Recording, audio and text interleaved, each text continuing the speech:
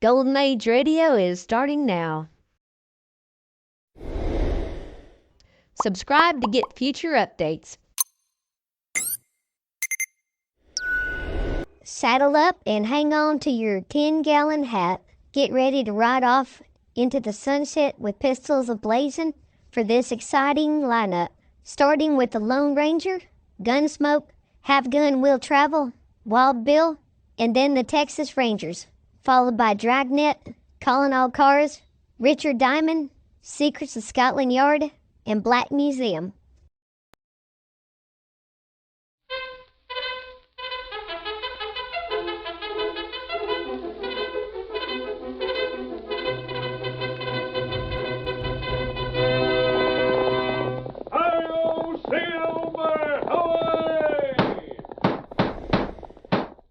A fiery horse for the speed of light, a cloud of dust and hardy Hi-Yo Silver, the Lone Ranger.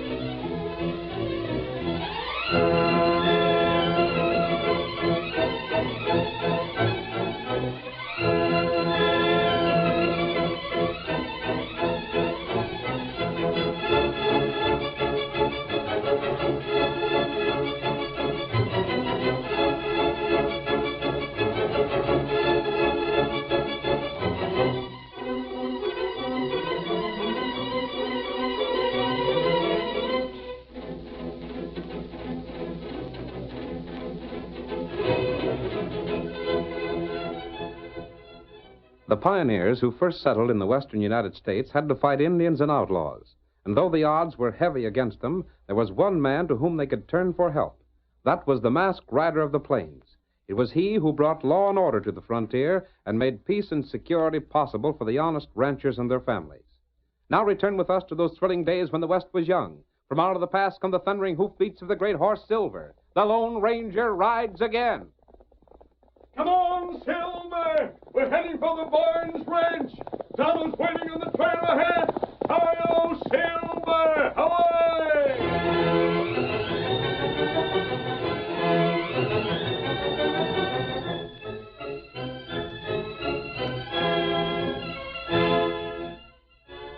As our story opens, Joe Barnes, who had been a guest at his brother's home for supper, picked up his hat and prepared to leave the ranch house for his cafe in town.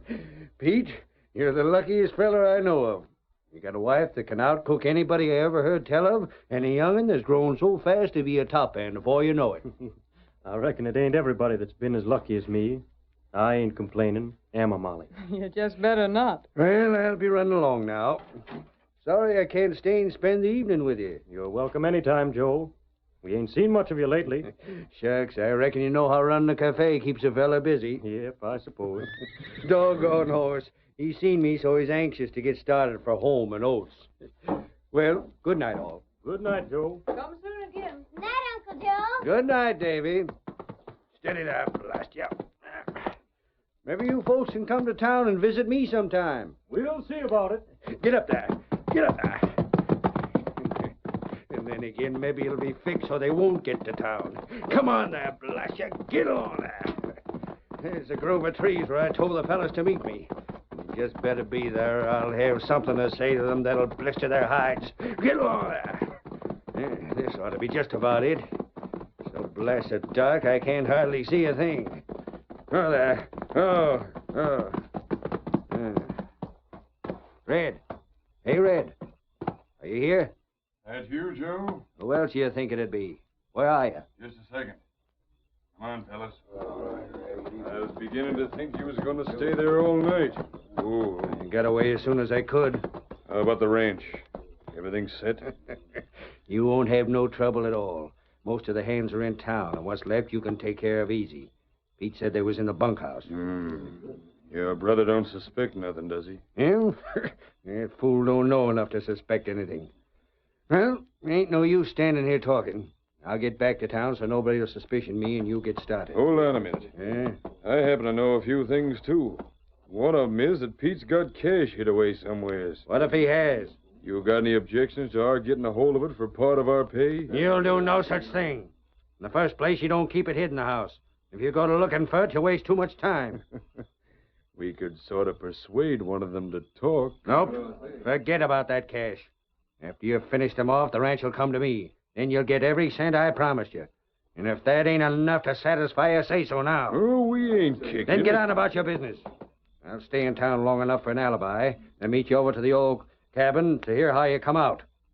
That understood? That old line cabin, you mean? The same. We'll be there. You better be. Well, I'm heading for town. Get up there. Come on, get up there.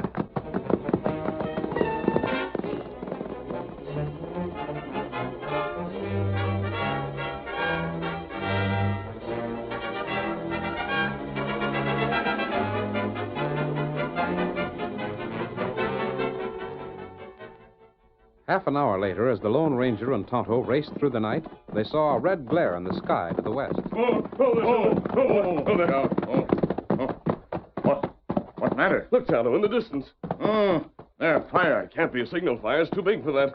I wonder... Maybe house burn. It must be. That's just about where the buildings of the Barnes ranch should be. Come on, Tonto. We won't go to town yet. We'll cut across country and see if we can't help. I'll Silver! Away!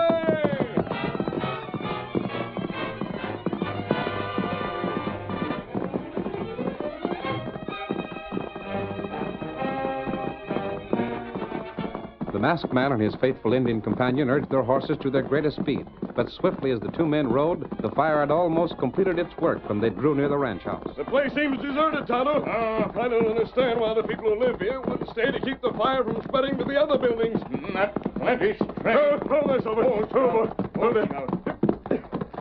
We'll take a look around, Tonto. I'm afraid we're too late to save anything from the ranch house. You look. What is it? There, marked, many horse. Those hoofprints were made recently. Wonder why those riders left. Mister! Oh, mister! There, boy. Mother Corral. Maybe he can tell us what happened. Then come. Oh, please, mister, get my mother back. You're mad. It's all right, son. Tonto and I are not outlaws. Here now. See if you can't tell us what's happened. Even if you are, you ain't one of them that killed Pa. Your father was killed? Come now, if you cry, you won't be able to tell us about it. If that happens, then we can't help you. I'll try not to cry, mister. Pa used to say it was only woman folks crying. What's your name? Davy Barnes. Pete Barnes, son? Uh-huh. Tonto, was Pete Barnes the owner of this ranch that was killed? Dave, who did it? I never seen him before, mister.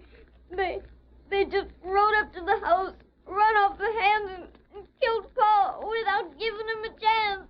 And what happened to your mother? They tried to get her to tell where Pa hid his cash, but she wouldn't do it. But where is she now? They said they was going to make her talk. And then they heard you calling to your horse, and they rode off. They took her along. Oh, please, mister, get her back, won't you? You just got to. We certainly will, Dave. Did they try to harm you? Ma, she made me run and hide when the trouble started. But why did they set fire to the house? Ma tried to get away from him and bumped the table with the lamp. I see. Tonto, it must have been the footprints left by the outlaws we noticed. What's that? Maybe it's posse. The fire was probably seen in town. Perhaps one of Pete Barnes' men got there and reported what happened. If that's the case, they'll shoot first and ask questions afterward. Here, Silver. Here, Scout. The child's safe, and we haven't time to explain ourselves. Here, come on, Tonto. We're following those outlaws to the hills. Me ready. I'll Get 'em up, Silver! Scout.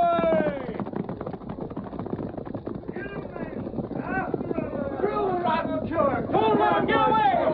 Pull the left.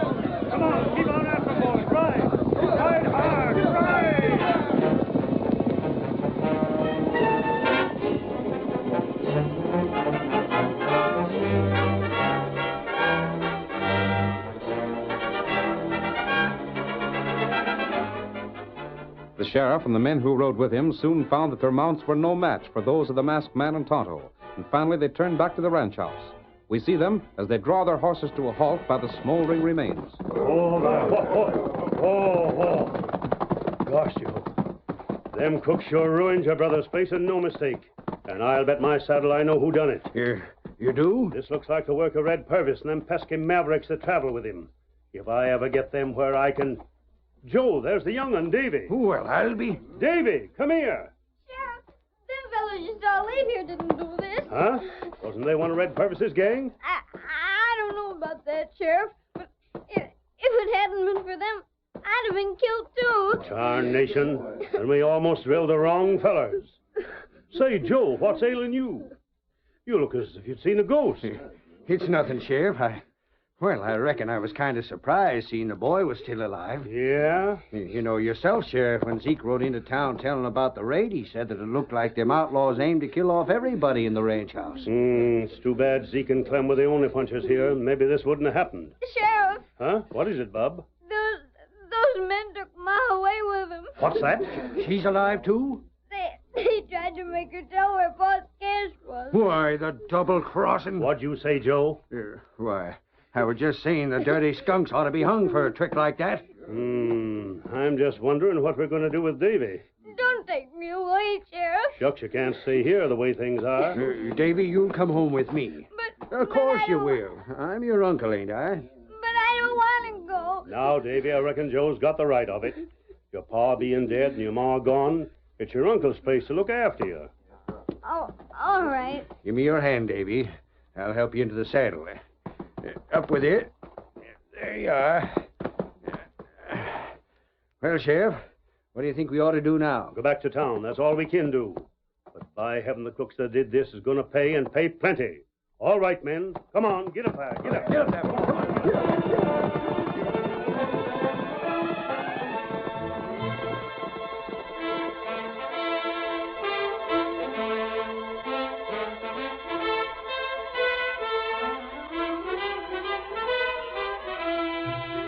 In the meantime, Tonto and the Lone Ranger followed the outlaws. Their trail was an open book to the keen-eyed Indian. Hurry, old fellow.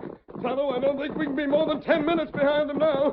The main thing is to rescue Dave's mother. When she's safe, we can try to capture the outlaws. We get 'em. Come on, Silver. We'll... What's the matter, Silver? Something's wrong, Tonto. Silver wouldn't have stopped. Tonto, look. There, heap big drop. It's a break in the plateau. Silver saw it before we did. Come on, old boy. We'll get close and have a look at it. That's close enough, old fellow. Look below, Tonto. You can't see the bottom. That must be a drop of at least 1,000 feet. Aye, plenty deep. We lost the outlaws' trail. Them come this way. But how could they have crossed?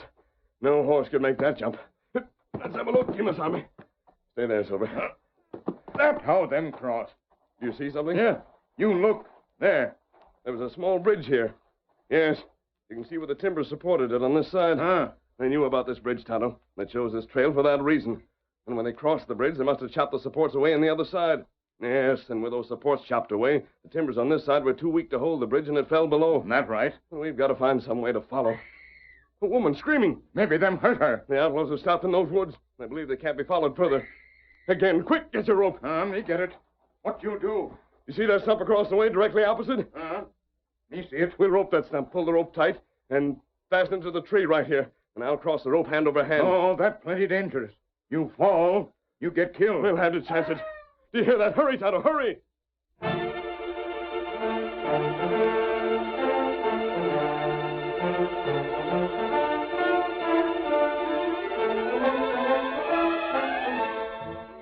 All right, I'll ask you once more. Where did Pete hide his cash? I won't tell you. I won't. Am I just as well, ma'am? You ain't gonna live long enough to spend any of it anyhow. Oh, you'll kill me whether I tell you or not. Red, she's the stubbornest critter I ever seen. Maybe we ought to keep on going for a spell before we ask her again. What for? There's nobody can get across the gap. We're safe enough. And before I'm through, she's gonna talk and talk plenty. Now look here. There's a chance, just a chance, mind you, that if you tell us what we aim to know, we'll let you go. I don't care what you do. I've got nothing to say. Why, you're... That wasn't one of our horses. We've been followed. Come on, let's see who it is. Anyways, he can't There's get a fella hanging by his hands from a rope. He's coming to this side. He's sure got nerve. Get your knives. Cut that rope. Cut the rope and drop into those rocks down below.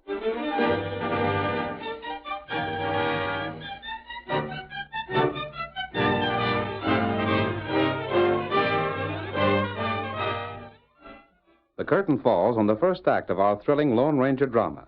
Before the next exciting scenes, please permit us to pause for just a few moments.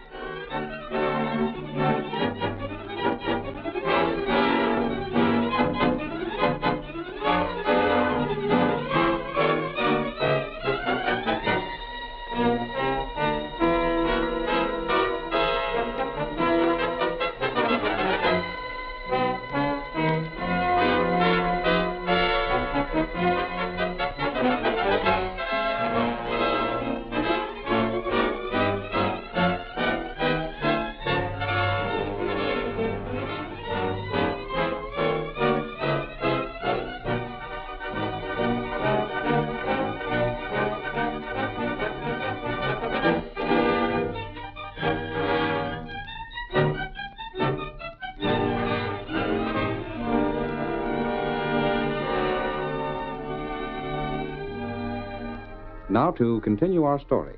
The Lone Ranger, crossing the chasm hand over hand, was discovered by the outlaws on the other side.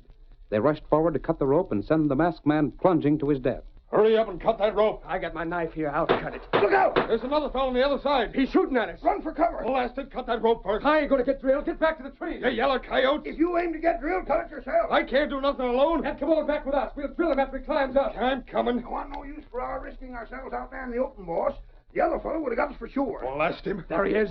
Climbing up. Blast that partner of his. We should have finished him. Now he's shooting. Look, and the other fellow's starting to climb across the rope. Come on. Get back where the trees are thicker.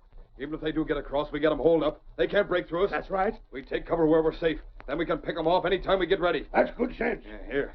This is good enough. The second hombre's almost across. That's just fine. But when they're both on this side, I got a notion they'll wish they'd stayed where it was healthy. I'll see if I can't hit one of them. You missed. That's this doggone light. If the moon would only stay out behind them clouds, I could aim better. Now they're both across. Look where they're going. They're running for them rocks. Pick them off. They made it. It don't matter. We can wait them out. Well, I'll be. What's wrong, boss? Look. Back by the horses there. I don't see nothing. That's just it, you fool. The woman. She cleared out. Didn't nobody have sense enough to watch her? Where'd she get to? I can tell you. Huh? She sneaked away and circled around. Right now, she's behind them rocks with the polecats that followed us. Leaping lizard. Well, anyway, we know where the three of them are. Now let them try and get out of that spot alive.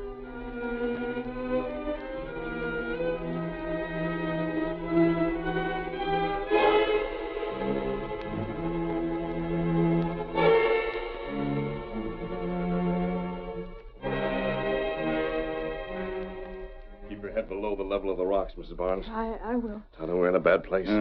Plenty bad. We have only these rocks to protect us. We can't retreat because of that chasm, and it'd be suicide to attempt to go ahead on foot. We're badly outnumbered, and our ammunition is limited. If they wish, they can wait until our bullets are gone, then rush us. Or simply sit back and starve us out. That's right. You got plan? If it wasn't for Mrs. Barnes, I'd suggest attacking and taking our chances. Please don't think of me. Do what you think is best. No, Mrs. Barnes. We'll all escape, or none of us will escape. But That Silver. Look at him, Tonto. He knows we're in trouble, and he wants to help.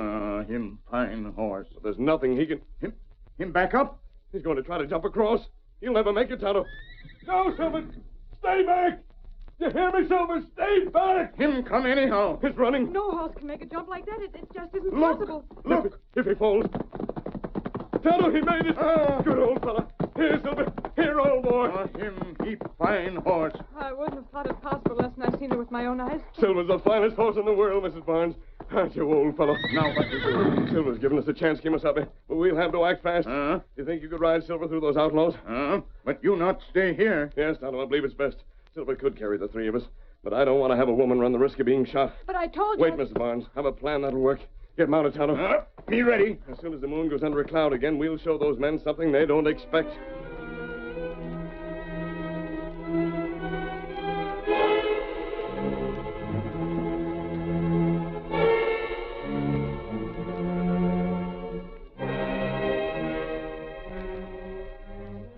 Fellas, you can search from here to the Mississippi and never find another horse that can make a jump like that one just did. Stand to one side, boss. I'll put a bullet in it. Why, you put that gun down. But, boss... You drill that horse and I'll drill you. That's the finest horse flesh I ever seen. I'm saving it for myself. Huh? You heard me, didn't you? You mean you're going to take that horse? You just bet I am. When we finish them two fellas and a woman off, I'm going to have me a real horse. Well, I can't blame you none for wanting it. If you're set on shooting something, Lefty, try to draw a bead on them two-footed critters. It's getting too dark again to see good, boss. The clouds are beginning to cover up the moon. Well, we'll get them in the morning anyhow. Uh-huh. And then we'll see you... They're making a break for us. Drill him! Come on, fella! He's coming right at me! Watch out! It's a redskin. He's alone. He'll trample us! Out of my way! Get him up! Silver! He got through. I'll fix him! You can't hit nothing going at that speed. You blasted doggone fools. You let my horse get away. He was your horse. Just as good as... Boss, Huh? where's the other two? The first fella to climb across the rope and the woman. Why didn't they ride out? That's funny. Maybe they were shot and we never knew it. My gosh, I bet they was. They wouldn't have stayed behind if they wasn't. We'll go see. Come on, fellas. Keep your guns handy, and if you're fired at, take the cover. You just bet we will. And if you sight 'em first, shoot to kill. Funny they don't do something. Careful. Maybe it's just a trick. They're gone. No. If you don't believe me, look for yourself. Well, of all the... Now, what could have happened to them? I got it. Huh? Look at where they was, boss. They could have crawled from here back to that rope without our seeing them. Well, what about it? Just look at the rope. Rope flew. You see what happened, boss? He tried to carry the woman back across, and the rope broke with a double weight. Just so. They probably figured the engine would draw our fire while they was getting away. But they never made it. That means they're all smashed to pieces on them rocks below. They must be. Good enough. That's two of 'em accounted for. And the engine, he don't matter. Nobody around here'd believe anything a redskin said anyhow. Just the same, I wish he hadn't got away. Well, it couldn't be helped. Let's get to our horses. We still got to meet Joe and tell him how we come out. Come on, boys. Let's get back now.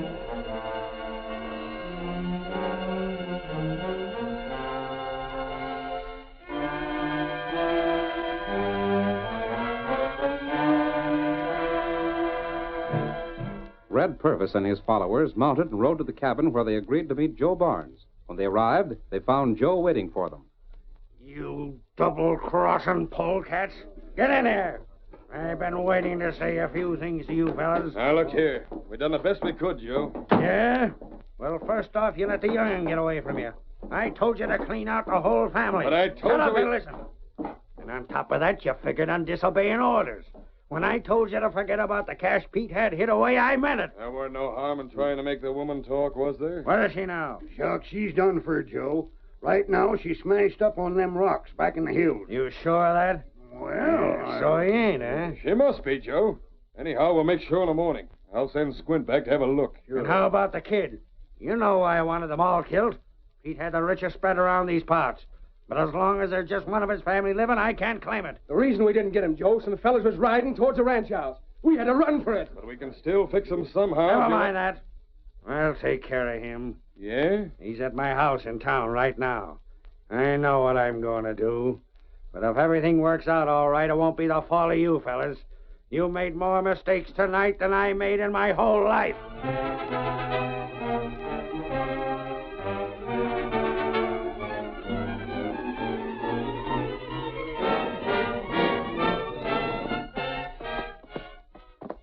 Done good work, Tonto, but you've been in the saddle for hours. You've had to ride around the gap to get your horse, then back again to us. Time you return to camp and No, Tonto not tired. Me here, outlaw scheme. You did? Me follow 'em to old cabin. Tonto tell you when we ride. Me want help get outlaw. Yep, very well then, Kemosabe. Yep, you come, Mrs. Barnes. All right. Yes, sir. Come on, Get 'em up, Scout.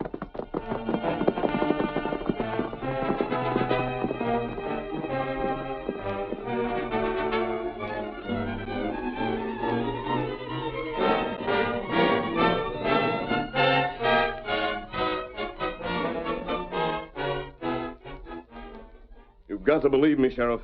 Gosh, I don't see no reason why you'd lie to me.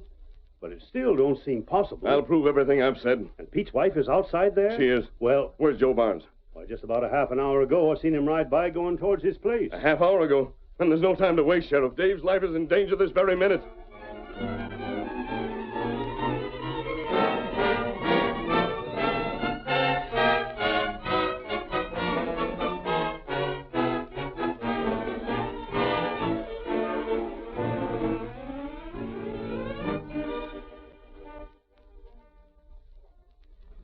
You tired yet, Davy? I don't want to sleep, Uncle Joe. I just can't sleep. Sure, I savvy how you feel. But I got something here that'll make you rest. And tomorrow you can get up again and give us some help in finding your ma. What's that drink you're fixing? It's what I said would help you get to sleep. There. It's all ready and it won't harm your mite. Do I have to drink it? Shucks, I know what's best for you and what ain't. Now you drink this down, and in no time at all you'll be dozing off. Yes, sir, you'll be ready for a good long sleep. Give me it, Uncle Joe. Sure. Now you just take it. What the? Why, it's the same masked feller. Come on in, Sheriff. I'm right with you, stranger. What's the meaning of this? What Give do you me mean? that. Here, let go of that glass. I got you covered, Joe. You do like the masked fellow tells you. Now, look I'll here. take it. Now, what's in this glass? It's nothing, mister. Just something Uncle Joe was fixing so I'd be able to go to bed and sleep. Is that all it is, Joe? Why, sure. What else would it be? And I think you need it worse than Dave does. Let's see you drink it. But I don't need Drink it anyhow. No, I won't. Sheriff, what's right he got to say that I got to do anything? I told you once to do like he says, Joe, and I warn't fooling. But wait, listen, Tonto, hold him, and we'll pour it down his throat. No, you can't do that to me. Get away, let me alone. Drink it. Sheriff, stop him. They're trying to poison me. You can't let them do this. Poison you, eh? Well, you got it coming. Go ahead, stranger. No, please, let me go. I think that's enough evidence, Sheriff. He's admitted that he was going to poison the boy. Poison me? Yes, Dave. There's nothing to worry about now. How'd you know I Tonto was... heard you telling your plans to your friends at the cabin, Joe. He couldn't have. Red didn't tell you about the Indian who escaped him. And he didn't know that when Tonto rode away, Mrs. Barnes and I took advantage of your friend's confusion to hide ourselves in a tree. We'd fixed the rope to make it look as though we'd fallen to the rocks at the bottom of the cliff. They're fools. And Red and his men went to the cabin to meet you. Tonto followed them to see what they would do. And he met me afterwards and told me your plans. Blasted redskin. And right at this minute, Joe, I got all my deputies headed for that same cabin. And you and your outlaw friends can talk it over in jail together. Jail? Mm-hmm. And that'll be for just a short while before you're hung. But what happened to my ma? Didn't the masked man find her? Shucks, Davy. We've been saving that for the last. Suppose you take a walk to the door and see if maybe she ain't outside on the porch. I wouldn't say for sure. I ain't one to make statements I got a tie to. But it wouldn't surprise me none if that's where you'd find her. Hello, Silver! Away!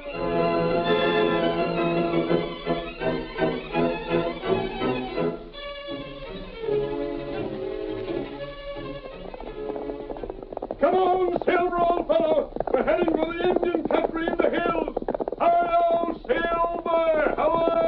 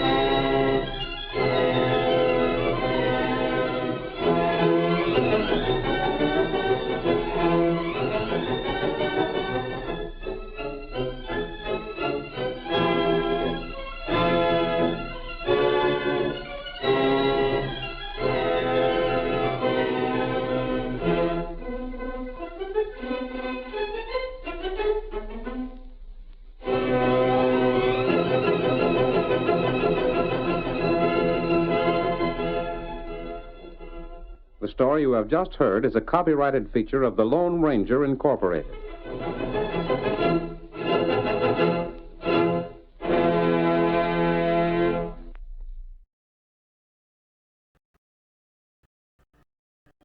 You are listening to Rumble/C/GAR, brought to you by G3PL.com.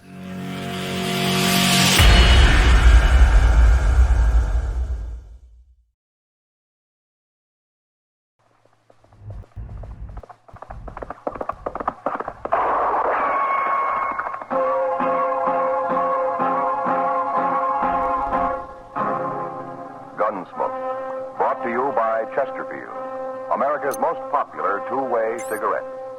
What a pair. Chesterfield King Size at the new low price. Chesterfield Regular. Around Dodge City and in the territory on West, there's just one way to handle the killers and the spoilers, and that's with a U.S. Marshal and the smell of Gunsmoke.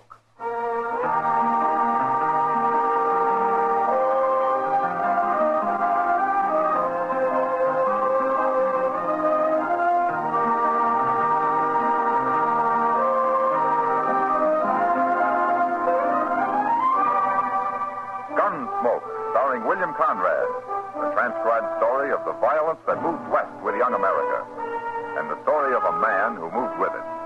I'm that man, Matt Dillon, United States Marshal. The first man they look for and the last they want to meet.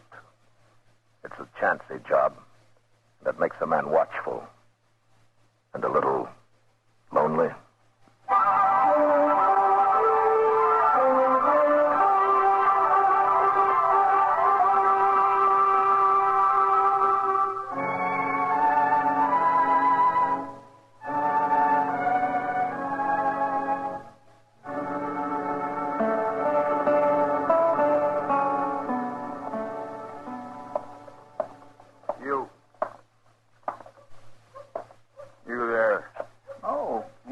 Talking to me? What's it look like I'm doing? I guess I pretty near fell asleep sitting here. Hot today, ain't it? I didn't come to Dodge to talk about the weather. A stranger here, ain't you? Looking for the sheriff. Where do I find him? You won't find him. What? There ain't no sheriff in Dodge. Maybe I can help you. I'm Chester Proudfoot. Well, I'm real pleased to know you, Chester. Now, if you quit lying to me Don't and tell snap your teeth at me. I ain't lying. But if you're looking for the law, there's a U.S. Marshal here. U.S. Marshal? That's even better. Where is he? Inside. Follow me. This fella here is looking for the law, Mr. Dillon. Oh? I come in. You the U.S. Marshal? Yeah, that's right. Well, my name's Brake, Marshal. I'm from Mingo. Mingo? That's way north of here, ain't it? It's a couple 100 miles. And I rode all the way down here on the tail of a man called Hank Springer. I thought he'd come to jump to Santa Fe for St. Louis, but I tracked him right into that place up the street there, the Dodge House. He's got him a room and he's holed up in it. Is that so? I almost caught him this morning. Leastwise, I got close enough to put a bullet in his leg, but it didn't stop him. He's dangerous, Marshal, and I want your help taking him. What do you want him for, Brake? Murder. Oh? I killed a fellow called Dobie on his ranch near Mingo. Oh, here. Yeah, Marshal, I got a warrant for him. Here, see? Ah. So you're a deputy. That's what the sheriff made me. He wanted somebody to go after Hank Springer, and I took the job. Now, that's one way of doing it. Why didn't the sheriff come after him himself? Well, he didn't want to bother, I guess. Anyway, he's going to give me $50 when I get back with Hank, dead or alive. Uh-huh. So the sheriff up at Mingo pays somebody, most anybody, $50 to do his work for him. That's his business, Marshal. Well, then why don't you go arrest this Hank Springer? You got a warrant. You're a deputy. No, he's laying up in that room armed and hurt, and he ain't going to take easy. You're a U.S. Marshal, and you got to help me. Well, maybe there'll be less trouble if I do. Chester, yes? Go get Doc Adams. One man's already been shot.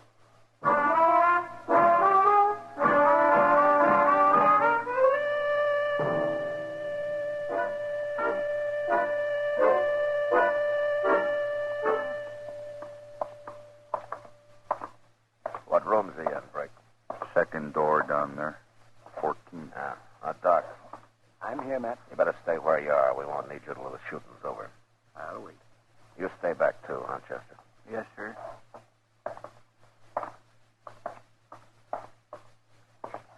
All right, Brake. Sing out. But let's make sure it's your man Springer in there. Hank? Hank Springer. We got you trapped. Come on out. Who's that? Bill Brake from Mingo. I've been deputized to take you back. What for, Briggs? You know darn well what for. For murdering Dobie. I didn't murder Dobie, nor no one else. Then why'd you run? Heard the sheriff was trying to stick me with it. You go in and leave me alone, or I will kill somebody. Wait a minute, Brick. Springer, this is Matt Dillon. I'm a U.S. Marshal. I want to talk to you. Marshal, huh? What are you doing there? Well, I brought a doctor along to take that bullet out of your leg as soon as you open this door. No. Don't you try to open that door neither. Listen to me. Fighting the law won't help you. But if you didn't kill Dobie, all you have to do is go back and prove where you were when it happened. I didn't kill him, Marshal. I swear I didn't. Oh, that lie. Shut up, Brick. Springer, if you didn't do it, stop acting like you did. Nothing's going to happen to you if you're innocent. They can't hang you without you proving you did it. Well, maybe you're right, Marshal. Of course I'm right. One thing, though, I won't go back in no handcuffs. What? I won't go back in handcuffs. But there's a warrant out for you. You're going back under arrest. Not in handcuffs, not like no chained-up dog. It's the one thing I couldn't stand. I'll die fighting first. Brick, you can take this man back without handcuffing him, can't you? Well, sure. Sure. Springer, Brick says he won't handcuff you. Let's hear him say it. Well, all right, tell him, Brick. I won't handcuff you, Hank. That's a promise. That's a promise. You swear? I give you my word.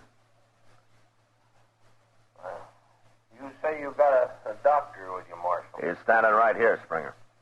Okay. All right, Springer, put your hands out that door empty. I ain't going to fight, Marshal. Hold your gun on him, Marshal. He might try something. Get yet. out of the way, Brick. Okay. Now take your gun, Springer. Yes, for sure. All right, now go lie down on the bed. Yeah. Doc, come on in here, huh? Coming, man.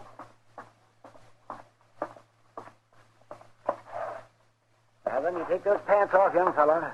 Let me have a look at that leg. Here's his gun, Brick. Sure. I didn't think he'd have the guts to use it. Matt? Yeah, how does it look, Doc? There's no bullet in him. It went right through the flesh, here, and out here. I'll just clean it up a little bit and take a few stitches. How soon will he be able to travel, Doc?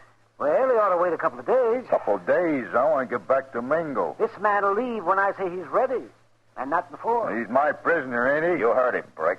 And another thing, you made a promise you wouldn't put handcuffs on him. See that you keep it. Why, sure, Marshal. Of course I will. Now, Chester. Yes, sir? I'll be over at the OK stable for a couple of hours. I told Kitty I'd look at a horse she's thinking about buying. Okay, sir. You better keep an eye on things here for a while, huh? You know where to find me if there's any trouble.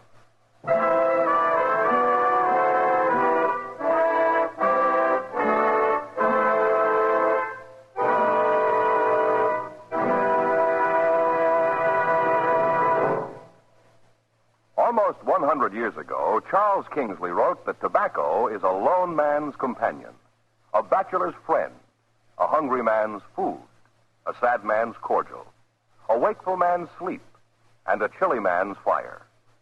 These words describe what Chesterfield means to millions of smokers today. You and I smoke for relaxation, for comfort, for satisfaction, and in the whole wide world, no cigarette satisfies like a Chesterfield. Only Chesterfield has the right combination of the world's best tobaccos. Highest in quality, low in nicotine. Best for you. Buy them king size at the new low price, or regular. Get a carton of Chesterfields today.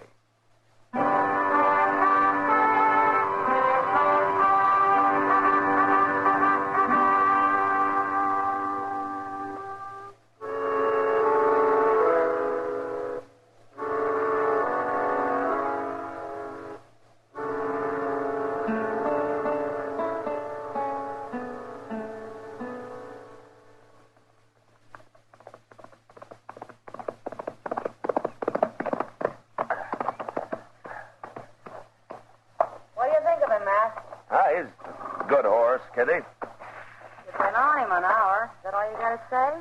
Should I buy him or not? Not for $40, Kitty. What's wrong with him? Oh, nothing I can see. But he's not worth $40. Oh, you can buy a lot of horse for that much money, Kitty. I like this one. Oh.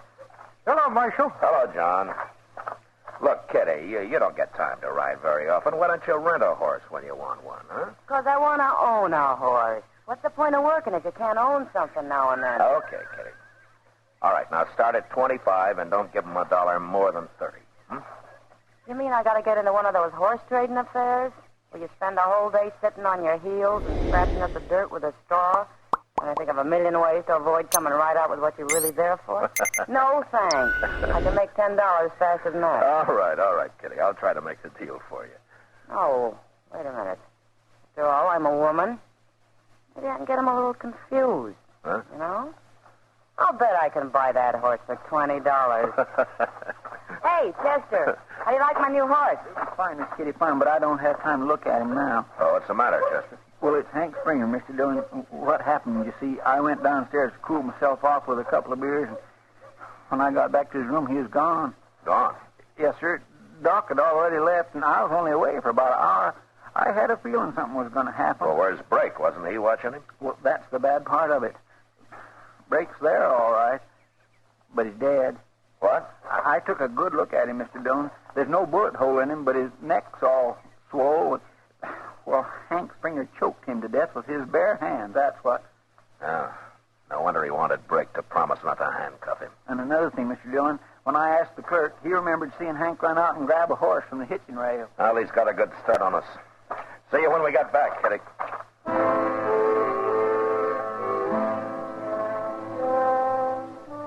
There was no way of telling how good a horse Hank Springer had stolen from the hitching rail, but Chester and I had mounts that we'd trained for this sort of a ride. And about dusk, the sign on his trail told us that we were getting closer to it. It was just after dark when we spotted a campfire in a cottonwood grove. We slowed down as we rode up to it. Hey, those trees would make an awful good ambush, Mr. Dillon. Yeah. I don't see nobody around that fire. Let's spread out a little, Chester. Okay, sir.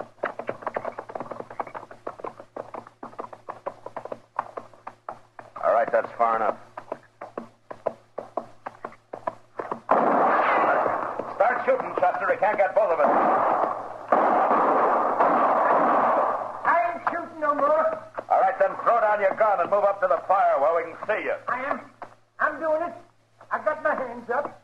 Right in, Chester, but keep separated. There he is. I can see him. Don't shoot me. I didn't know who it was. Well, that ain't Hank Springer, Mr. Dillon. No. My name's Jones. I'm a buffalo hunter. I thought it was him coming back. Who's him? I don't know. I don't know who he was. Step over this way, mister, out of the firelight. I don't want to get shot at anymore tonight. It was a mistake, I tell you. I wouldn't have shot at you if I could have seen who it was. You can't blame me. Not with a man like that running loose. Look, mister, I'm on the trail of a murderer. A man named Hank Springer. He's a young fella, and he's got a bad leg. That's him. That's him. He's a murderer, sure enough. He killed my partner not over an hour ago. What? My partner's lying in them bushes over there. I wrapped him up in his saddle blanket so I could bury him tomorrow. Well, how'd it happen? Well, sir, we was cooking something to eat, and that fella rode up and wanted to trade horses. My partner said no. But Springer got down and said he'd take the horse anyway. And my partner tried to stop him. And, well, he got shot that way, and now he's dead. Oh. Springer rode north, didn't he? Yes, sir. And I tell you something else. The horse he took ain't going to carry him far. That horse got his lungs frosted last winter. Well, that'll help. There's a cabin 5 miles straight ahead, the way he was going. You can't get no further than that. All them people got there is a balky old mule. Good. I'm sorry about your partner, mister, but we'll try to catch Springer before he kills anybody else. Come on, Chester.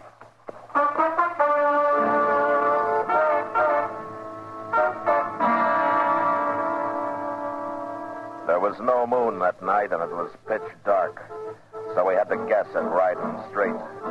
But we managed pretty well, and in about an hour we saw the lights of a cabin off to our left. We rode over, left our horses 100 yards from it, and then went the rest of the way on foot. We could hear voices inside, so we sneaked up to the window. I'm telling you, lady, I can't wait much longer. Are you sure you ain't lying to me? It's Hank Springer, Mr. Ain't Dillon. no It's him reason right why now. I should lie to you. My husband should have been back before this. But it won't do you no good when he does come. You won't get far on that mule of ours. Well, what's wrong with your mule? Nothing. Except for being ornery and stubborn. I'll get him over that fast enough. You can have the mule, mister. I don't care about that. But don't hurt my husband, please. Lady, I don't want to hurt nobody. Listen, they get in my way like someone's done lately. You're an outlaw, ain't you? Never you mind. Look, when your husband walks in here, don't you give me away. All I ask is you don't shoot him. Chester. I won't shoot him Come if on he here. starts it. But I ain't going to get shot either. We better do something quick before her husband gets back, Mr. Dillon. Look, I got an idea, Chester. If that woman's at all smart, it might work. What? You get out there in front of the cabin, but far enough away so nobody can see you. And then you yell for her. Yell for her? Pretend you're her husband. Tell her to come out and give you a hand with a mule. Yeah, but what'll I call her? I don't know her name. Call her wife or woman, anything like that. It doesn't matter. She'll know it isn't her husband. Where'll you be at? Flat against the wall by the front door. You won't trust her to come out alone. And when he comes out, I'll take him. All right, get going. Okay.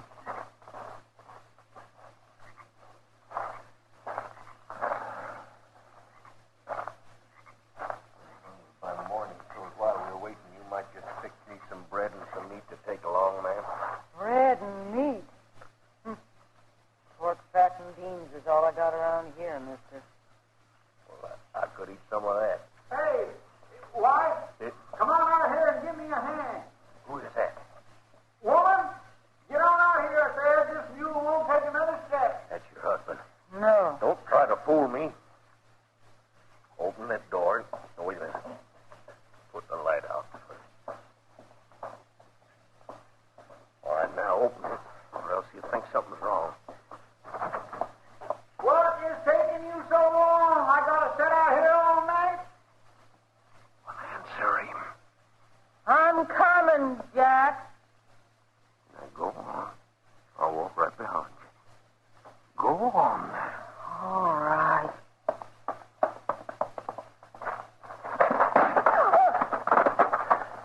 All right, come on in, Chester. Who are you? Where'd you come from? I'm Marshal Dillon from Dodge, man. You got nothing to worry about. Hank Springer's killed his last man.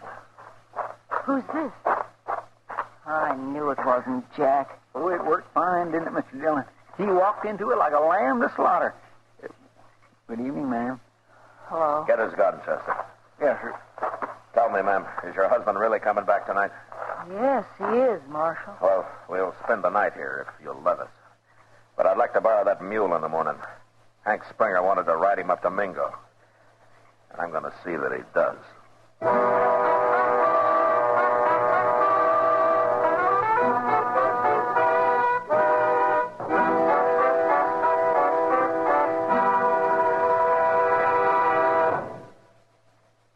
There are more than 60 million cigarette smokers in America who smoke many brands. In choosing your cigarette, be sure to remember this. You will like Chesterfield best because only Chesterfield has the right combination of the world's best tobacco. Highest in quality, low in nicotine. Best for you. You and I smoke for relaxation, for comfort, for satisfaction.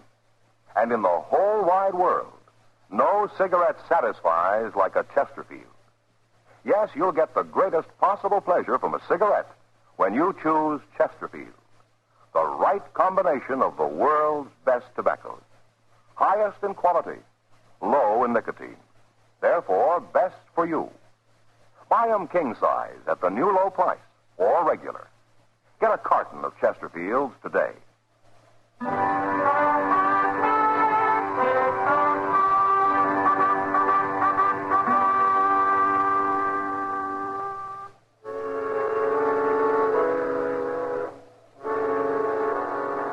We started out next morning, and it took us 2 days to get to Mingo. but not so much because of the mule as because of Hank Springer's leg. I was willing to stop and let him ease it for a day or so, but he said no. He'd rather get the ride over with. Beyond that, however, he didn't say anything until we rode into town. Mingo was a small place and out of the way of the cattle trails, so it was as quiet and peaceful as any frontier town could be. There's the sheriff's office across the street. Okay. Well, no use to stop there, though. Why not? Sheriff don't use it much. Most of the time he's gambling over at the Golden Girl. That's it. The Golden Girl down the street there, see? Well, I'm not turning any prisoner over to a sheriff at a gambling table. You ride on ahead, Chester, and tell him to come outside. All right, sir, I'll do it. Springer? Well, there's still time to tell me. There's something I'm sure curious about. You can ask me, Marshal. Why in the world did you head back up here? I'm Jim Powell. Who's Jim Powell? I figured it out, Marshal. It was him that killed Dobie. Oh. Well, you can tell him that in court, I guess. Now, here we are. Let's get on. All right. Oh. Marshal. Yeah. You still think I'm lying, don't you? Well, I don't know, Springer. But it doesn't matter much what I think, does it? Oh, I guess not. I can prove I didn't do it. Then why did you run in the first place? Well, I knew he was after me. I got scared. Shouldn't have, but I did. And there's a sheriff. Marshal Dillon, I'm Sheriff Bradley. Hello? The man here told me all about what happened. I'll take charge of Hank Springer now. Look, I'm going to get a fair trial. Ain't I, Sheriff? I don't talk to murderers, Hank. I don't care about that buffalo hunter, but killing Brake's a different matter. He was my deputy. Well, if you hadn't have picked a coward for deputy, I wouldn't have had to kill him. What do you mean, a coward? He was a coward and a liar, both. Wait a minute. What are you saying, Hank? Well, Brake promised me he wouldn't put no handcuffs on me. He swore he wouldn't, didn't he, Marshal? He did? Well, he got scared and he busted his word. I went crazy when he put them things on me, Marshal, and I choked him. And then I got the key. I took them handcuffs off and threw them away. Well, I had to run then. You're a fool, Hank. If you'd have come back peaceful with Brake, you'd be a free man right now. You mean you found out it was Jim Powell that killed Dobie? Of course I did. Jim Powell got real drunk the other day and started bragging. Me and a couple other fellas got him in jail, and he confessed as soon as he sobered up. I knew you didn't do it, Hank. I knew it all along. Well, then why was you saying I did? Why'd you come looking for me? Well, you just had to stick it onto somebody, didn't you? I should have figured that, knowing you. You're gonna hang now anyway. What difference does it make? Well, you'll be glad to see me hang, won't you, Sheriff? I never did like you, Hank. That's why I picked you in the first place. Hank. What, Marshal? I've changed my mind. About what? About turning you over to this rotten, worthless sheriff. You can't talk like that. Shut up! Hank hasn't committed any crime around here, so I'm taking him back to Dodge for trial. He's my prisoner, Marshal. You can't cheat me out of him. I got a right to him. You got nothing. And sheriff or no sheriff, I'll bend a six-gun across your head if I hear any more out of you. Well? All right, let's go, Hank. All right, thank you, Marshal. I like that just fine. But first, Marshal, I want to go over to jail there. I want to tell Jim Powell I don't bear him no grudge for letting him chase me before he talked. Because he might feel bad about it, especially the trouble I'm in now. Well, that's decent of you, Hank. Well, it's your jail, Sheriff, so take him. We'll wait outside. Come on. Bet you sure ain't losing credit for bringing me to trial, don't you, Sheriff? That's enough, Hank. Stop needling him. I did hate you, Hank. Yeah, and I always Stop it, I noticed. said. All right, Marshal, I will. All right, take him in, Sheriff, but don't be long. We gotta get started for Dodge. Come on, Hank. You walk in front of me.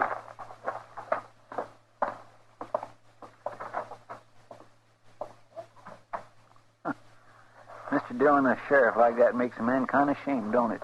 I mean, it makes people think the law don't amount to much. Ah, the law's bigger than any one man, Chester. Yes, sir, I guess so. What? Hey, that comes from the jail. Yeah, it sure did.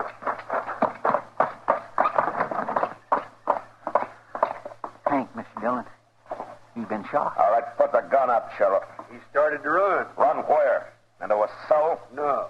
He jumped me first. I had to shoot him.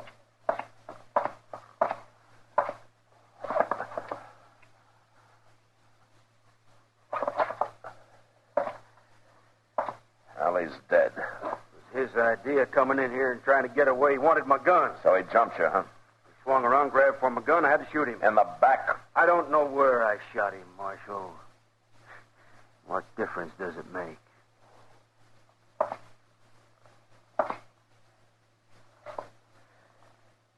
Hand me your gun, Sheriff.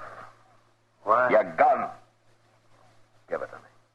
You're forgetting I'm the sheriff in this town, ain't you? You're the sheriff, but I'm arresting you for murder. No. No? Get away from me, Marshal. He was just about to draw, Mr. Dillon. No, he wasn't, Chester. But I wish he had. I'd rather have ridden back to Dodge without him. He's going to make mighty poor company.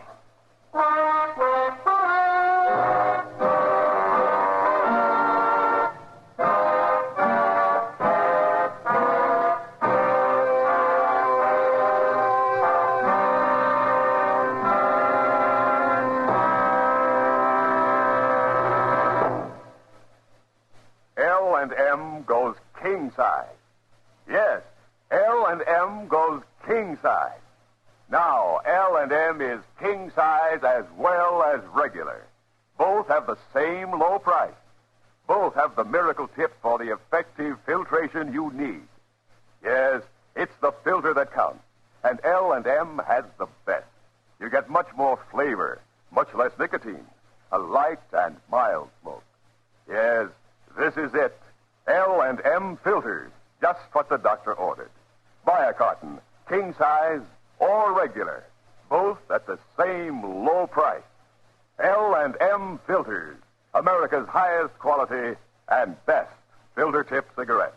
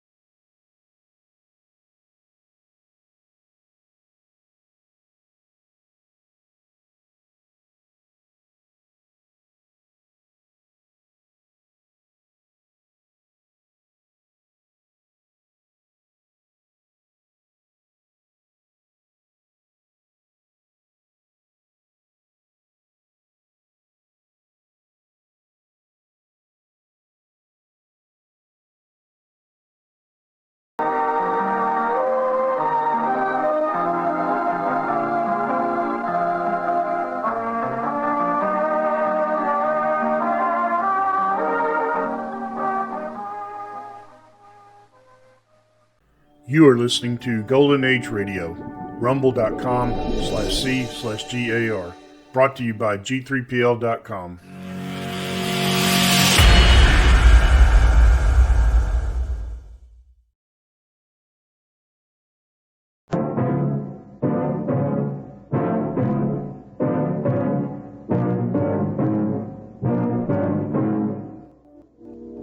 I've met a lot of strange people in my travels away from San Francisco. Little did I realize that right here in my own hotel, I would meet the most unusual of them all.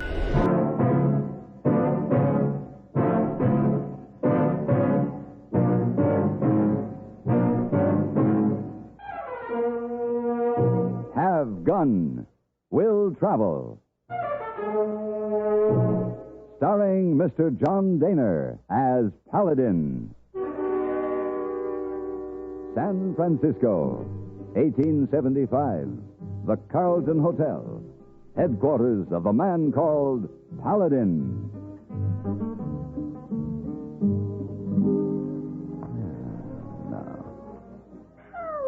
Paladin! It is you hiding behind that newspaper. Why, Belle. Belle Whitney. Oh, I thought I might be lucky enough to run into you. What brings you into the Carlton? Well, now that I've seen you, it doesn't seem to matter. Where have you been for the last 900 years? In and out of town, you know how it is. Traveling and gunning? Well, more traveling than gunning. Oh, you poor boy. But you are in town some of the time. I have proof of it now. And you don't have to stay away from me like I have the measles or something. Well, I haven't forgotten you, Belle. My latch string is always out to you, Paladin, and don't you forget it. I won't. Oh, it's been wonderful seeing you, but I do have to rush. I've got an appointment with that doctor from Vienna I've heard so much about. Here at the hotel? Yes. You mean you haven't heard? No. Well, his name is Dr. Drekel, and he has a parlor here in the hotel. A friend of mine told me about him. Oh, she says he's wonderful. Feels the bumps on your head or something and tells you all about yourself. He's the rage, and I was lucky enough to get an appointment. I'm just dying to meet him. You know, I'm surprised you haven't heard of him. Well, you know, in and out of town, I can't keep up with everything. Ah, you poor boy. Well, ta-ta. Ta-ta.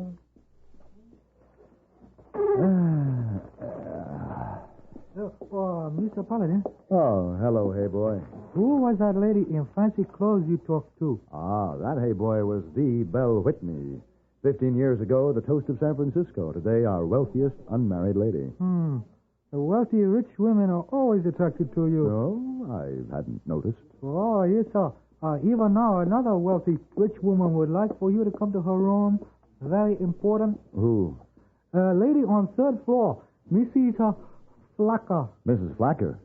The millionaire widow? Even so. Wants me to come to her room? That's what you tell Missy Wong to tell me to tell you. Well, you tell Miss Wong to tell Mrs. Flacker that I'll be there.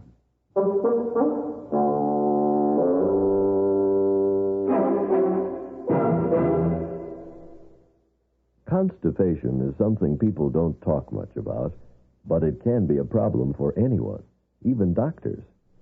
And when constipation occurs, it's interesting to see just what doctors consider important about a laxative they might use or recommend. Now, a majority of the doctors we heard from had this to say. A laxative should be effective, gentle, close to natural acting. A medicine that can be used with complete confidence.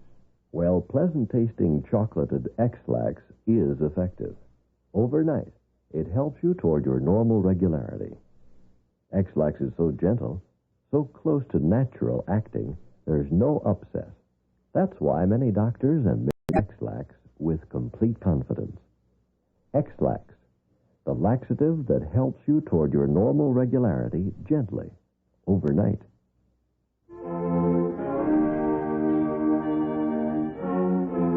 A chimney sweep summoned to the throne of Victoria could have suffered no more qualms than I, as I trudged up the stairs to Mrs. Flacker's rooms on the third floor. Widow of Simeon Flacker, the railroad magnate and once the social arbiter of San Francisco, she now lived quietly, albeit imperially, at the Carlton. Why she wished to see me, I could not imagine. Certainly not to hire my gun.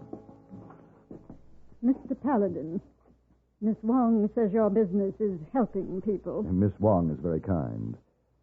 Well, I need your help. Oh, in what way? I want you to find out where I spent the night last night. Well, don't you know? No. I went to bed shortly before 11, and I rose at my usual hour this morning. I don't remember a thing during that time, but I didn't spend the whole night in my bed. What makes you think that, Mrs. Flacker? This morning I found sand in a pair of my shoes. The edge of one of my skirts and my petticoats were damp and sandy, as though I'd been walking along the beach. Yet I have no memory of leaving this room. Sounds like sleepwalking. Nonsense. If I were a somnambulist, I would have known it by now. Yes, I suppose so. Did you notice anything else unusual about your room when you awoke this morning? everything was in its place, undisturbed. Why do you ask? I was just wondering, if you did leave the room, if someone came in while you were gone. You mean to rob me? Possibly. Do you keep any valuables here? Just my jewels. Where?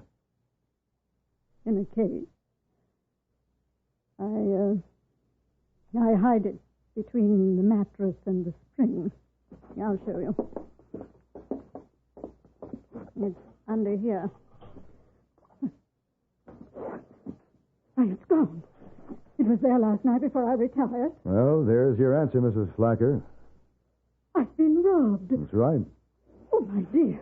Did you leave your room today at any time? No, I've been right here. Mm-hmm. And it happened last night while you were apparently out of the room. But why don't I remember leaving? Well, I don't know, Mrs. Flacker. But since the thief couldn't very well lift the jewel case from under your mattress without waking you, he managed somehow to get you out of the room. Who would do such a thing? Well, whoever it was knew exactly where the jewels were hidden.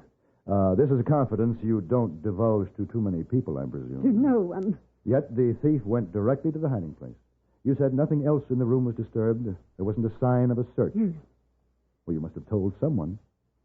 Mr. Paladin, I am not likely to tell anyone where I hide $100,000 worth of jewelry. 100,000? Well, you better call the police. That's exactly what I do not want to do. Yes. This matter must be confidential. That's why I sent for you in the first place. But Mrs. Flacker, $100,000. It isn't the money. Don't you see? I can't let this get out. I'd be the laughingstock of San Francisco if this story got out. Nellie Flacker's taken leave of her senses, they'd say. Goes out on the town in the middle of the night, but she doesn't know where or with whom. Oh, no, Mr. Paladin. He who steals my purse steals trash. But he who steals my good name... Well, who might wish to do that?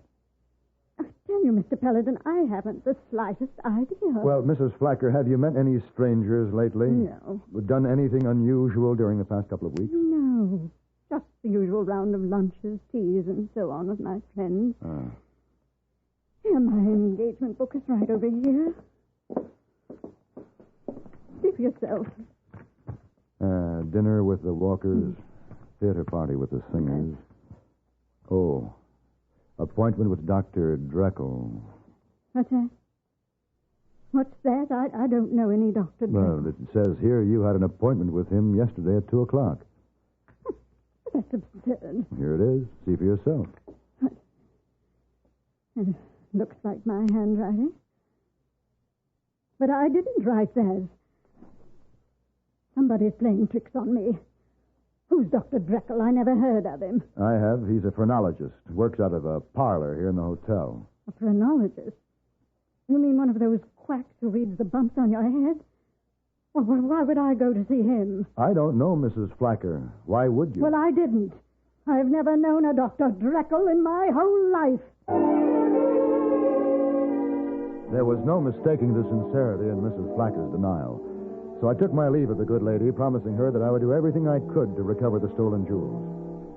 After contemplating the mystery, I proceeded to investigate from another angle. Miss Wong, Hey Boy, and I had a council meeting in my room. Oh, no, Mr. Paladin. Mrs. Flacker not seem too strange last night. Except she told me she won't. She not need me, so I go. Most always I help her get ready for bed, but last night she told me to leave early. Well, how about you, Hey Boy? You worked last night, didn't you? Oh, yes, sir. All night at lobby desk. But did you happen to see Mrs. Flacker at any time during the night? Oh, yes, sir. Oh, you did? When? Oh, maybe around midnight. Hey, she come downstairs, go through lobby. Hey, boy, say, good evening, Mrs. Flacker. Mrs. Flacker say, good evening, hey, boy. Did she act funny, Hey Boy? Funny? Oh, no. Mrs. Flacker, very serious lady, Mr. Paladin. No, I mean, did she act strange or unusual, like she could be walking in her sleep? Oh, no, just like always. Wide awake. Did someone meet her?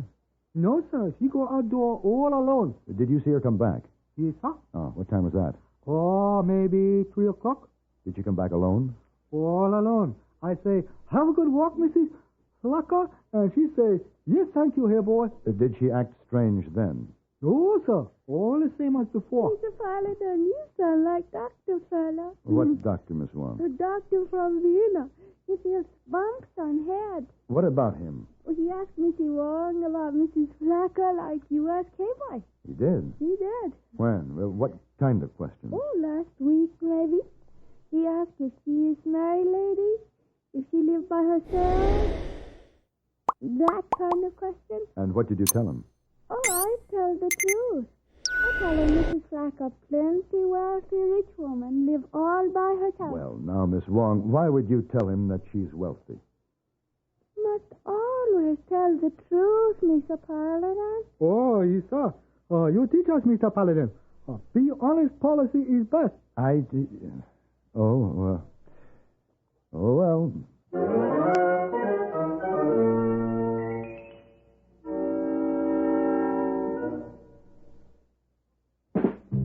Smoking more now, but enjoying it less. Have a real cigarette.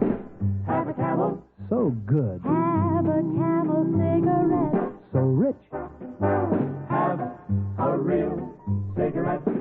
Have a Camel. So mild. Have a Camel cigarette. And here's the reason why. Best tobacco makes the best smoke. Have a Camel cigarette. You can say that again. Best tobacco makes the best smoke. Have a Camel cigarette.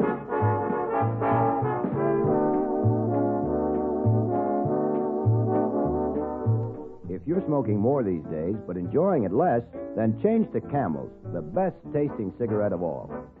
Have a Camel. Start to really enjoy smoking again.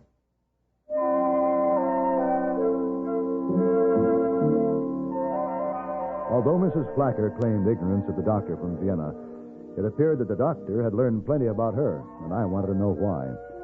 The next day, I presented myself at his quarters and was met by the doctor himself, a short, bearded man in a Prince Albert coat, his pince-nez secured by a wide black ribbon. You wish to see the doctor? Yes, are you he? I am he. My name is Paladin, Doctor. I live here in the hotel. Yes, what can I do for you? Well, I would like to inquire about one of your patients. I do not discuss my patients. Oh, no, I'm not asking you to violate whatever ethical principles you may have. It's just that Mrs. Flacker's behavior... Flacker? I do not know Mrs. Flacker. But her engagement book shows that she had an appointment with you the day before yesterday. She is mistaken. I have never had the pleasure of the lady's acquaintance. Oh, I see. This is what you have come to discuss, the hallucination of an old woman? Well... Then you must excuse me. I'm expecting a patient. Yes, of course. Thank you, Doctor. Not at all, Mr. Paladin. Good day. Thank you. Paladin, how wonderful. Imagine seeing you again today. Belle, hello. Well, you look like you're in a daze. You've been in to see Dr. Dragnet, haven't you? Yes, I have. Oh, isn't he marvelous? You know, that's how I felt yesterday after I'd seen him. I came out floating on air. I bet you did. Oh, I could hardly wait for my appointment today. Doesn't he have the most penetrating eyes? Yes, as a matter of fact, he does. Hypnotic eyes. Yes, that's it. Well, I mustn't keep the doctor waiting. Do come and see me soon like a good boy, Paladin. I will. Ta-ta. Ta-ta. You come out floating on air. Hypnotic eyes. Oh, Mr. Paladin. Hey, you be to see doctor? No. Well, that is only for a minute. Hey, boy, listen. Yes, sir. Is there a back way into that parlor where the doctor treats his patients? Maybe so. I think there is service entrance. Can you lead me to it? Yes, sir. We have to go through the back halls. Good. Let's go.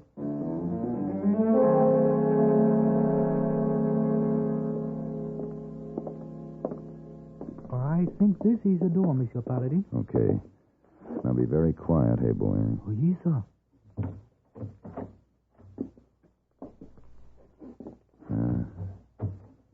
This is just a service pantry. Oh, there's another door. Leads to the main room. Well, let's try it. Plenty dark in here. Yeah. Here we are. Here now is the Mount of Capricornus, the seat of knowledge and wisdom. Why he rubbing my head, Mr. Paladin? Well, that's part of the treatment, hey, boy. He not got much light in this room either, has he? No. Oh, no. Hey, boy, don't. I can't help What's that? Excuse me, please. Wrong door. Get out of here. This is a private parlor. Oh, so sorry, please. Let's go. Ooh, that was fast thinking, hey, boy. Oh, so sorry, Mr. Paladin. I had to sneeze. That's all right. No harm done. Now I know how he does it. Does what? Hypnotism. That's the answer. What is this, hypnotism? Remind me to show you someday, hey, boy. Right now, I've got to get myself a date for tonight.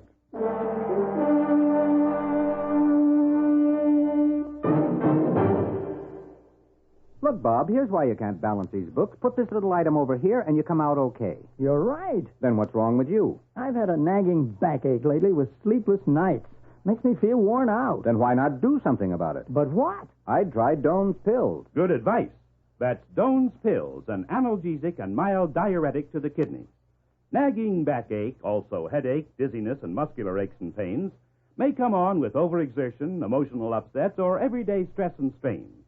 Doan's pain-relieving action is often the answer, and they also offer mild diuretic action through the kidneys. So if nagging backache is making you feel worn out, tired, and miserable with restless, sleepless nights, don't wait. Try Doan's pills, used successfully by millions for over 60 years. See if they don't bring you the same welcome relief.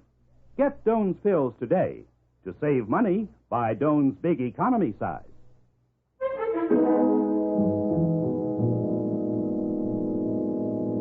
I waited around the lobby until Belle left the doctor's parlor.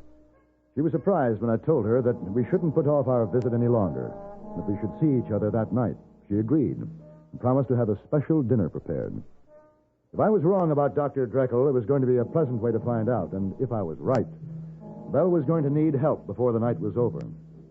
The first thing that happened when I arrived at her house made me feel I was right. Paladin, dear boy, I'm afraid you're in for a disappointment. Oh, how's that? Well, I promised you your favorite dinner, but I gave Harriet the night off, and, well, no pheasant soup broth. Oh, no, that's all right. We'll go out for dinner. Oh, I can't go out yet. What do you mean, yet? I don't know. Belle, why did you give the cook the night off? Well, that's another thing I don't know. I did it impulsively on the spur of the moment, even though I knew you were coming. Paladin, do you think I'm losing my mind? Not permanently. The servant dismissed early in the evening. So far, Belle's behavior paralleled that of Mrs. Flacker. Furthermore, she would have been quite alone had I not stayed with her. It was close to 11:30 when Belle became visibly nervous. She paced up and down the room, and at last turned to me. Paladin, I must ask you to leave. At 11:30? That's not like you, Belle. Nevertheless, you must go. But I have no intention of leaving just yet. Very well, then. I have. What? Where will you go? I don't know. Out. I must. In this fog? It doesn't matter. I must go. Shall I come with you? I don't care what you do. I only know that I must get out of this house this instant. And without a word, she strode to the front door, opened it wide, and walked out into the fog, hatless and without a cloak. I left the door open as she had, for this perhaps was what she had been instructed to do, and secreted myself behind the portieres in the dimly lighted parlor. It couldn't have been more than 5 minutes before I heard a footfall on the doorstep. Instantly, the doctor from Vienna entered the room, carrying a small black satchel. He seemed to know what he was about. He crossed the room to the wall, where hung a dreary sepia copy of Rosa Bonheur's Horse Fair. He took this outrage off the wall, revealing behind it a sort of safe, which he readily opened, and within moments was filling his black case with the cash and securities it contained. As he turned to go, I stepped out from my hiding place and pointed my derringer at him. Don't be in such a hurry, Doctor. Paladin. The same. Sit down. Our hostess ought to be back soon. How soon, only you would know. I don't know what you're talking about. Don't you? Well, I'll tell you, Doctor, just how much I know about your little swindle. Swindle? Swindle. You interest these susceptible females with the promise of reading the bumps on their head. Once they're in your office, you hypnotize them and learn as much as you can about how much money they have and where they keep it. Ridiculous. When you get a sucker that sounds promising, you give her a few post-hypnotic suggestions, such as dismissing the servants for the night, and then taking a midnight walk alone. With the house completely empty and open, it's a cinch for you to walk in, take everything in sight, and walk out again. You're speaking nonsense. Paladin. Oh, Belle, you're back so soon, my dear. I don't know whatever came over me to rush out like that. Will you ever forgive me? Of course. Who's this? Don't you recognize him? Why, no. This, my dear, is your doctor from Vienna. Who? The man who is doing you so much good. The man who made you feel so well all over. Paladin, have you taken leave of your senses? I never saw this man before in my life. You see, Paladin, your impossible accusations have no proof. Oh, doctor, you are a sly one. The final post-hypnotic suggestion. You instruct your patient, your victim, that afterwards she will not even recognize you. Or remember that she has even consulted you. Doctor, I've got to hand it to you. And I'm sure the authorities will, too.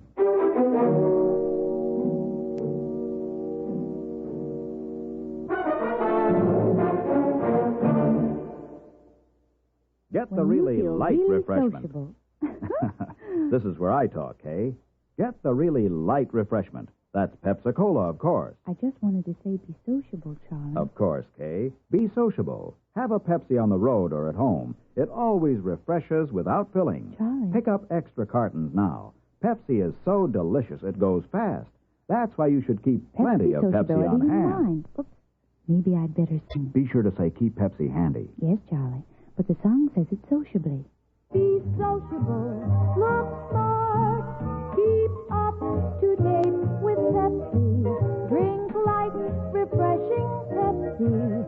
Stay young and fair and debonair. Be sociable, have a Pepsi.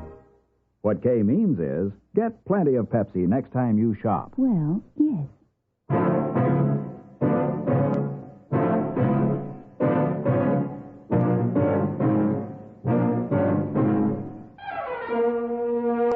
Have Gun Will Travel. Created by Herb Meadow and Sam Rolfe, is produced and directed in Hollywood by Frank Parrott and stars John Daner as Paladin, with Ben Wright as Hayboy and Virginia Gregg as Miss Wong. Tonight's story was specially written for Have Gun Will Travel by William N. Robeson. Featured in the cast were Harry Bartell, Peggy Weber, and Shirley Mitchell. This is Hugh Douglas inviting you to join us again next week when CBS Radio presents Have Gun Will Travel.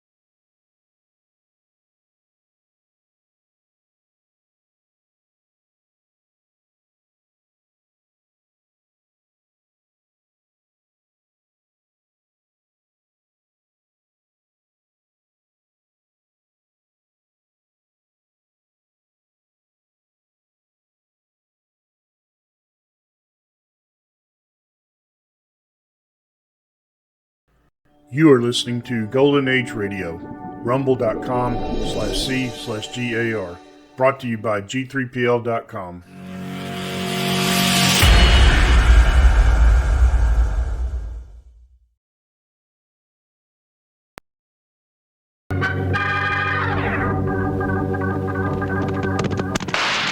Hiya, folks. Hold on to your hats and pass those Kellogg Sugar Corn Pops. 'cause here comes Guy Madison as Wild Bill Hickok and his pal Jingles, which is me, Andy Devine. We got another rootin' tootin' Wild Bill Hickok adventure story for you from that great new cereal with the sweetening already on it, Kellogg's Sugar Corn Pops! Today, Kellogg's Sugar Corn Pops brings you Wild Bill Hickok, transcribed in Hollywood and starring Guy Madison as Wild Bill and Andy Devine as his pal Jingles. In just 30 seconds, you'll hear the exciting story of the deadlock at Silver Sight. Next time you go to the store to get some more Sugar Corn Pops, look at all the other Kellogg's cereals. You'll be surprised. All of them, all 10 of them, look different because all boxes are different. They're changed, they're new. On the fronts, there are colorful pictures. On the backs, there are interesting things to do, cutouts, games, stories, and other things like that. It's fun to look them all over and see which one you like best. Tell Mom, too. She'll want to see Kellogg's All-Star Breakfast Show of new packages next time she goes to the store.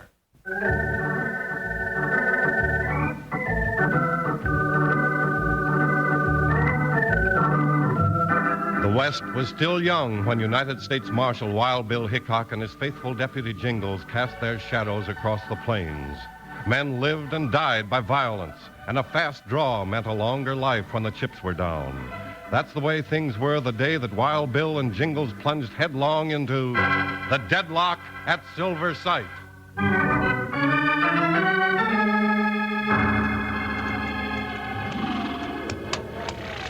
Bill, a railroad train sure leaves an easy trail to follow, don't it? Draws a long black line in the snow. Yeah, Jingles. That track stretches across the valley as far as we can see. And I remember when we stood up here and looked down on the backs of buffalo in that valley. Not more than 3 years ago either. Here she comes, partner, puffing away. Yeah, let's wait and watch her go by. All right, partner. Hey, Jingles, look on that bluff up there to your right. Where? What is it, Bill? Those two men, you see them? Yeah, what are they doing with that big boulder? Trying to push it off the hill, that's what. Come on. It'll wreck the train, Bill. Hiya, Buckshot. After him, boy. Jump, Joker! All right, you coyotes, get away from that rock. Too late, Bill. There it goes. Jingles, you head down the hill and flank that train to a stop. That rock's gonna land on the track. Okay, Bill, where you going? After those two Jaspers that push that boulder. Good luck, Bill. Come on, Joker, down the hill. Whoa. Faster, Joker, we gotta save that train. Hey! Stop that iron horse! There's a boulder on the track! Whoa, Joker, whoa! Hey, stop! Hear that critter down!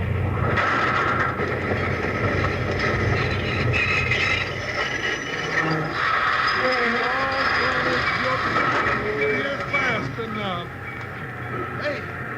Hey, what happened?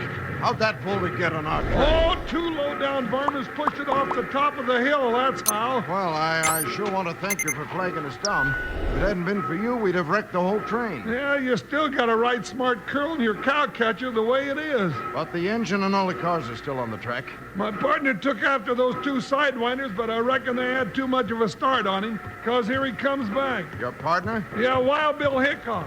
I'm Jingles. Woo-wee, cold, ain't it? Wild Bill and Jingles. Right now, I don't know anybody I'd rather see. Good work, Jingles. I see you stopped it. I sure did, Mr. Hickok. I'm Bob Sharon, chief engineer on this job. Howdy, Sharon. You had much trouble like this? Plenty. This is just one of a long series of attempts to block the completion of the job. You mean the railroad ain't finished yet? Not by 10 miles. And if this keeps up, we'll not only fail to finish it, we'll lose our shirts. That's right, Sharon. Might as well give up now. If you never make it to Silver Sight by next Tuesday, you've only got a week to go. Well, we would if the stockholders had voted some more money, Mr. Holt. Well, I'm a stockholder, and I'll block the appropriation of one more red cent. I'm taking my loss and getting out. Gents, this is Mr. Conrad Holt. Wild Bill Hickok and his deputy Jingles, Mr. Holt. Howdy, Mr. Holt. What are you doing here, Marshal? Well, they tried to save the train. If Jingles hadn't flagged us down, we'd have had a real wreck. Well, get that track cleared and get us to Ridley before we all freeze out here or before we're all killed on your blasted train. It's a menace to the whole West. I'm going to see the end of it if it's the last thing I do. Ooh-wee, that slickered up gent sure ain't on your side, Bob. That's easy to see, Jingles. Who is he, Bob? One of the top dogs in these parts. President of the Overland Stage and Freight Company and one of our stockholders. I wouldn't be a bit surprised to find out he was behind all these shenanigans. Easy, partner. You gotta prove things like that. We've got just one chance to pull out of the hole, Hickok. And I might do it if you'd help me. What's that, Bob? If we set the rails and run one train into Silverside by next Tuesday at 12 noon, the town will give us $50,000. Woo-wee, then you could really be in business. That's right. But if we don't stop these wrecks and accidents, we'll never make it. You're on, Bob. We'll help you all we can. Yeah, we sure will. Come on, the first thing we'll do is to get that boulder off the track and get your iron horse to snorting.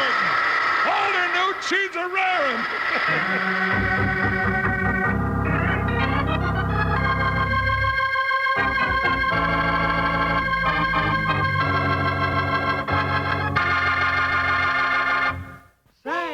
Did you see what I saw? Kellogg's on display in brand new boxes, bright and gay. These famous cereals come your way. Go see this eyeful.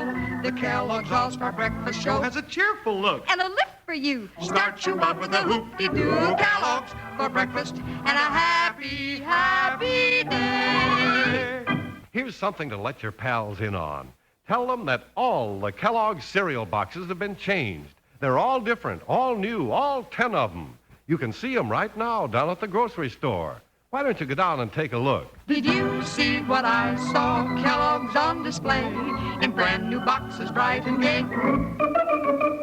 The Kellogg's All-Star Breakfast Show. Somebody else that you'll want to tell about Kellogg's All-Star Breakfast Show of new packages that your grocer has, that's your mom. So tell her. She'll want to see how all these packages look. And while you're at it, ask her to get you some Kellogg's Sugar Corn Pops. Boy, they're swell eating right out of the box like candy or by the bowlful. Sugar Pops are tops. Say, did you see what I saw? Kellogg's on display in brand new boxes, bright and gay. These famous cereals come your way. Go see this eyeful. The Kellogg's All-Star Breakfast Show has a cheerful look And a lift for you. Start you out with a hoop-de-doo. Kellogg's for breakfast and a happy, happy day.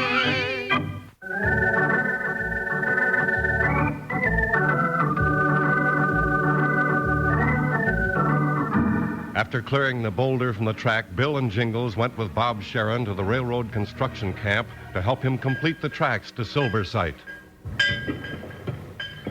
How are things coming, Bob? Oh, mighty slow, Bill. We've still got 7 miles to go and 5 days to make it in. You got enough rails to reach Silversite? Just enough. Just enough of everything, in fact. If we lost one spike, we'd be late, let alone rails and ties. Oh, it's getting colder, Bill. My fingers and toes are going to chip off if it gets any worse. That's not helping us any either. The ground's frozen solid. It's like chiseling in a rock. Maybe Hope's right, but I'm not giving up. This is my first big job, and I mean to see it through. Good boy, Bob. As long as things are quiet here, I think Jingles and I will ride into Silversite and see Mayor Salsey. Just so happens he's an old friend of mine. He is? Well, then maybe he can think of some way to help us. But look out for Conrad Hope. He lives there, too. Oh, that hard-nosed old salamander better not cut my trail.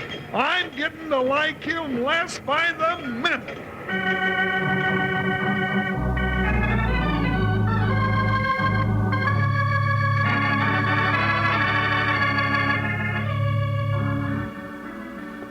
You blundering, empty-headed dummy. Fresno, I should have known better than to trust you to do a job. Yeah, but Mr. Hope, me and Dobie had that rock rolling. How could I tell it while Bill Hickok and that big lumpy deputy of his had come along? Well, you could have stood and fought it out with him. You were 2-1 against Hickok. 20-1 ain't good odds against Hickok, boss, and you know it. Well, that railroad's got to be stopped, I tell you. Yeah, but how? We tried everything from wrecking the train to killing the work crews. Hickok ain't going to make it much easier for us. Then Hickok's got to go. Go? Go where? To Boot Hill, that's where. Spread the word to all the boys. Shoot Hickok on sight, and that deputy, too. Gang up on him. Shoot him in the back. I don't care how you get him. Just get him.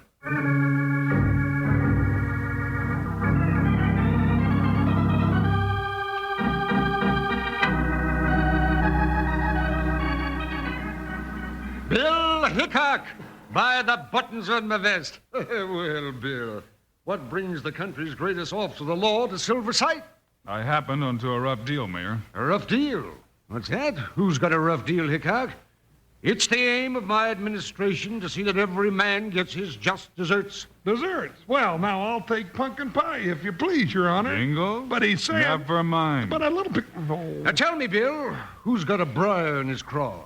Bob Sharon, building the Silver Sight and the Southern Railroad. Oh, yes. Now I see what you mean by a rough deal. Some low-down polecat is playing some dastardly tricks on young Sharon. And just who do you think that polecat is, man? I don't just think, Bill. I know, but I can't prove it. The polecat in question is Conrad Hoke. What's his game, Mayor Salsey? High-handed villainy and no-limit stakes. He's got the only stage and freight lines running to Silver Sight, and he's doubled his rates twice in 6 months. Highway robbery it is, and him living like a leading citizen of the town. You don't say. What? Yes, I do. Conrad Hoke's the only man in all Fair City who stands against the railroad, and he bids fair to block it single-handed. He's the fly in the pumpkin pie, huh? Well, now, Bill, maybe we'd better just go over and pay a little call on that sneaking maverick. Might just be a good idea at that, Jingle. Think twice, Hickok. Bob Sharon's worth the effort, it's true. He's moved heaven and earth to finish the railroad, and Silver Sight needs that road. But by now, you're a marked man, Bill. Hoke will stop at nothing to block the railroad, even to killing you and Jingles. So I say you're a marked man.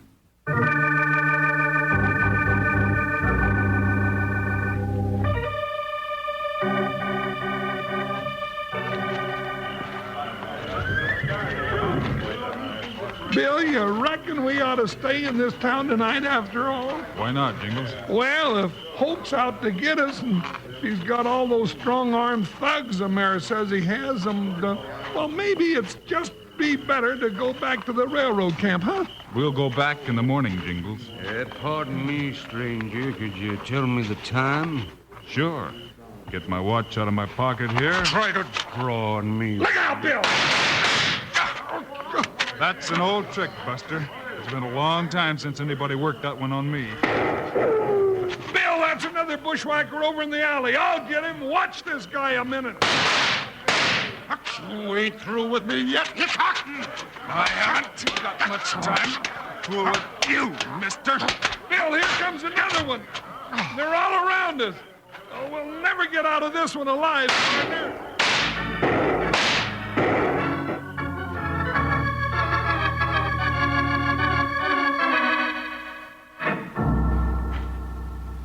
I just dropped in to tell you that your boys failed to get me and my partner tonight, Hoke. I don't know what you're talking about, Mr. Hickok. Now, that's a big old fat fib, and you know it, you sidestepping salamander. Boss, that pair of saddle tramps can't talk to you like that. Let me get 'em. No, Fresno, use your thick head. Now, don't go talking to me like that again, boss. Then shut up. Yeah, Fresno.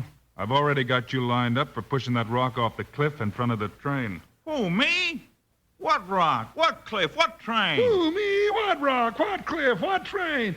Just as innocent as a little Susie Ann eating frosting off a cake, ain't you? Your time's coming, Sonny, and it ain't far off. All right, Hickok. You can both get out of my office. You've made a lot of false accusations that won't stand up in court. And without proof, you're a dead duck. That's right, Hoke. But if you keep overplaying your hand, I'm going to pick up that proof. And when I do, your jailer at the territorial pen will throw the key away. If they don't hang you first. That's fair warning, Hoke. Lay off Bob Sharon. I mean to see he finishes that railroad by high noon without any more trouble from you.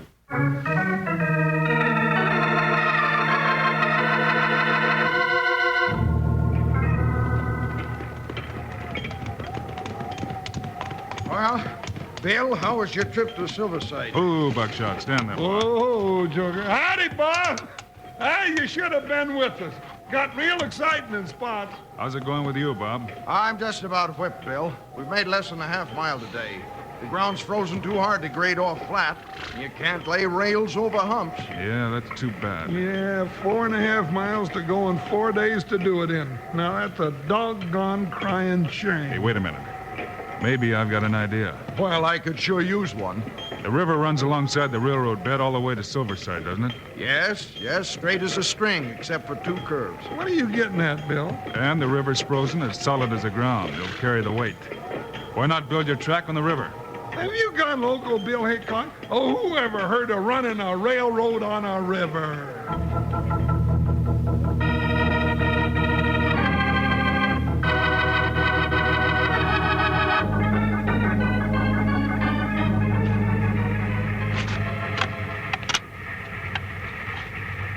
If this ain't the craziest thing that ever happened, I'm a seasick salamander. Where's that whistle cord?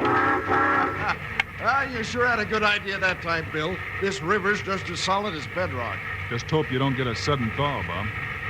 Say, that flat car we're pushing got the rails for that last quarter mile, Bob? It sure has, Bill. And just around this bend is where we start laying it. Pour the spurs to this old iron horse and let's get there, Bob. She's wide open now, Jingles. Hang on, we're rounding the curve. Hey, Bob, look up ahead there. Bill, it's a fire on the ice. Throw on the brakes, Bob. Stop this snort buster. We'll crash through the ice and go to the bottom of the river. It's too late. We're going to crash.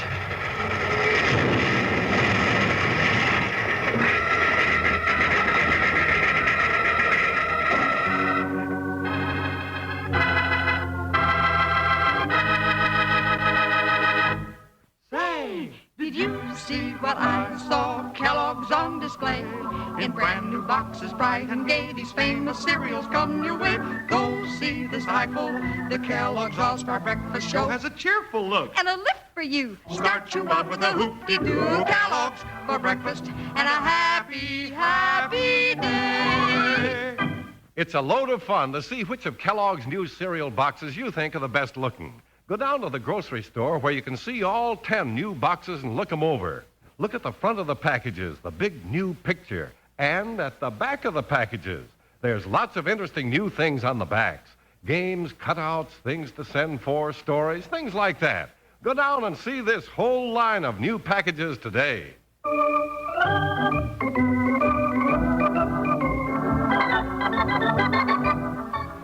Tell Mom, and she'll want to see all the new Kellogg cereal boxes and how they've been changed. Ask her to get you some Kellogg sugar corn pops. She knows how good they are, but tell her they're your favorite because you can eat them right out of the box like candy or out of the bowl for breakfast. You betcha. Sugar pops are tops. Kids love pops. Moms love pops. Pops love pops. Say, did you see what I saw? Kellogg's on display in brand new boxes, bright and gay. These famous cereals come your way. Go see this eyeful. The Kellogg's All-Star Breakfast Show has a cheerful look and a lift for you. Start you out with a hoop-de-doo. Kellogg's for breakfast and a happy, happy day.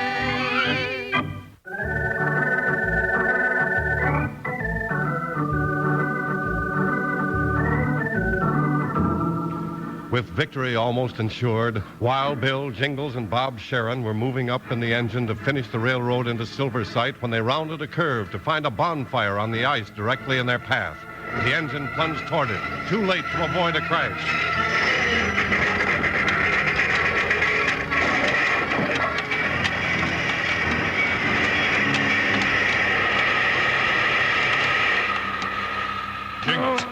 Jingles, where you hurt, partner? Oh, nothing but my feelings. Doggone it, I'd like to get my hands on that polecat that built the fire on the ice. Bob, you all right? Yeah, but I'm with Jingles. That makes 3 of us. Bill, we dropped that flat car rails right in the river. Yeah, but the engine's not clearing that hole, and the ice is still solid under us.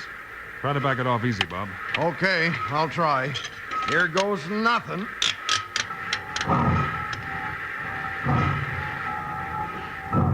She's making it, Bill. Yeah. Just a little more, Bob. Yeah, we all clear that hole in the ice, Jingles? We sure are. I never thought you'd pull out of it. That's good enough, Bob. Just hold her right there. Well, that's got the engine out, but the rails are all shot, and that's all we had. You mean that varmint hoax got us licked after all? I'm afraid so, Jingles. Well, it was a good fight while it lasted. Bill, there's that coyote we saw in Holt's office. He's riding across the ice. I'm going after him. You'll never catch him on foot, Bill. Buckshot's back in the stock car. Yeah. Hey, wait a minute. Look. His horse slipped and threw him. Now he's afoot, too. That's good enough for me. Give that sidewinder one for me, Bill! You pull your last trick, Fresno. Get away from me, Hickok. Just as long as it takes me to catch you. I'm warning you, lawman. Keep away. You ain't slipping, Fresno. I won't miss this time. Ow! Now we can forget about the guns, Buster. You ain't taking me without no fight. That's good enough with me.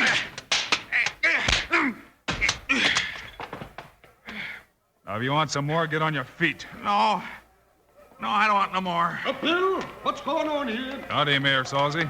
Just got a coyote, and he's about to howl. Yeah, I'll howl. Shut up, Fresno. One word out of you, and you'll die where you stand. Now hold it, Mr. Hoke. I got a beat on your diamond stick pin.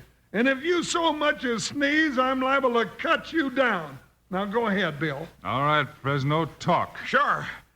Conrad Hoke was behind all the trouble. That's just why. He made us all cause them wrecks, shoot the crews, and he done a lot of it himself. And that's the truth. That's the end of you, Conrad Hoke. You old windbag. I've got a good mind. You got a good mind of what, Hoke? Nothing. I know when I'm licked. But I won, too. The railroad missed getting to Silver Sight by a quarter mile. All right, Mary, he's all yours. Ask your sheriff to take him to jail. He sure will, Hickok.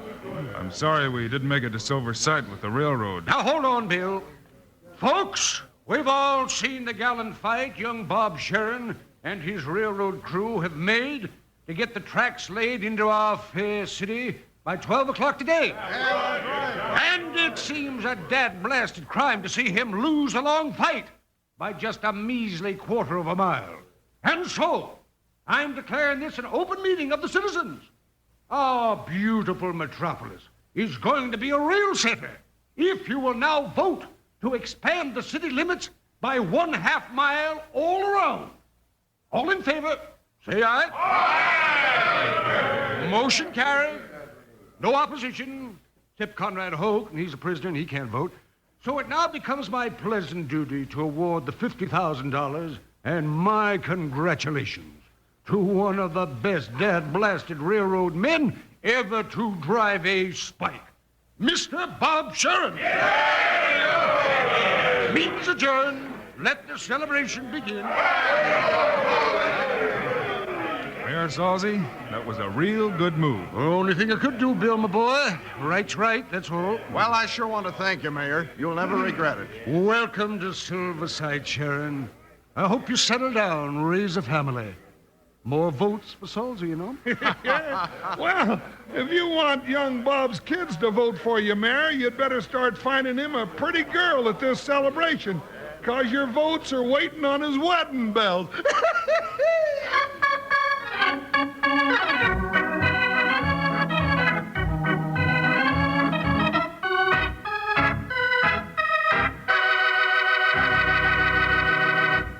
And now, here are the stars of Wild Bill Hickok, Guy Madison and Andy Devine. Thanks for being with us today, folks. We hope you'll be with us again on Friday. We got a pip of a story, Guy, all about hijackers at a silver mine called Bullets at Silver Bell. Meanwhile, Andy and I hope you'll remember to get Kellogg's Sugar Corn Pops. Right, it's the great new cereal with the sweetening already on it. You bet it is. Andy and I think Sugar Corn Pops are great. So long. See you Friday.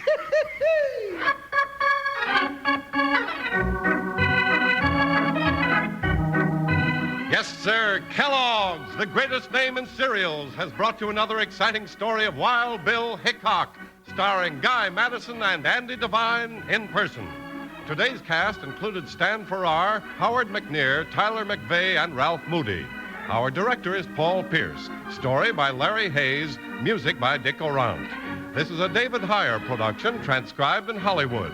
Don't forget to listen Friday, same time, same station, when Wild Bill Hickok runs into Bullets at Silver Bell. Now, this is Charlie Lyon speaking for Kellogg's Sugar Corn Pops, the cereal with the sweetening already on it. Kellogg's Rice Krispies, the world's only talking cereal, and Kellogg's Corn Flakes, America's favorite ready-to-eat cereal.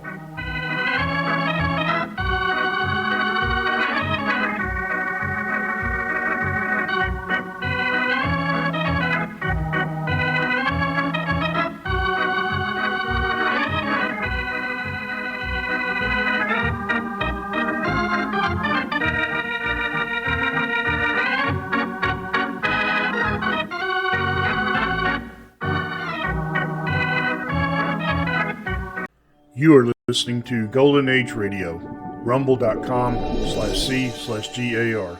Brought to you by G3PL.com.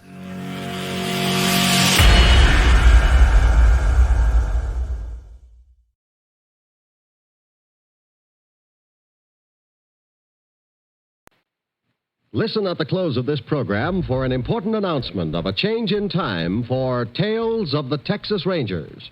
The National Broadcasting Company presents Joel McCrea in Tales of the Texas Rangers. Tonight, transcribed from Hollywood, another authentic reenactment of a case from the files of the Texas Rangers.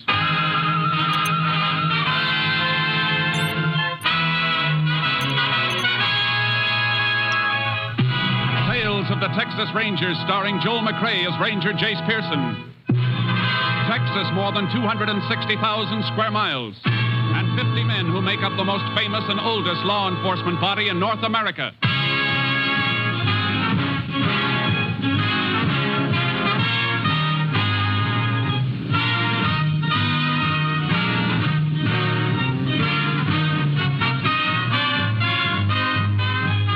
Now, from the files of the Texas Rangers come these stories based on fact. Only names, dates, and places are fictitious for obvious reasons. The events themselves are a matter of record.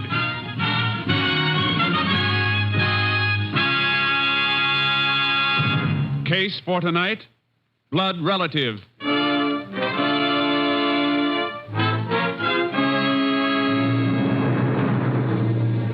It is 4 p.m., June 26, 1949. Will Bonner, proprietor of the general store at Stump Hill, Texas, is waiting on Mac Kennedy, a dirt farmer. Yeah.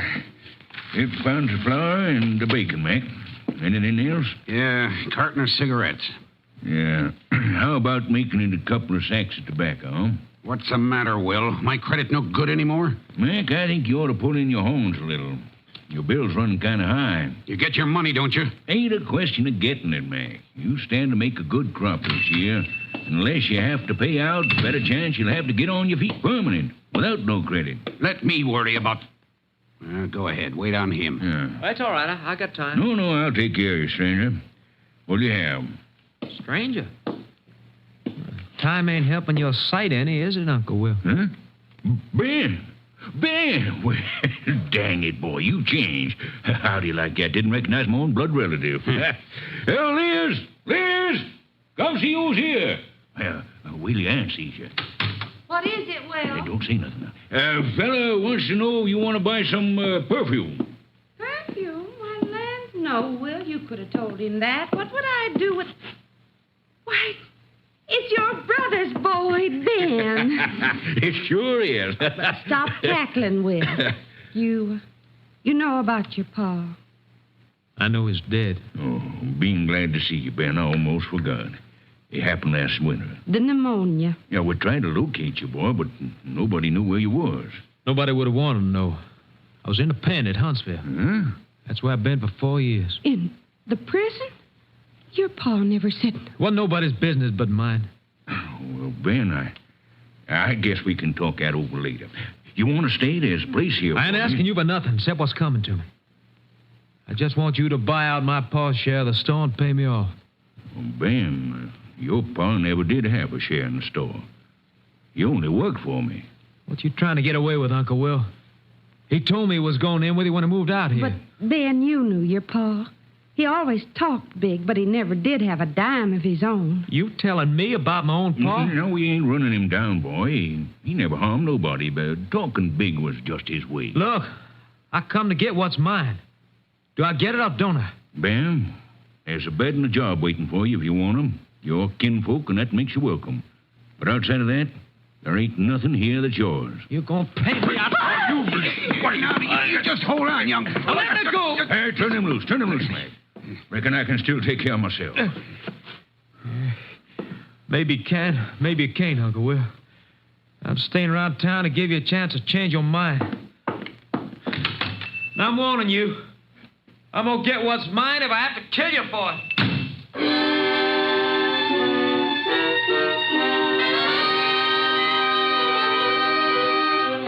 On the following morning, June 27th, neighbors found Will Bonner shot to death and his wife Liz critically wounded and unconscious in the back room living quarters of their store.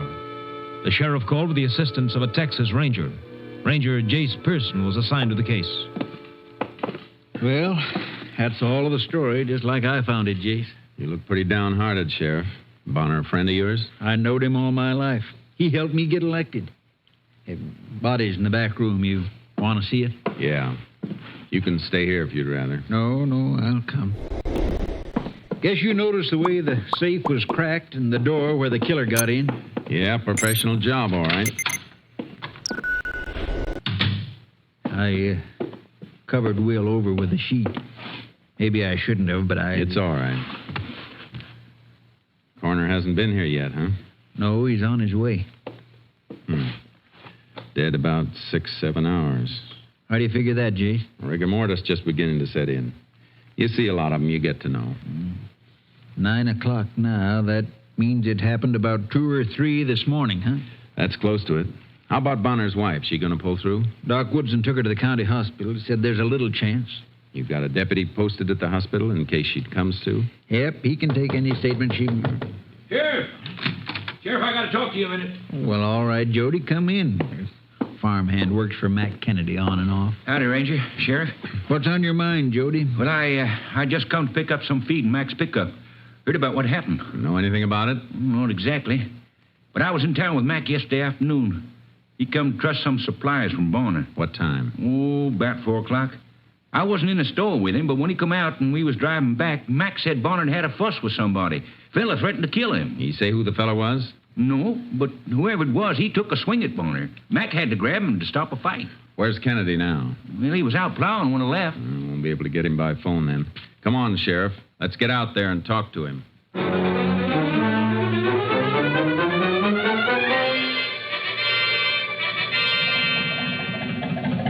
Dead? Will Bonner dead? Yeah, and Liz is mighty close to joining him, Mac. Better cut the motor on your tractor. Yeah. Sheriff, Will should have told you about that fella. I should have called and told you myself after what he threatened to do to him. Too late for what anybody should have done. You know the man? Never saw him before, but I know who he is. Bonner's nephew. Fresh out of Huntsville. I heard him say so. An ex-con, and you didn't say anything about it? Well, Sheriff, how could I know he'd do it? A blood relative. Wasn't my affair, was it? You know the man if you saw him again? I'd know him any place. Better come into town with us. Talk while we ride. Okay. Did Bonner mention his nephew's name? Well, he called him Ben. Hey, Will Bonner had a brother died last year. Must have been his boy. We'll find out.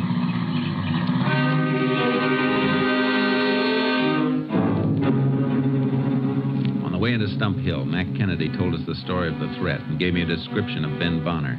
I put a shortwave radio call through to KTXA. Unit 10 to KTXA. KTXA, go ahead, Unit 10. Request all units be alerted to look out for subject Ben Bonner, recently released from Huntsville. Subject wanted for questioning in murder of Will Bonner at Stump Hill.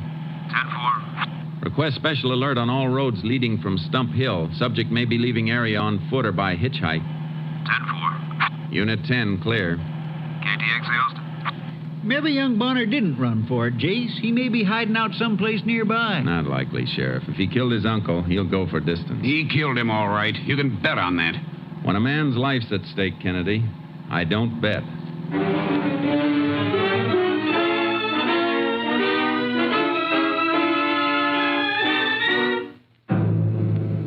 Ben Bonner wasn't around Stump Hill. He'd pulled stakes and made a run for it, all right. We got the information from a woman in the crowd near the store when we got back to town.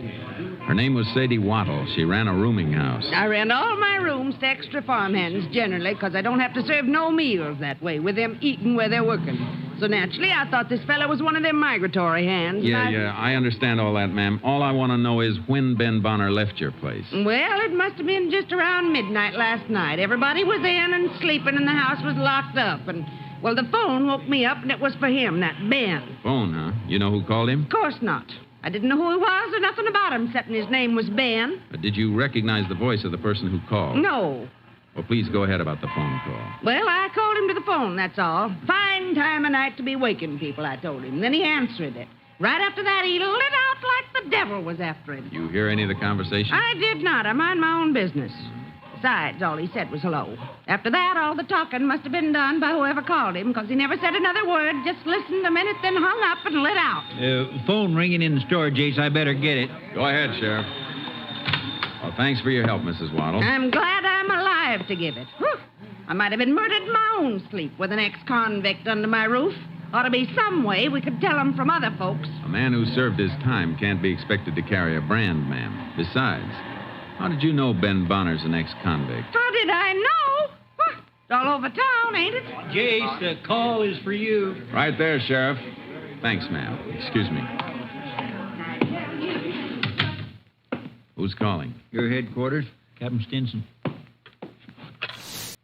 Hello, Captain. Got some good news for you, Jace. The Highway Patrol has picked up Ben Bonner. Fine. Where'd they get him? Almost to El Paso. Patrol car was stopped at a railroad crossing waiting for a freight to get through. They spotted him right in an empty flat. Freight, huh? It's a good thing they saw him. If he'd made El Paso, he'd been across the border into Juarez in no time. Well, he didn't make it. They're bringing him back to Stump Hill now. You'll have him there in a few hours. You getting a case against him? I seem to be getting plenty. Well, you don't sound too sure, Jace. I don't know. You look up his record? What was on his last ticket to Huntsville? Burglary, Jace. And that fits. Except for the killing this time. Yeah, it fits all right. Like the executioner's glove.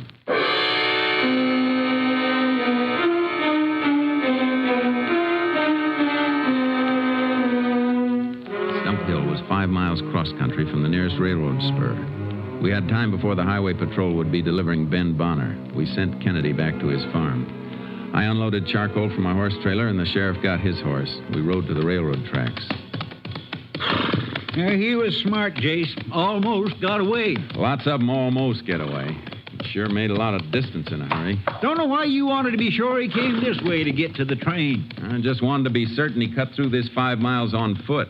Proves he didn't hitchhike a fast ride and pick up a train further on down the line. Well, luck was with him for a while. He caught the only train he could have caught. You mean only one freight goes through here at night? Yep. Hotshot passenger clears first at about 1 a.m. Freight comes through about 15 minutes later. Slows for the grade here where he jumped it.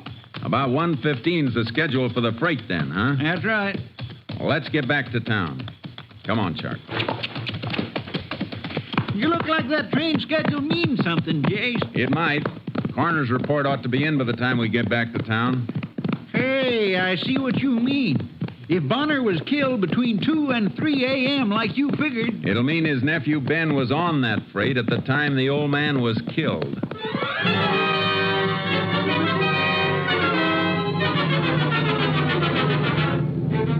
coroner's report had been completed.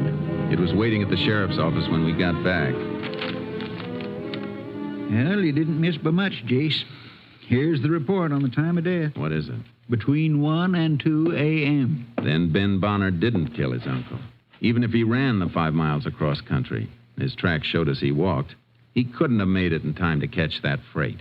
Doesn't look that way. Bullets from Bonner's body have been sent through to Austin. We may get a lead from ballistics.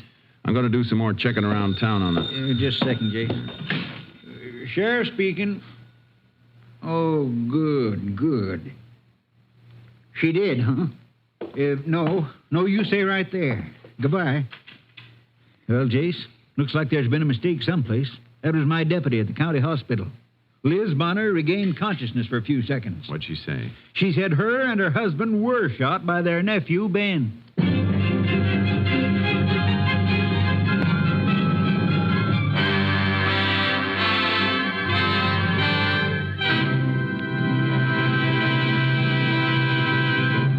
You are listening to Tales of the Texas Rangers, starring Joel McCrea as Ranger Jace Pearson.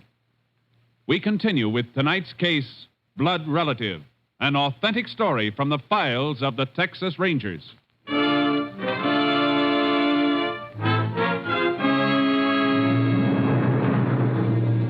The highway patrol brought Ben Bonner back to Stump Hill and unloaded him at the local jail where the sheriff and I questioned him. But I didn't kill him, I tell you.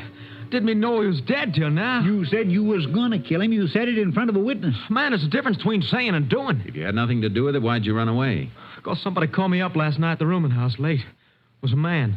Said he was a friend and wanted to warn me the sheriff was going to pick me up for threatening Uncle Will. You scare easy, don't you? You bet your life I do, mister. I just pulled 4 years at Huntsville, and I had enough.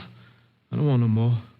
Maybe I was tough when I went to Uncle Will yesterday, but last night when I got that call, I was scared sick. And you don't know who called you? No, I don't know. You sure it wasn't somebody you served time with, letting you know he was here to help you with the job? No. Look, you gotta believe me. This is a murder rap. You can't send me up for it just because I shot off my mouth. That ain't evidence. Ben, there's more than that. Your Aunt Liz didn't die. She came to at the hospital. She says it was you who gunned her and her husband. That's a dirty lie. Look, if I did that, if I shot them and robbed the store, what was I doing on a freight? What did I do with the money? I ain't going to say anymore. I ain't going to talk till I see a lawyer. That's your right. We told you that in the beginning. All right, Sheriff. Guess you can lock him up again. Go on, go ahead. Ranger, please, I didn't do it. Maybe the fellow who told you I threatened Uncle Will didn't tell you everything. Maybe you ought to ask him why there was arguing when I come into the store. All right, Ben, all right. Well, what do you think, Chase? I don't know. Let's get outside. If he did have an accomplice, the other fellow might be carting the loot and the gun. Might be. I'll see you later, Sheriff. I'm driving over to the hospital at the county seat. I want to talk to his aunt, Liz Bonner.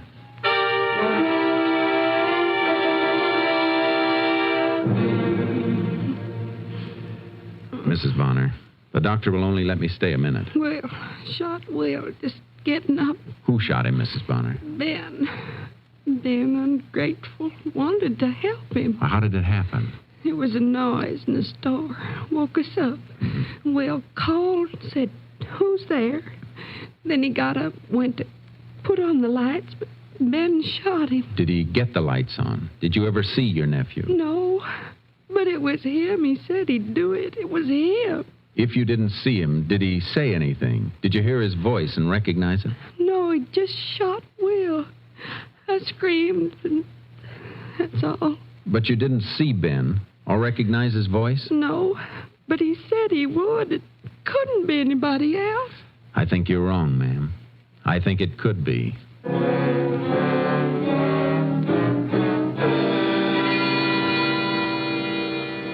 I burned up the road back to Stump Hill and got the sheriff. I wanted to make another check of the store and find out a few things about Mac Kennedy. Doggone it, Jace. You're sending your dogs at the wrong tree. Mac Kennedy's been Will's friend for years. I just asked if Kennedy'd ever been in trouble. Never. He's an honest, God-fearing dirt farmer, and that's all.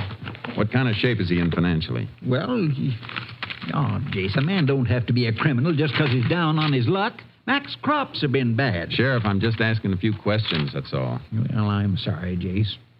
I reckon Mac's in hawk up to his neck. Place and all his equipment is mortgaged. How come he can afford a hired hand? You mean Jody? Oh, he just drifts in and out. Ain't much of a worker, but is all Mac needs. Migrates in the spring for planting season, then out again in the fall after harvest. He doesn't work for nothing, does he? Mac pays him right off when he makes his crop and sells it. That the way he pays everybody? Yeah, it's the only time he ever has any cash. Why? Just wondering. Did Mac buy here on credit from Bonner? Well, I guess so. Why? You find something in the ledger? Come take a look. Seems to be a page torn out. The book is kept in alphabetical order. Missing page is in the K's. If there was a charge page in here for Kennedy, it'd be right here. Now you got something I can't fight, Jace. What a setup. An ex-con threatens to kill a man, makes it perfect for somebody else to do the job and set the jailbird up for a frame. Come on, Sheriff. Let's get out to Kennedy's place again. Only this trip, we won't be asking questions about Ben Bonner.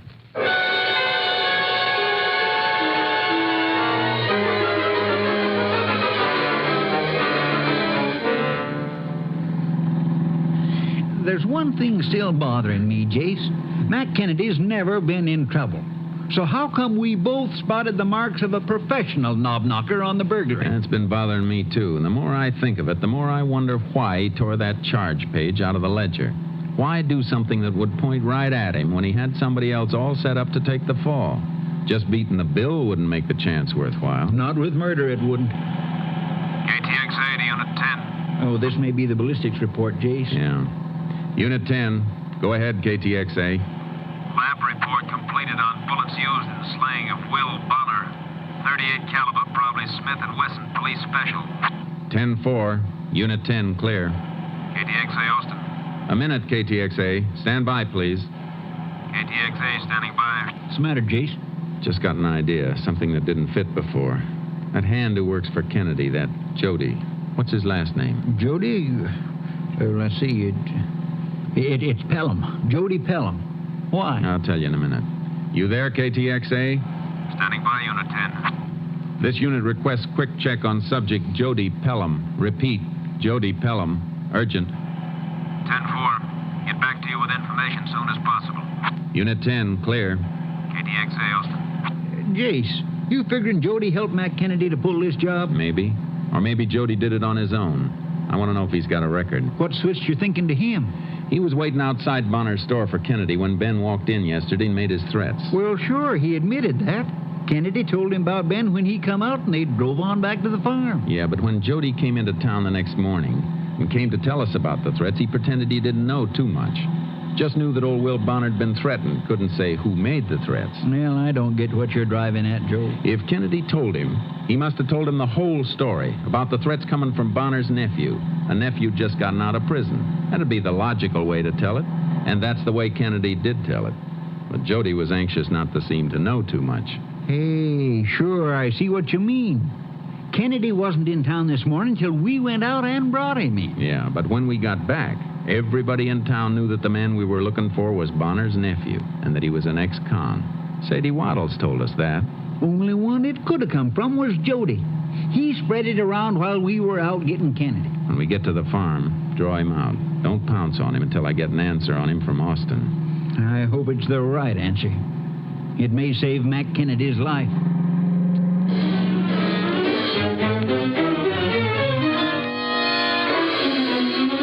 It was dark when we reached the farmhouse. There was a light on in the house, but the pickup truck wasn't in sight in the open garage. We left my car around in back of the house and went up on the porch.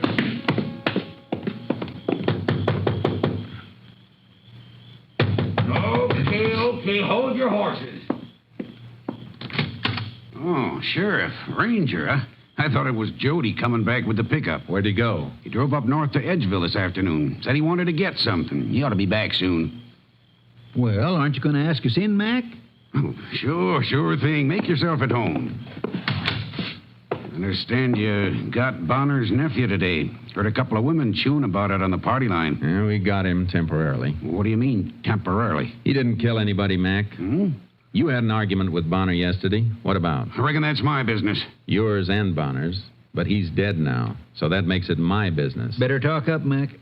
Well, I've been running up a big bill. Will was cutting me down a little. You admit you owed him money. Why wouldn't I admit it? I pay my bills. Any man says otherwise is a liar. Nobody is saying otherwise, Mac. You keep a gun around here anyplace? Yeah. What kind? Smith & Wesson 38. It's right there on the mantel over the fireplace. I'll get it, Jason. Oh, don't wipe off any prints. Stick a pencil in the muzzle and lift it that way. Okay. Pencil won't go in, Jace. Something jamming it. Let me see. Don't have to worry about prints on that. Outside's been wiped clean with an oil rag. Looks like paper jammed in there. We'll soon find out.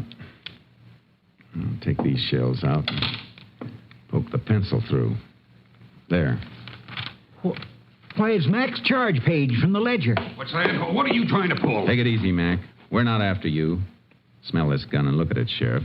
It was used, then reloaded, but never cleaned. Well, that gun hasn't been touched in years. Mac, this gun killed Will Bonner and almost killed his wife last night. Jody Pelham did it after you told him about Bonner's nephew. But why would he tear out that page and plant it here? So he could use Mac here to give himself a double cover-up. He made the call to the rooming house and got Ben Bonner to run. But he knew if Ben was caught any place and could set up an alibi, there'd be a second search. That's why he tore out the page and planted it here on Mac. I'm sure glad you know it wasn't me. If it was you, you'd have burned the page. That dirty little... Hey, there he comes now. That's the pickup. You want to help us nail him? I'd like to blow his brains out. There's a better way. Let him feel safe. Here, let me put these cuffs on you quick. Put that gun back in the mantel, Sheriff. Yeah, but are you sure that you... Like he says, Mac. Boy, I didn't know anybody was here. Mac, what's the matter? What are you doing with those things on? What's your guess, Jody? Or what's in that bag you're carrying? Well, I just picked me up a bottle, a package store in Edgeville. Yeah, what'd you use for money? You don't get credit on liquor. Well, Mac, he paid me some wages this morning. What, you dirty little liar! Oh, I get it. I kind of wondered where he got the money. Now you know, huh? Well, when I got up last night and found he was gone, I sort of got to wondering this morning. Shut up, Mac. All right, Sheriff. I guess we can take him in. You better come along to make a statement, Jody. Sure. I hate to do a thing like this to a friend, but I guess he deserves it, doing old Bonner like he did. Yeah. I thought you'd feel that way. Let's go.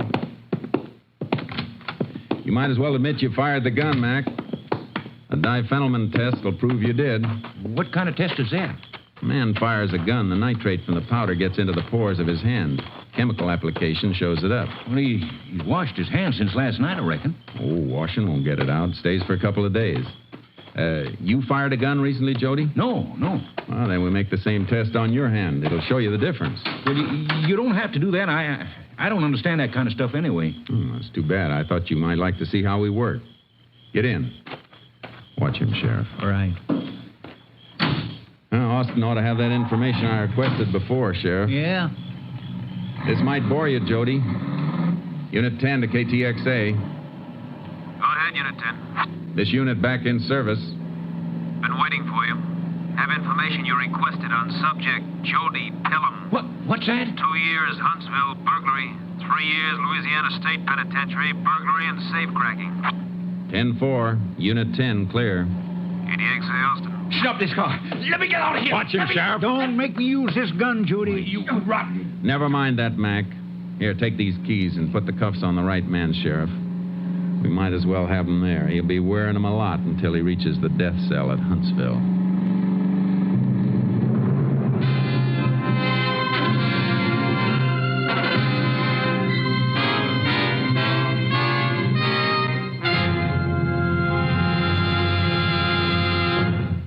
Jody Pelham was tried and convicted for the wanton murder of Will Bonner. On the morning of December 6, 1949, at Huntsville Penitentiary, his sentence was carried out. Death in the electric chair.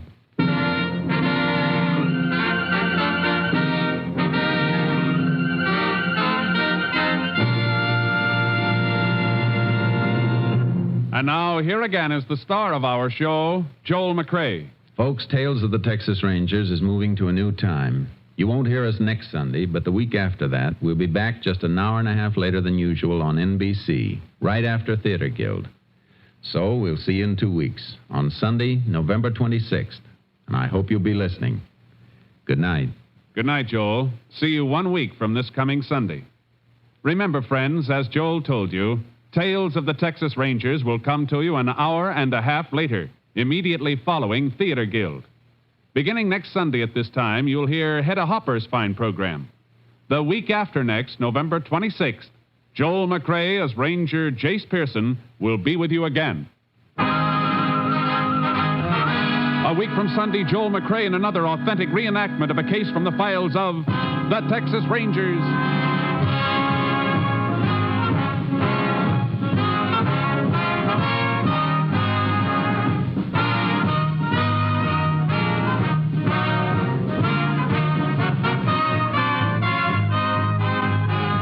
Joel McCrea is currently seen starring in the MGM production Stars in My Crown. Tonight's cast included Tony Barrett, Bill Johnstone, Joe Duvall, Virginia Gregg, Parley Bear, and Byron Kane. This story was transcribed and adapted by Joel Murcott, and the program was produced and directed by Stacy Keach.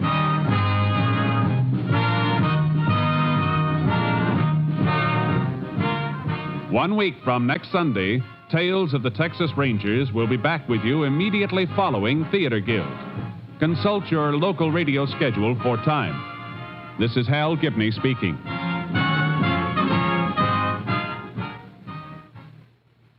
Three chimes mean good times on NBC. You are listening to Golden Age Radio, rumble.com/C/GAR. Brought to you by G3PL.com.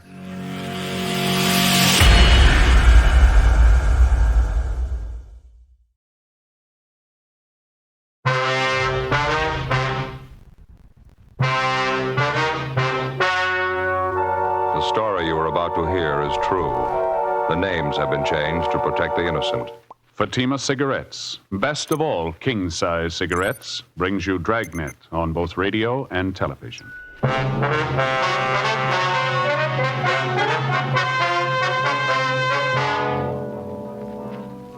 You're a detective sergeant. You're assigned a bunco detail. An experienced confidence man has set up operations in your city. From his first 2 victims, he gets more than $8,000. You've got one good lead on the suspect, his method of operation. Your job, get him. Prove Fatima quality yourself today. Compare Fatima with any other king-size cigarette. You'll find Fatima's length filters the smoke 85 millimeters for your protection. Fatima's length cools the smoke for your protection. You'll find Fatima's length gives you those extra puffs, 21% longer than standard cigarette size. And in Fatima, you get an extra mild and soothing smoke, plus the added protection of Fatima quality. Remember, Fatima gives you more for your money. Buy Fatima in the bright, sunny yellow pack. Best of all, king-size cigarettes.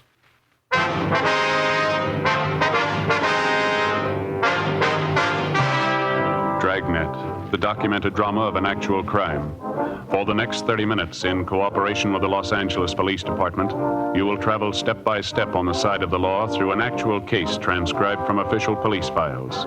From beginning to end, from crime to punishment, Dragnet is the story of your police force in action. It was Tuesday, December 9th. It was windy in Los Angeles. We were working the day watch out of bunco detail. My partner's Ed Jacobs. The boss is Captain Steve. My name's Friday.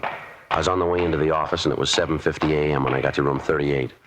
Bunco detail. Oh, morning, Joe. Hi, Charlie. How'd you make out yesterday? Nothing. No luck at all, huh? Nothing's going to help us much.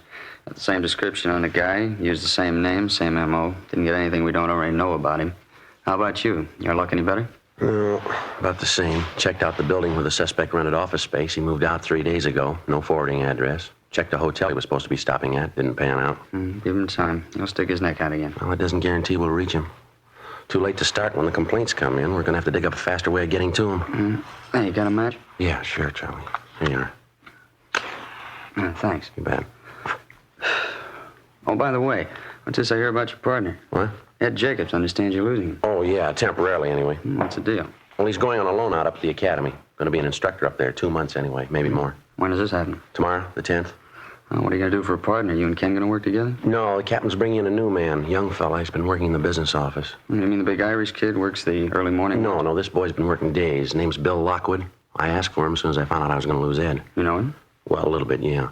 You remember Ben Romero? Yeah, sure. Well, Lockwood's a nephew of Ben's, sister's boy. Tall, red hair. Oh, yeah, I've seen him around. Seems to be a nice enough kid. A good record, is he? Well, the captain thinks so. Figures he ought to work in pretty well. Oh, by the way, have you seen Ben's wife lately? Yeah, I did a couple of weeks ago. Seems to be doing all right. Still Mrs. Ben, of course. Yeah, I imagine. Her little boy's sure getting big. Looks a lot like his dad, too. Miss him quite a bit yourself, huh? Yeah, Charlie, I guess I do. Well, I better get on my horse. I got some checking to do. I hope the Lockwood boy works out for you. Well, I think he'll do all right. Can't say I'd be crazy about the idea myself. How do you mean? Breaking in a new man. No detective experience. When I go out to pick up a thief, I like to figure I've got some good backing. I mean, a partner I'm used to. Tough enough watching out for yourself, let alone a green youngster. Well, somebody had to do it for us. That's the way it goes. Yeah, I suppose. I remember when I first started, it didn't come much greener than me. Partner did all the work, took all the chances, helped me every foot of the way. He never mentioned it once. I never forgot that. He's a good cop. What was his name? Ben Romero.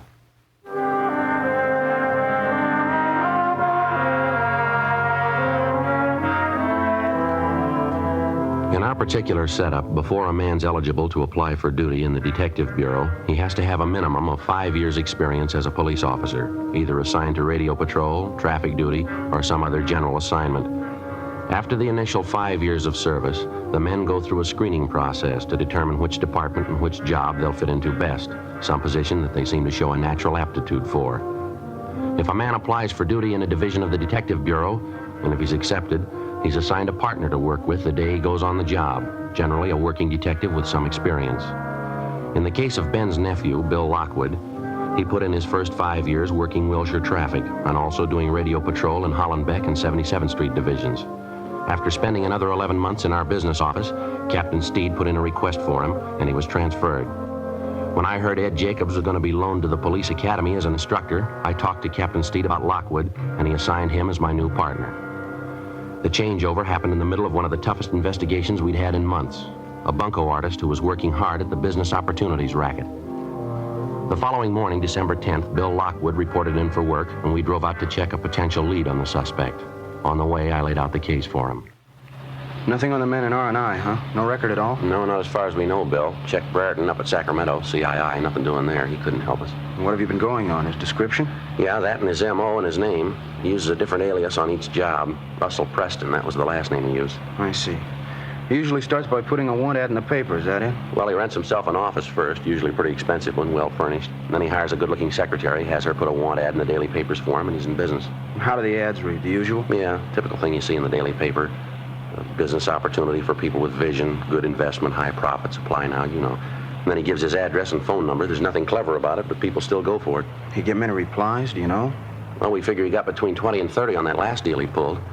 Seems all he has to do is land one victim out of the bunch with enough money, and he's got it made. Took his first victim here for $5,000. Second one for $3,200. Both elderly women. Took them for their last dollar. About the way he sets up the deal with these different businessmen, Joe, I don't think I got it quite straight. Well, how do you mean? Well, say the owner of that manufacturing plant this Russell Preston lined up. Yeah. You say Preston went to the plant, introduced himself as a business advisor, told the owner of the plant he had some people with money to invest. He convinced the owner he was legitimate. Yeah, that's right. Then Preston had his two victims shown through the plant and convinced them they ought to invest their money in the business. Yeah, that's it. Do you mean to say the plant owners were acting in good faith? Well, they were all checked out, Bill. Everything about them. They all have good business reputations. They didn't know any more about the deal than the victims. They needed more capital for their business, and they figured this was it. This Preston, or whatever his name is, sure must have a line that won't stop. He's got everything that goes with it. Nice clothes, well-mannered, good-looking. He doesn't try to high-pressure anybody. Tells them if they have confidence in him, he'd be glad to invest their money. If they hedge it all, he shows them right through the office. Pretty good pitch. Once they're sold on him, he's got them over a barrel. It's about the size of it, yeah. Funny there's no record on him. Sure sounds like he's had a lot of experience. What are the other names he's used, you remember? Well, just two of them we know of. Russell R. Preston and George A. Fairchild. I guess the newspapers have been checked out, huh? The ones he ran the what ads in? Yeah, they've all been talked to. All their personnel have been notified to watch for ads of that type. Be one way to get a lead on him if he tries again. Well, what about the buildings where he rented office space? Couldn't the people there help any? Well, they confirmed his description. We picked up samples of his handwriting. That's about it. He only rented the offices long enough to cover his deal, about 2 weeks. Let's see, what 100 block is this, Bill? Can you see over there? Let's see. Yeah, 1700. Well, we want the next one, 1811. Who's this woman we're going to talk to? Vivian Castle, that right? Yeah. I'm not sure if she's the right girl or not. Got the lead from an employment agency. Chance she might be the girl Preston hired to be a secretary. I don't know. Oh, good parking place up there ahead, huh? Yeah, that's good. You can pull up anywhere along here. It's fine.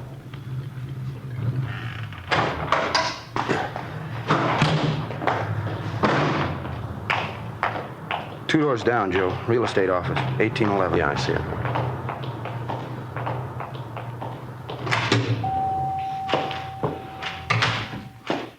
Good morning. Good morning. Can I help you? Police officers, ma'am. We'd like to talk to a Miss Castle, Vivian Castle. Oh, I'm Vivian Castle. Here's our identification. This is my partner, Officer Lockwood. My name's Friday. How do you do? How do you do? What is it you want, officers? We'd like to find out if you know a George Fairchild, ma'am. Fairchild? No, I don't know anyone by that name. How about a Russell Preston, miss? That mean anything to you? Well, I used to work for Mr. Preston, Russell Preston. About how long ago was that? A month and a half ago. Mm-hmm. Where does he have his offices? Well, he did have them on South Grand near 8th, the old Belmont Harris building. Why? Would you mind describing Mr. Preston for us, ma'am? Just a general description of him. He was about 45 years old. Brown hair, a little gray. Nice build. Seemed to be a very nice man at first. Always dressed so nice. Just wore a dark blue suit. Seemed to be very nice. Checks out so far, Joe. Yeah. Would you mind telling me what it's about? We'd like to locate Mr. Preston. Ma'am, you any idea where he is now? I wish I did. I'd call the State Labor Commission. He seemed like such a nice man. I've never been so disappointed in my life. How do you mean, Miss Castle? He owes me 2 weeks' pay, $65 a week. Hired me as a private secretary. Good jobs aren't hard to get now either. He can't say he was giving me a break when he hired me. Are you from the Labor Commission? No, ma'am, we're not. Could you tell us how long you worked for this Mr. Preston? Just the 3 weeks. He said I was going to get paid every Friday. Gave me the money for the first week, and that's all. Kept waiting for my pay, but he kept putting me off. Last week and a half, he didn't even show up at the office. I was there all alone, 8 hours a day. Finally, the building manager showed up and told me it was all over. Mr. Preston closed the office. Didn't even have the decency to come in and say thank you, goodbye. I just left.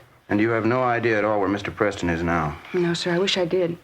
Were there any office files, mail files, any way to get a possible line on him? Not as far as I know. I didn't keep any files for him. Matter of fact, I didn't do any work at all. Just a showpiece. I guess that's all he kept me there for. There's no reason why he shouldn't pay me, though. Are you sure you're not from the Labor Commission? Did Mr. Preston ever have you place any want ads in the daily papers, Miss Castle? Yeah, he did a couple of times. Ads for business opportunities, you know. He was in the investment business, helped people invest their money. Would you happen to know anyone who invested money with him? I mean, would you know them by name? No, not by name. Quite a few people came through the office. I know a few of them made deals with Mr. Preston. I wouldn't remember their names, though. And you don't know any friends he might have had in town? Any of his business associates? No, sir, not a one. I didn't know he had any associates. How about where he was staying, Miss Castle? You must have known that. Now, the first week I was there, I did. It's the only week I got paid for. He was staying at a small hotel on South Flower. He moved the next week, though. I don't know where he went after that. Neither does the hotel. I asked them. Well, during the time you worked for him, ma'am, did you ever have anything to do with Mr. Preston socially? I mean, was it part of your job to go out to dinner with him, things like that? I did once or twice when he asked me. I didn't think it was part of my job, though. Mr. Preston didn't mention it either. Once we went out to dinner, just the two of us. Another time we went out with my girlfriend, Norma. I had a terrible time. Mr. Preston was awful. And how do you mean, miss? Well, he drank too much and was throwing his weight around. You know, the boss. And he kept making a play for my girlfriend, Norma. I think he liked her quite a bit. Sure was embarrassing, though. Look, would you mind telling me what's the matter? Is Mr. Preston in trouble with the police? Yes, ma'am, I'm afraid so. He's cheated some people out of quite a bit of money. It's not the first time either. Well, what was it? What did he do? Confidence scheme. Selling interest in a company he had no connection with. If that isn't the limit. I guess it's my own fault. I should have known better. It's happened before. Ma'am? They hire you. They give you a beautiful office, nice soft chair to sit on. They never give you any work to do. Don't have to lift a finger. I finally got the drift. Yeah. Those are the kind you have to watch out for. Bill Lockwood and I continued questioning the former secretary of Russell Preston, alias George Fairchild, but she was unable to come up with any kind of a definite lead as to the suspect's whereabouts. We left our card with the girl, and she promised to contact us in the event she came across any information regarding Preston. For the rest of the day, we ran down 3 more possible leads. They came from an informant, a head waiter in a second-rate nightclub, a small-time grifter with an axe to grind. And they all figured they had the right answer, where to find Preston. We checked out the 3 locations they gave us, a motel out near Santa Monica, a rooming house in Hollywood, a cocktail lounge in Highland Park. Not one of the 3 paid off. Russell Preston, alias George Fairchild, wasn't known at any of the places, either by name, dress, or physical description. During the next 3 weeks, along with Sergeants Charlie Riblett and Ken Scarce of Bunko Detail, Bill Lockwood and I ran down every possible lead on the suspect. Hotels, the want ad departments of the daily papers, managers of downtown office buildings, secretarial employment agencies, small businesses advertising stock for sale.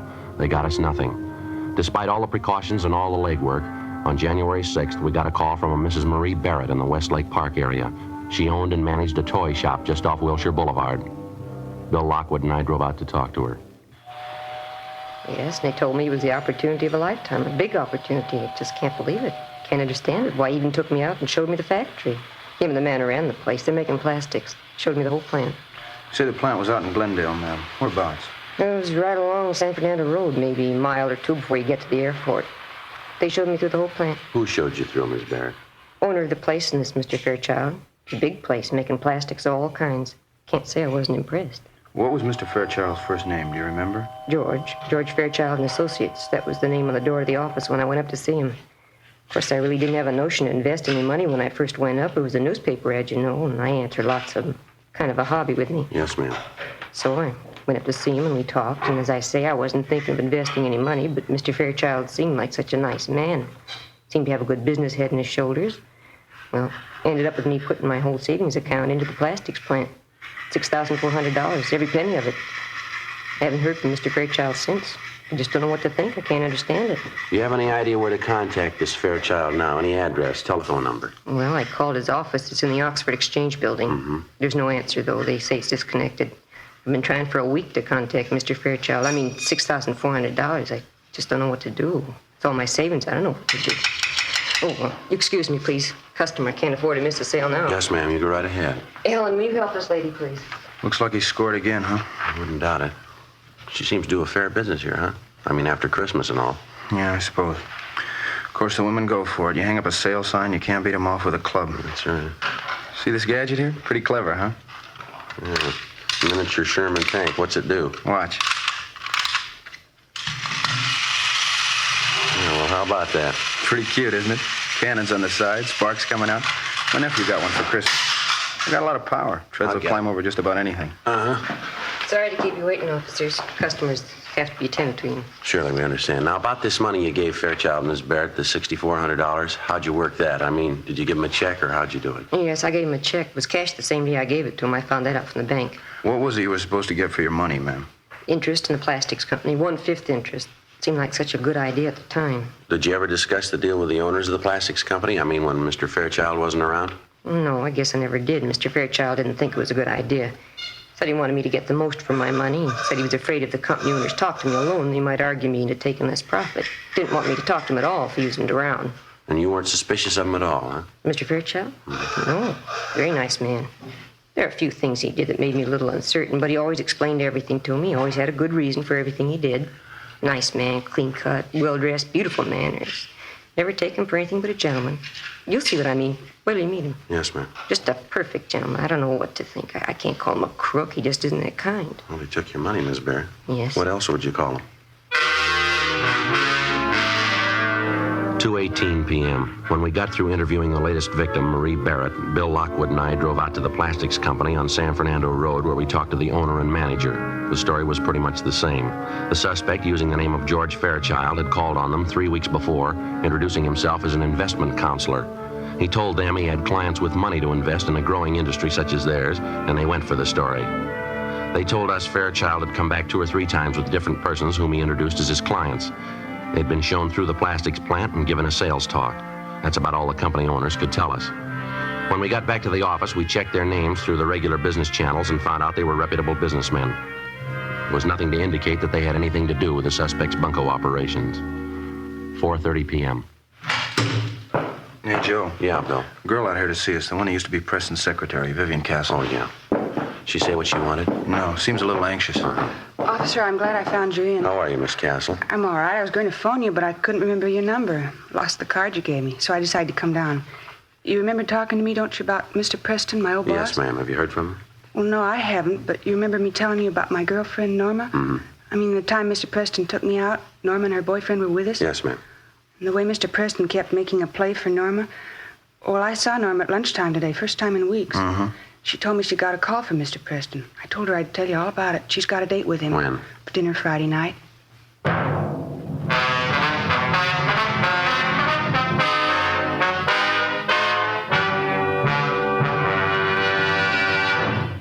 You are listening to Dragnet, authentic stories of your police force in action. To show our confidence in Fatima, we make you this money-back guarantee. Buy a pack of Fatimas. Enjoy Fatima quality, extra mildness, and superbly blended tobaccos. If you're not convinced Fatima is better than the king-size cigarette you're now smoking, just return the pack and the unsmoked Fatimas by August 1st, 1952, for your money back plus postage. Fatima, Box 37, New York 1. Prove Fatima quality yourself. Compare Fatima with any other king-size cigarette. 1. Fatima's length filters the smoke 85 millimeters for your protection. 2. Fatima's length cools the smoke for your protection. 3. Fatima's length gives you those extra puffs, 21% longer than standard cigarette size. And in Fatima, you get an extra mild and soothing smoke, plus the added protection of Fatima quality. Fatima gives you more for your money. Ask your dealer for Fatima in the bright, sunny yellow pack. Buy Fatima. Best of all, king-size cigarettes.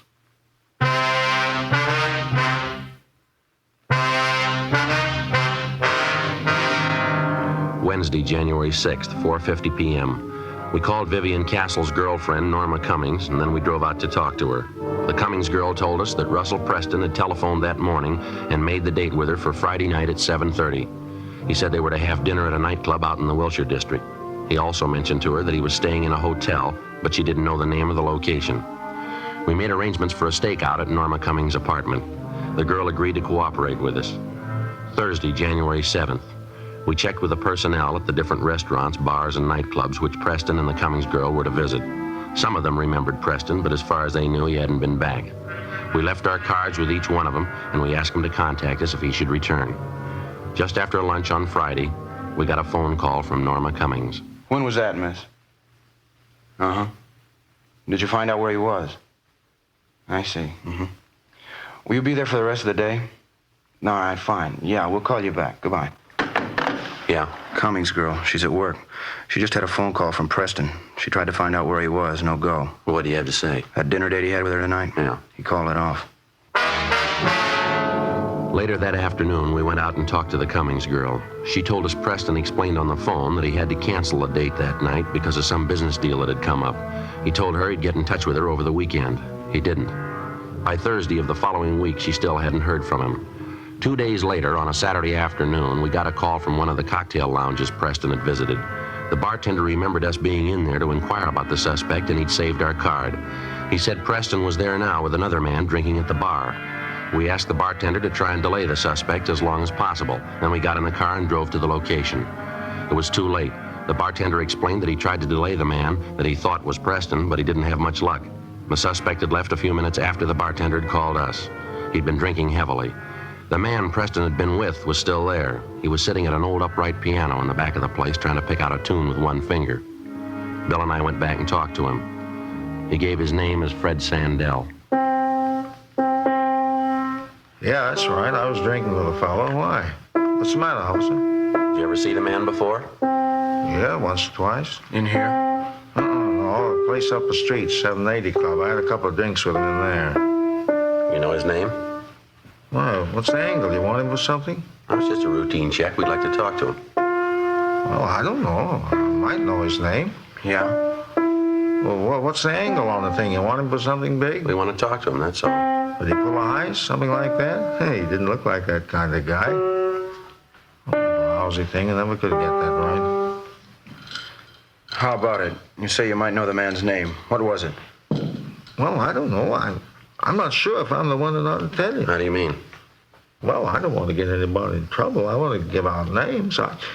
What's the angle on him? You want him for something big or what? It's big enough, yeah. Oh. Well, his name's Preston, I think. That's the name it gave me, anyway. I see him around bars in the neighborhood every once in a while. How much do you know about him? Well, not much. I had a few drinks with him now and then, talked a little bit. That's about all. What did you say your name was, sir? Sandell, Fred Sandell. Well, what's the angle on this, Preston? We want to get in touch with him. You know where he lives? I don't know. I might. You want him for something big, isn't that right? Well, what's the difference? We want him. Well, it could be a lot of difference. I mean, what's the angle? If it's important to you and I helped you, well, you'd probably want to do the right thing, huh? I don't know if I got you right. Well, I mean, if you really want the guy, you know. If it's important to you and I helped you reach him, you'd want to make it square with me, wouldn't you? Huh? And not that I'm asking for payoff. You understand that? Yeah, we understand. Where's Preston live? Well, I didn't say I knew where the guy lives. I didn't say that. Do you know where he lives? Well, I'm not sure. I might. I don't know if I'll tell you, though. I don't know. All right, you want to stand by here, Bill? I better check in. Yeah, fine. Okay.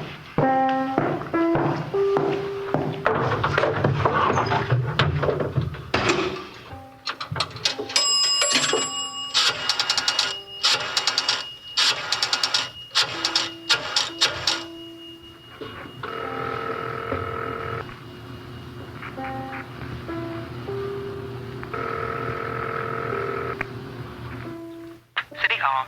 2625, please. 2625. Record Bureau, huh? Yeah, John, this is Joe Friday, Bunko. Yeah, Friday. I'd like to check on a suspect, John. He gives the name of Fred Sandell. He's a WMA, about 45, 5'10", 170 pounds, brown hair, brown eyes, ruddy complexion, small scar just below the left ear. Okay. Want me to call you back on that? Yeah, would you please? I'm at Dunkirk, 35016. Right, I'll call you. Thanks. Oh, say, John, could you switch me over to Bunko, please? I'm calling from outside. Yeah, sure. Hang on. Thank you. Yes? Would you switch? Switch this call over to Bunko Detail, please? Bunko Detail, surely. Bunko, Riblin. Joe Friday, Charlie. Anything doing? Oh, yeah, Joe, quite a bit. That suspect of yours, Russell Preston, he's been picked up. Yeah? Well, how'd that happen? A radio car picked him up 8th and South Grand. Drunk charge, I understand. He was pretty well plastered, wandering around in the middle of the street.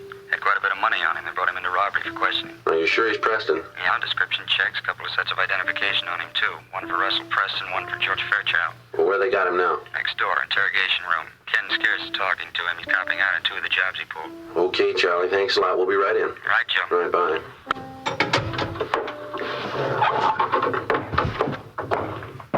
bye. Bill, see you a minute. Yeah. You might as well check in. Preston's been picked up. Huh? When? Probably just after you left this bar. Radio car spotted him, pulled him in. How about that? Yeah. You work 2 months on a case, and just when we start to get close, somebody else picks the guy up. Yeah, that's right. It's not very exciting, is it? You know, I was just thinking, officer, I don't want to be a hardhead about this thing, you know. I mean, if you want this guy Preston, I'd be glad I'd help you find him. I don't want to be a hardhead. Excuse me a minute.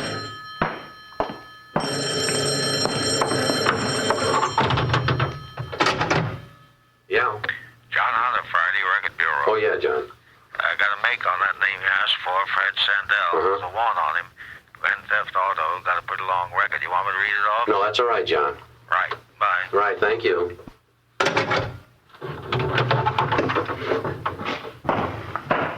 What do you say, Sergeant? Suppose we sit down and have a drink and talk things over. And I'll show you where I think this Preston hangs out. I mean, if we make the right deal, Well, it's already been made. You want to grab your top coat there? We'd like to talk to you downtown. Me? What for? What are you talking about? Grand Theft Auto. They want you, mister. Oh, wait a minute. You made a mistake. You didn't come in here looking for me. You're not even assigned to my case. Well, this ain't fair. Get your coat. Let's go. Yeah, but this ain't fair. You come in here looking for Preston. You didn't want me. We do now. Well, what kind of a deal do you call that? You're looking for Preston. You picked me up. Well, what's the angle? There's no angle. Some days you got to settle for less, that's all. Come on, let's go.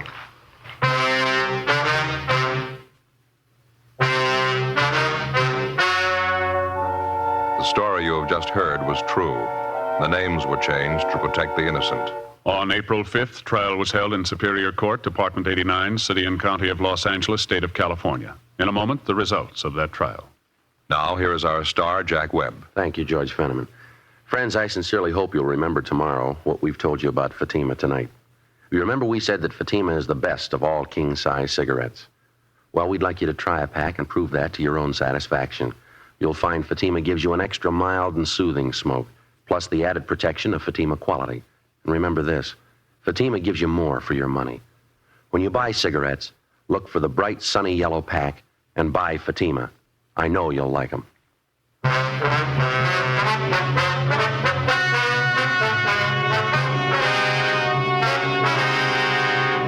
Russell R. Preston, alias George Fairchild, alias Robert Fairchild, was tried and convicted on 3 counts of grand theft.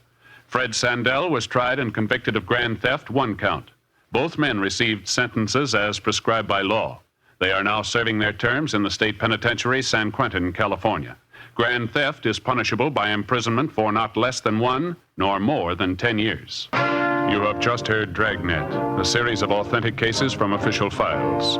Technical advice comes from the Office of Chief of Police W.H. Parker, Los Angeles Police Department. Technical advisors Captain Jack Donahoe, Sergeant Marty Wynn, Sergeant Vance Brasher. Heard tonight were Martin Milner, Marion Richmond, Vic Rodman. Script by Jim Moser. Music by Walter Schumann. Hal Gibney speaking. Fatima Cigarettes, best of all king-size cigarettes, has brought you Dragnet, transcribed from Los Angeles.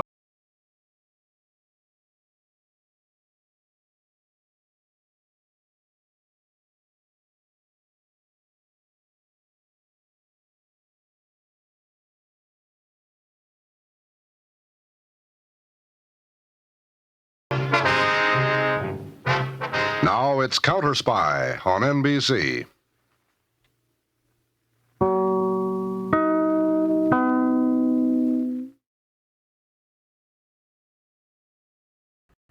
You are listening to Golden Age Radio, rumble.com/C/GAR. Brought to you by G3PL.com.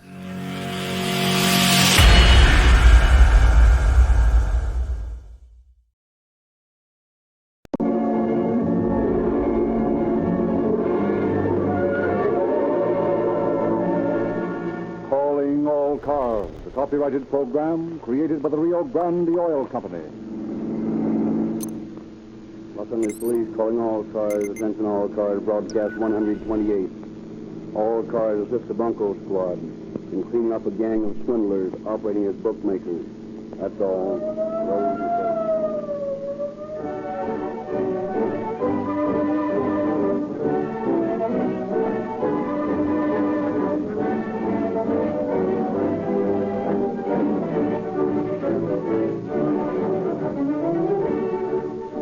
Tonight's case tells of the activities of the Los Angeles Police Department.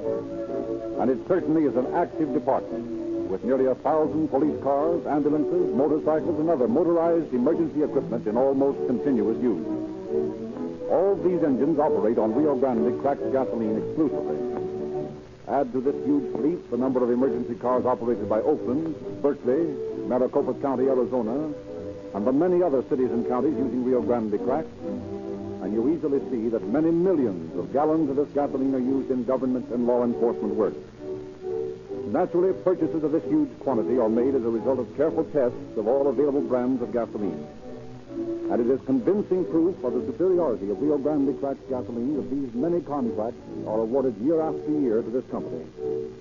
Rio Grande proudly points to the undeniable fact that more police and emergency cars are powered with Rio Grande cracked gasoline wherever it is sold than any other brand, as proof that you cannot buy a finer or more efficient gasoline for your car than Rio Grande cracked, the gasoline that gives you police car performance.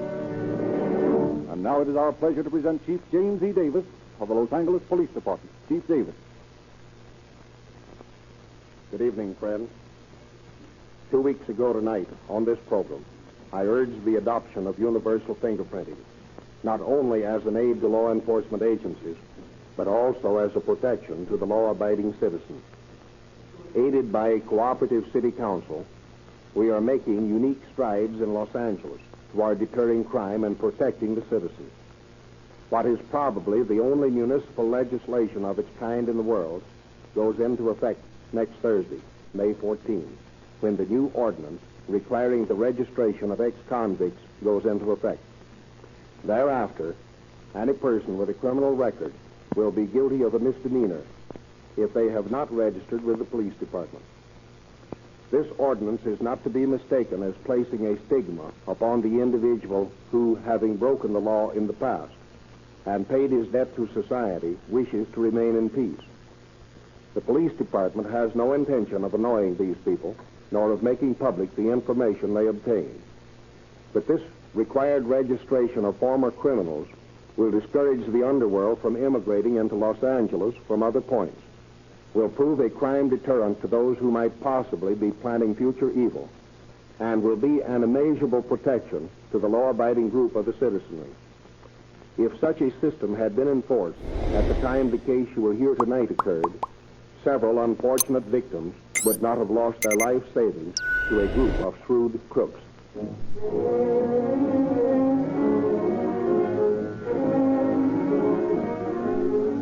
Our story tonight goes back 24 years to the early part of 1913.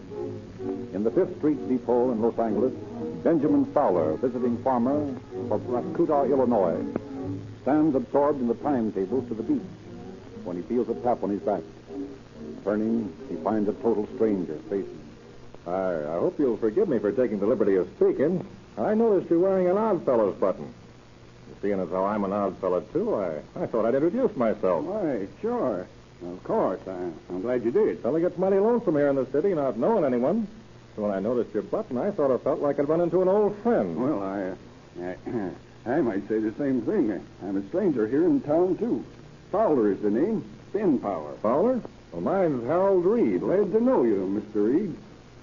But you don't seem to know the hand class. Oh, it's been so long since I went to lodge that I sort of got out of the habit. You know how it is. Oh, sure. I was kind of surprised for a minute, though. Well, where you from, Fowler? Mesquite, Illinois. Mesquite, eh? You got a farm back there? A small one. Are you out here for a visit, or are you figuring on staying? Well, I'm not just certain. I've been sort of halfway thinking about bringing the missus out here and settling down, but I don't know. Great little place, L.A. I wouldn't live anywhere else now that I've found the way to live. You know the place pretty well? Pretty well. Say, I was just on my way down to Venice to have a little fun. Maybe you'd like to join me. Why, I was thinking of going to Venice myself. I'd be glad to have the company. You got anything particular to do when you get there? No. Well, I'd sort of browse around and see the sights. Well, how'd you like to take a little flyer on a sure thing? A flyer? How do you mean? Make a little bet on the ponies. Double your money. No, I don't guess I'd want to do that.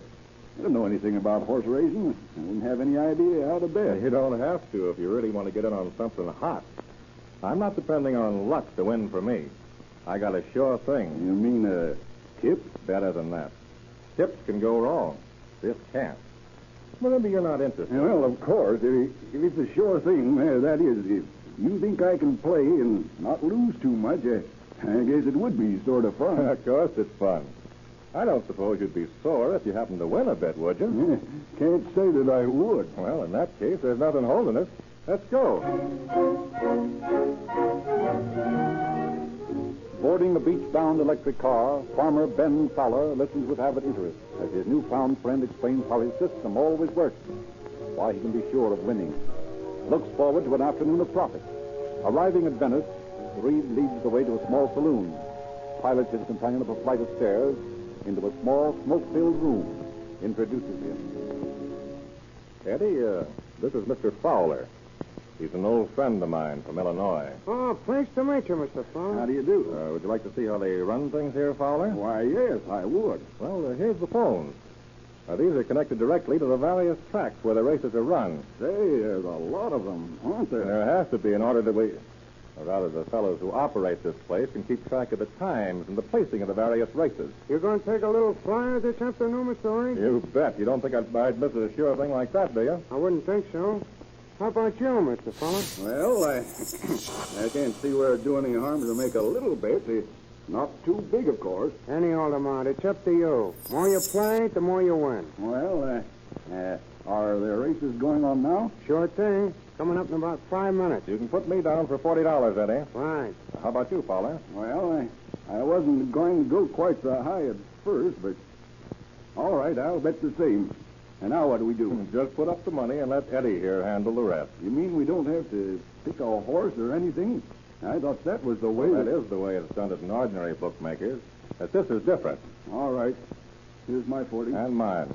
How about it, Eddie? They about ready to go? About. I'm getting them on the phone. Now, you see, Fowler, he talks to them direct at the track in New York. And from there he finds out what horse is fixed to win. Then he puts our money on that horse, and it's all set. We win and pocket our money. I didn't know all horse races were big. Well, they're not always. But you see, they're putting a bill through the legislature in New York that'll make horse racing illegal. So the men behind it decided to fix the rest of the races in order that they could make sure bets, get their money back before the bill went through. We just happen to be a couple of the lucky ones on the inside. Yeah, that's pretty smart, all right. Yeah, I can see how it would work. Huh? What's that? Playboy in the fifth. Yeah, I got it. Okay. Check with you a little later. So long. You got it? All set. They're putting the money up now. Race starts in about a minute. You know, I'm really excited over all this. Yeah, that's all right, Fowler. This being your first time, you would be. But you won't be after you see the way it works. I guess that's a track. Excuse me a minute. Hello? Yeah? Okay, I'll stay on the phone. They've started the race. I'll know the answer in a minute now. As if you didn't know the answer already. Eddie's a great one for joking, Fowler. I hope he gets the right answer from that thing. I still can't believe that making money is this easy. Don't worry. Oh, I'm not worrying, really. It's just that, oh, well. Hello? Yeah? Playboy it is. Okay. Thanks. I'll call you back in time for the next. So long. Well, gents, there you are. $80 to you, Mr. Reed, and 80 more to Mr. Fowler. Gosh, you really mean that this is all mine? I want it just like that? Sure, what'd I tell you? It's a cinch. Oh, say, can we play some more? I mean, I don't want to seem greedy, but, well, I thought if we could, I might try it again. Sure we can. This is only small stuff anyway. Just as soon as I can get some securities I own turned into cash, I'm going to make a killing. And these other gentlemen don't care? I mean, they don't mind our taking the money? Of course not. They're getting theirs. That's all that matters to them. Here's the 80 back, Eddie. Play up the next, will you? Sure enough. And here's mine. I want to play all 80 of it, too. That's the spirit, Mr. Fowler. You'll be in the big money pretty soon. That is, if things don't close down before you can raise the dough. What do you mean? Well, you see, there's only a little time left for us to operate. If you had a good lump of money to play now, you could really make something. I see. I'll have mine tomorrow, and then it's easy street for me. Mr. Reed, that is to say, if I was to raise a good bit of cash by tomorrow or the next day, do you suppose I could place it here? Sure, why not? Or better still, if you have the money in a bank somewhere, it'll take time to get it out. But why not write a check? Would that be all right? I don't see why not. How about it, Eddie? You'll accept Mr. Fowler's check, won't you? Sure. Well, I tell you what, I'd kind of like to sleep on the idea. Suppose I let you know tomorrow, huh? Is that all right with you? Certainly. Then maybe we can get up a pool and make a lot more. I'll have about $3,500 tomorrow. How about you, Eddie? You want to make a pool? If Mr. Fowler here decides to go in on it, I might. Well, I'll think about it, and we can talk it over tomorrow. Fine. There's a track again. Yeah? Okay. Yeah? 80 on it twice. That's right. Yeah, so long. And that fixes that. How do you feel, Mr. Fowler? I don't know, I guess. I mean, it's too good to be true. I must be dreaming.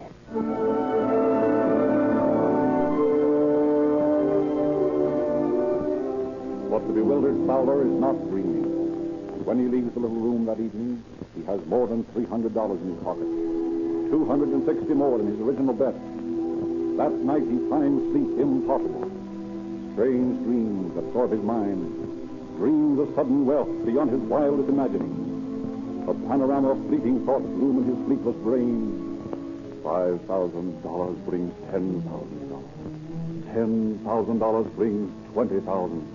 And as sleep at last overpowers him, his decision is made. Early the next morning at breakfast, he finds his friend Harold Reed waiting for him.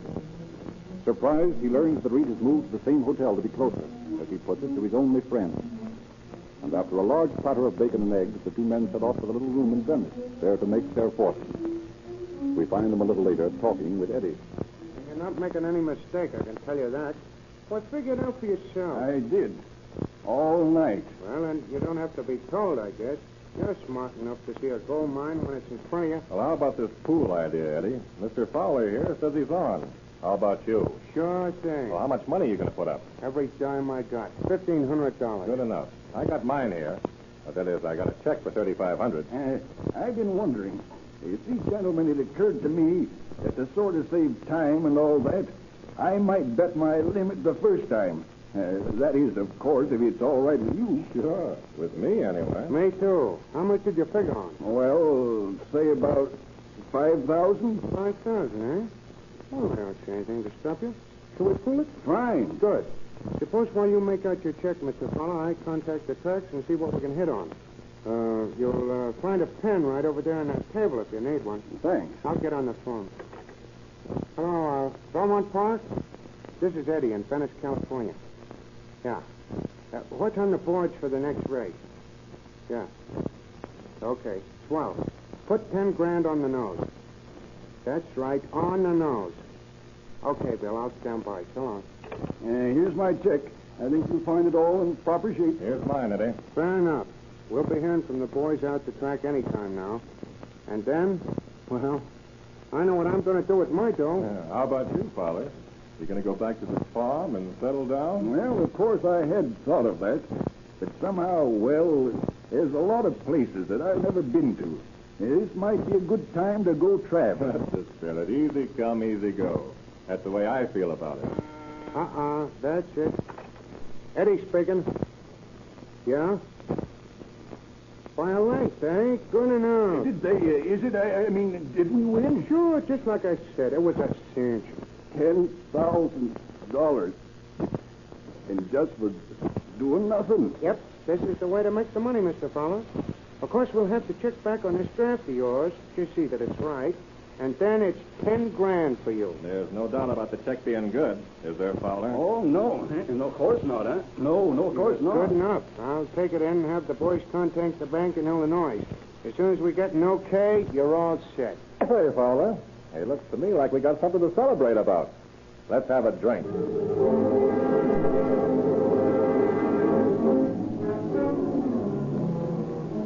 At about the same time as the gullible Mr. Fowler is mortgaging his farm to play the pony, Lieutenant Edward C. King of the Los Angeles Detective Force receives an urgent call from Chief Sebastian.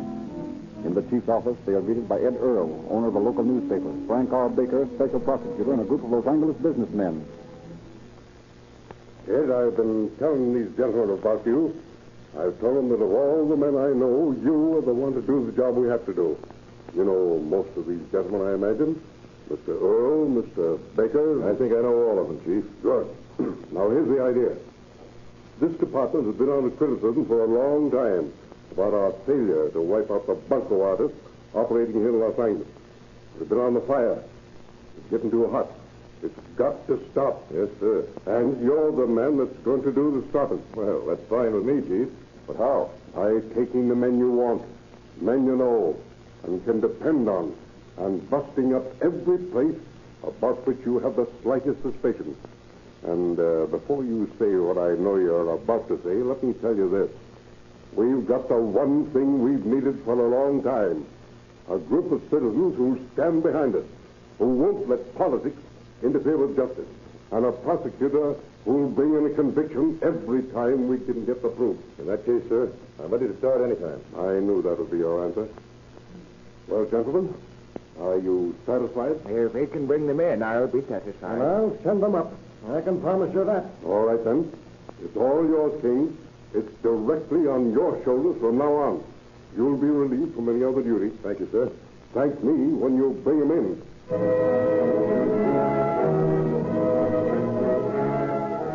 Realizing that his new assignment is no easy one, Lieutenant King picks his men carefully. While his squad places every dive in the city under surveillance, King settles down to the routine job of checking mug pictures, trying to run down the names of the big shots behind the ring. And just 3 days later... Lieutenant King, bunco detail. This is Robbins, Lieutenant. I've got something. Good. What is it? I've been covering a spot in Venice, a little pool hall and saloon. I heard a couple of men talking this afternoon about a fellow named Fowler that was being taken for all he had. Excellent, Robbins. What else? Well, I didn't hear much, but I think the gang has a joint around here somewhere. One of those fake bookie places. Now, listen. You stick right there and see if you can get any more dough.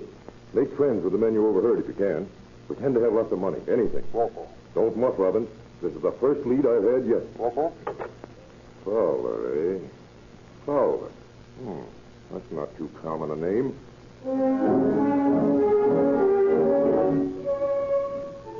Reasoning that the bunco victim probably has money and is a stranger, Detective King sent his squad searching through downtown hotels. 2 fruitless days passed. And then in a hotel on 5th Street, Lieutenant King, his partner, Lieutenant Pottery, locates their man. The clerk at the desk points Fowler out as he steps from the lobby into the street. The officers follow him. For an hour, they doggedly shadow their man through downtown streets. Well, this is the doggonedest chase we've ever gone on. He's walked halfway across town, and now here we are practically back where we started. If he goes back to that hotel and we've done all this hiking for nothing, well, I'll Relax. Huh? Relax. Hey, wait a minute. He's going in that bank. Oh, what the devil? No, he's stopping in the doorway. Come on, his door entrance here. Yeah. Looks like he's waiting for someone. That's it. Maybe we're in luck after all. He's looking at his watch. Jim, look. That fellow going toward him. I'll bet my last dime that he's the one Fowler's waiting for. You're right, Ed. They're talking to each other. Come on. We're going to pick him up. Right. What do you think I am? Well, you can't tell. Pardon me. But isn't your name Fowler? Benjamin Fowler? Yes. Well, we want to talk to you and your friend. Hey, what is this? Stick your hands out, you. Who, me? Yes, you, and make Hey, what are you fast. doing with all that? There. That'll hold you for a while. Now, Mr. Fowler, I wouldn't advise you to try a run-out, because my partner and I have a habit of shooting people who try to get away. Understand? Yes, sir. Say, what is all this? What's the idea of these cops? What's your name? What's that to you? All right, never mind the formalities. I imagine you'll tell us when you spent a little time in jail. You fellas usually do. Now, look here. I don't know what this man has done, but I can assure you that I had nothing whatever to do with it. David, Mr. Fowler, you answer our questions at headquarters, you've got nothing to worry about, which is more than I can say for your friend here.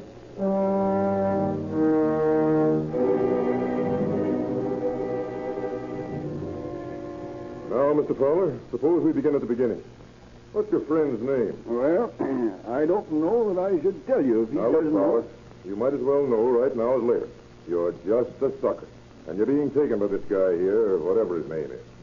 How much money have you lost? Why, I haven't really lost any money. That is, I was going to get it back. Oh, of course. You still don't know what you're up against, eh, Fowler? Well, I'll tell you. I don't know if it's too late for you, but this gentleman sitting here who refuses to give his name happens to be a member of a gang of bunco artists. Do you know what bunco artists are? Well, I don't exactly, but I can tell you very quickly. They operate on people like you, people with money, who haven't any better sense than to believe their wild stories of get-rich-quick schemes. I guess I knew all the time it was too good to be true. Sure. Now, what's this fellow's name? Reed. Harold Reed. That's your right name? Sure it is, officer. But you got me dead wrong. I haven't got anything to do with any gang. No? No. Now, look. Suppose you and I step into the next room for a minute. I'll tell you all about it. All right. Keep Mr. Fowler company, will you, Hawley? Sure. Sit down, Mr. We'll be Fowler. back in a minute. Come along, Mr. Reed. In here. Now, how about it? Now, look here. You look like a good fellow to me. The sort of a man that sees things in the right light. Suppose we talk business. For instance? Well, here. Here's $1,800 in nice, cool, green notes. Take that. Tell the boys you made a mistake and let me out of here. How about it? You wouldn't be offering to bribe me, would you? Now, what do you think? I think I've had enough of this fooling around. Now, suppose you just elevate your hands and let me look you over. You're making a mistake. I'll have you broken for this. Well, I'll take the chance. Let's see what you've got. Telegrams. These should prove interesting. And a wallet. That all? All right. You can put your hands down. Come on. You won't get very far with this. The boys will get me out of here before morning. Sure, I know. All right. Sit down over there and behave yourself. Now, let's see. If I'm not mistaken, these wires refer to you, Mr. Fowler. Not very complimentary either. Let's see who they're from. Burns. Burns. Ollie, I've got it. You remember Blackie Burns? Yeah, we never could pin anything on him. Right, but I think these telegrams will make a difference in all that. In fact, if I'm not very far wrong, all we have to do is find Mr. Burns, and we'll have the man behind this whole gang.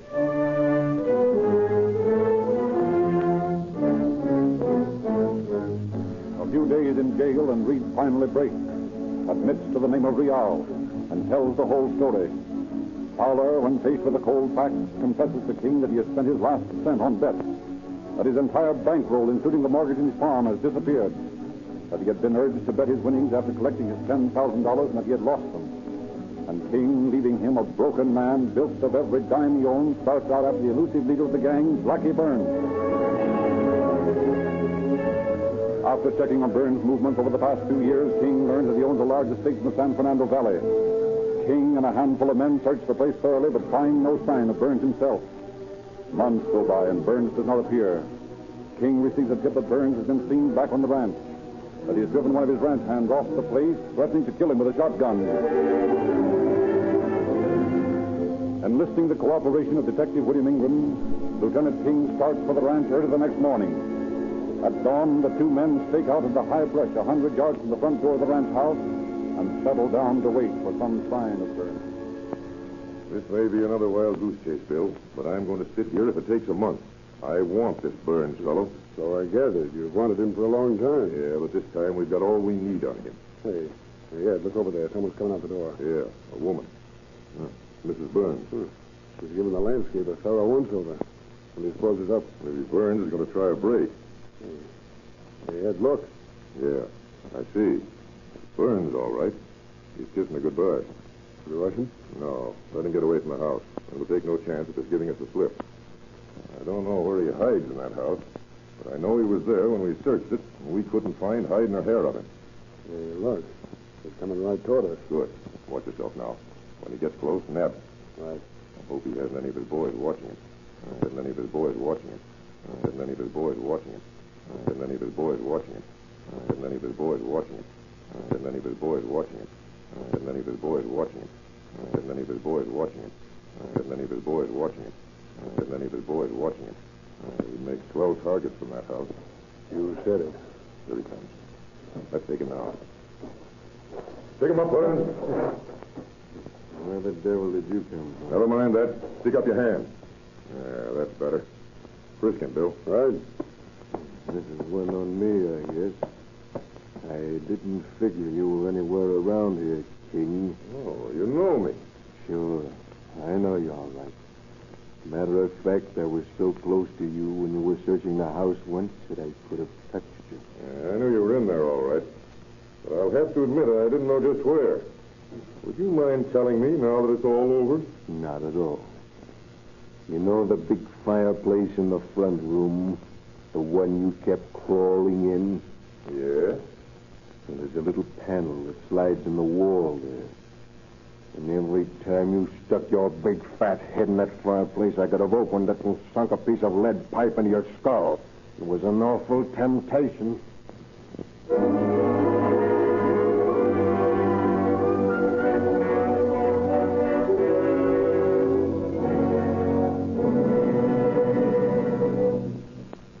Blackie Burns and Rial, his assistant, were tried in the Los Angeles Superior Court and found guilty of fraud, violating the horse racing laws, and were sentenced to San Quentin. The first two men to be sent to the penitentiary by the Bunko detail, and Fowler, the victim, returned to his farm in Illinois, a sadder but wiser man. Thank you, Chief Davis. Ladies and gentlemen, the Junior Police Department of the Rio Grande Oil Company now has nearly 100,000 members among the boys and girls of California, Arizona, and Nevada.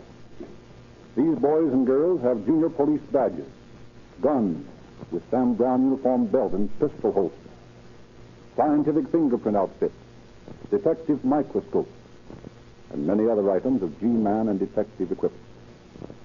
All these articles are free, given away by the Rio Grande cracked gasoline dealer in your neighborhood. Ask him to enroll you in Rio Grande's Junior Police Department so you can get all these free gifts. If there is a new car in your family, you should know that motor oil and lubrication requirements have changed radically in the last few years.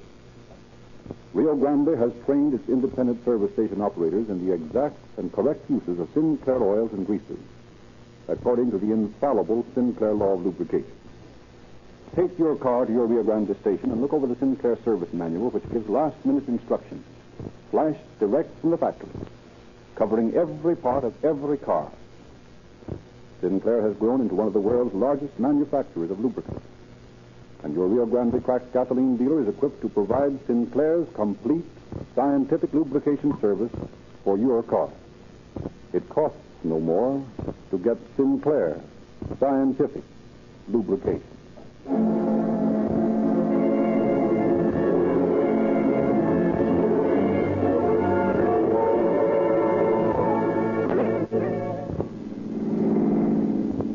Los Angeles Police calling all cars, attention all cars, a cancellation broadcast 128. Suspects in this case are now in custody. That's all. Rosenberg.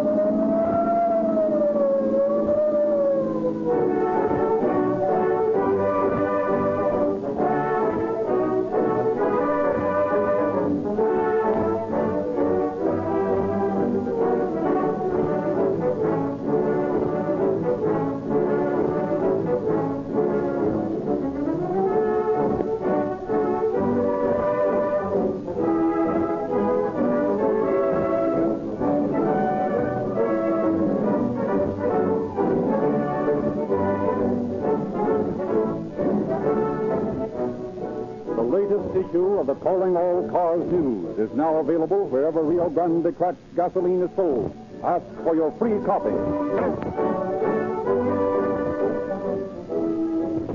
This is your narrator, Frederick Lindsley, bidding you good night for the Rio Grande Oil Company. You are listening to Golden Age Radio, rumble.com/C/GAR, brought to you by G3PL.com.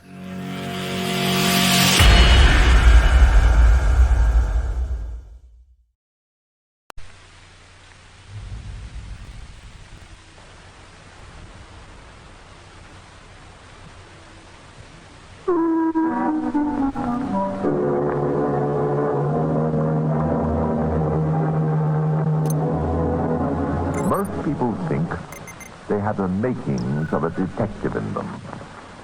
You think you have? Well, if you do, you're right. For no matter what your profession and special abilities are, you can be quite sure use could be found for them in modern crime detection. Applied science, psychology, medicine, and the law and all its ramifications are the tools of the modern detective. There are trained men of these professions spending all their working hours in departments and laboratories of the grey stone building by the River Thames that's famous the world over as Scotland Yard. Would you like to come inside? I want to show you one small section of the science laboratory, for it played an important part in the case we're going to follow. The task the expert in charge here has is to make invisible things visible. Magic? Oh, yes. But not spells and incantations. No, this is modern magic, using the precision instruments with which this room is filled. Here, a burnt letter, reduced almost to a handful of black ashes, can be restored and read as easily as when it was first written. Telltale stains, apparently washed clean, show up as though they were freshly made. And a seemingly innocent document placed under the rays of an ultraviolet lamp reveals the secret message written between the lines. Now, just remember these things I'm telling you, and see if you can anticipate how they will fit into the solution of this case, which we have called Just a Matchstick and a Duster.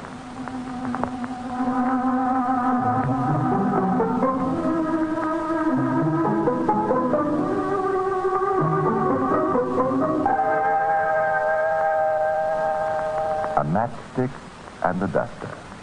Harmless, useful things. You'd never think they could be the means of hanging a man, would you? Here's how it happened. One afternoon, about 1:30, some years ago, a taxi driver just deposited two young men at the Westminster Police Court behind the Houses of Parliament. He was a very contented taxi driver. His cab had hardly been unoccupied all morning, and his fares had been generous with their tips. He had just started the cab and was off to his well-earned dinner when, from Rochester Row, nearly opposite Westminster Police Court, came a shout. Taxi! Damn it, my luck's in today. Coming, Governor. Can you give me a hand with this trunk? It's a bit heavy. Right, go.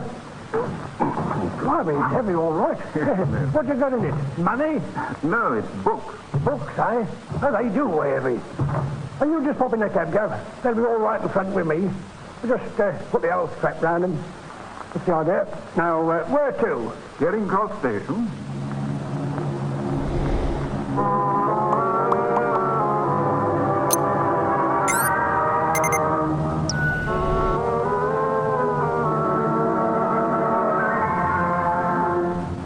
That's how it started. Now, of course, you're immediately suspicious. You're wondering what's in that trunk, aren't you? Well, you may be right. You remember my telling you that no matter what your profession, you probably had the makings of a detective in you? Well, the chief luggage attendant at Charing Cross Station proves my point. He did a little deduction and then called Scotland Yard, with the result that shortly afterwards, Chief Inspector Cornish hurried down to the left luggage office. Thank you for coming so promptly, Inspector. I hope I haven't brought you down here on a wild goose chase. Oh, don't worry about that. It was reported to me that you had a trunk here you weren't quite happy about. Yes, sir. It's this big black one right over here. I've been worrying about it since soon after we received it. Oh, why? One of the shoeblacks in the station yard found a little rolled-up ball of yellow paper which had been dropped. Well, to tell you the truth, it looks more like it had been thrown away. Anyhow, he had a look at it, and it turned out to be the receipt for this trunk? That's right, sir. Here it is. Now, sir, the thing that struck me as suspicious was that the shoeblack found this ticket within a few minutes of the trunk being deposited. Well, in other words, you were pretty well forewarned that that trunk would never be reclaimed. That's it. I waited 3 days just to be on the safe side. You think that's long enough, Inspector? Under the circumstances, yes, I think so. You see, I worked it out like this. It stands to reason it's unlikely this ticket was dropped by accident, because if it had been, the man wouldn't have rolled it up in the ball first. Now, would he? That's a very sound bit of deduction. Well, it's convinced me that we'd better have this trunk open and have a look inside it. Right, Walter. I'll let one of my fellows force it for you. Oh, I don't think that'll be necessary. Thanks all the same. Hello. You've got it open already? That's quick work. Just a trick of the trade. Here, I'll help you with the lid. Well, whatever it is, it's well wrapped up.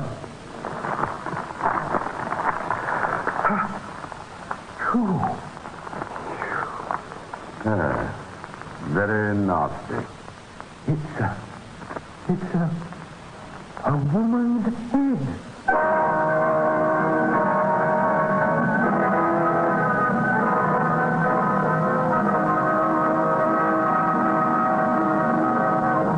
Removed to Scotland Yard, and there carefully relieved of its grisly contents.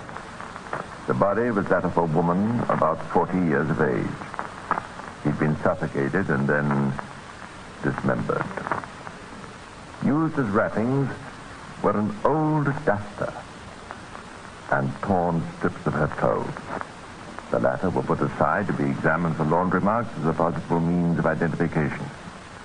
On the trunk itself was a label on which was written F. Austin St. Leonard. Not much to go on, was it? How could the Yard set about tracing the owner of this trunk? Whatever his name, it certainly would not be F. Austin. The first thing to do was to find out where the trunk had been purchased. Impossible? Not quite, but it took time. 90 hours to be exact. Yes, that's just under 4 days. It came from a second-hand dealer in Brixton. Yes, Inspector. I sold that trunk to a man about, middle 30s, I should say. Dark, medium build. And come to think of it, I suppose that description could apply to thousands of men. Well, there's something to go on. Pity I can't be more helpful. No, there are one or two more questions. For instance, when did you sell that trunk? Would you have that in your books? Yes, I can check it up for you very quickly. Here it is, 3rd of May. Good. Now, there's another thing I've just noticed. Oh, what's that? That label isn't the same one as was on the trunk when I sold it.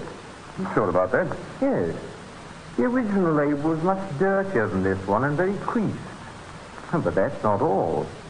It had nearly the same thing on it, F. Austin St. Leonard. But on this one, St. Leonard is spelled wrong. Lenards instead of Leonards. Oh, good work. You don't miss much, do you? No, and I can tell you another thing, too. If there was an F. Austin at St. Leonard, it wouldn't be the man you're after. Oh? How do you work that out? Well, if he lived in St. Leonard, you'd know how to spell it, wouldn't he? Yeah, maybe you got something there. Well, evidently our friend the murderer thought a new label would look more convincing when he left the trunk in the cloakroom. You mean he took the trouble to copy from the old one?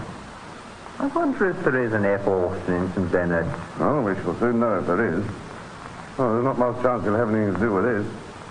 We must wait and see whether the laundry marks lead us anywhere. They did, to the identity of the unfortunate victim. They were traced to a laundry in Shepherd's Bush. That's a suburb of West London, among whose customers was a family named Holt, who used these markings. Mrs. Holt was asked to visit the mortuary. All the same, I can't see a lot of help in my coming here. As I told you, none of the family are missing. There's a possibility that the clothes belong to someone who had been employed in your house, a former servant, possibly. We must explore every avenue, so that if you could, not a very pleasant sight. I'm quite ready. Uncover it, Harvey. That's enough. I know I knew her. Come back into the other room.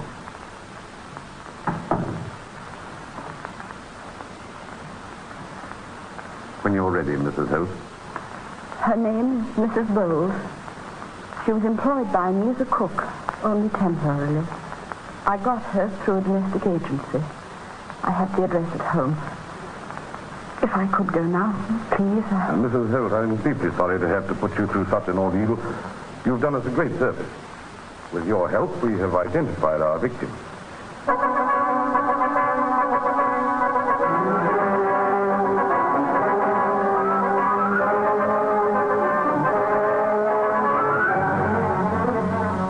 Using every available means to develop the lead supplied by Mrs. Holt, the detectives were able to piece together the history of the murdered woman.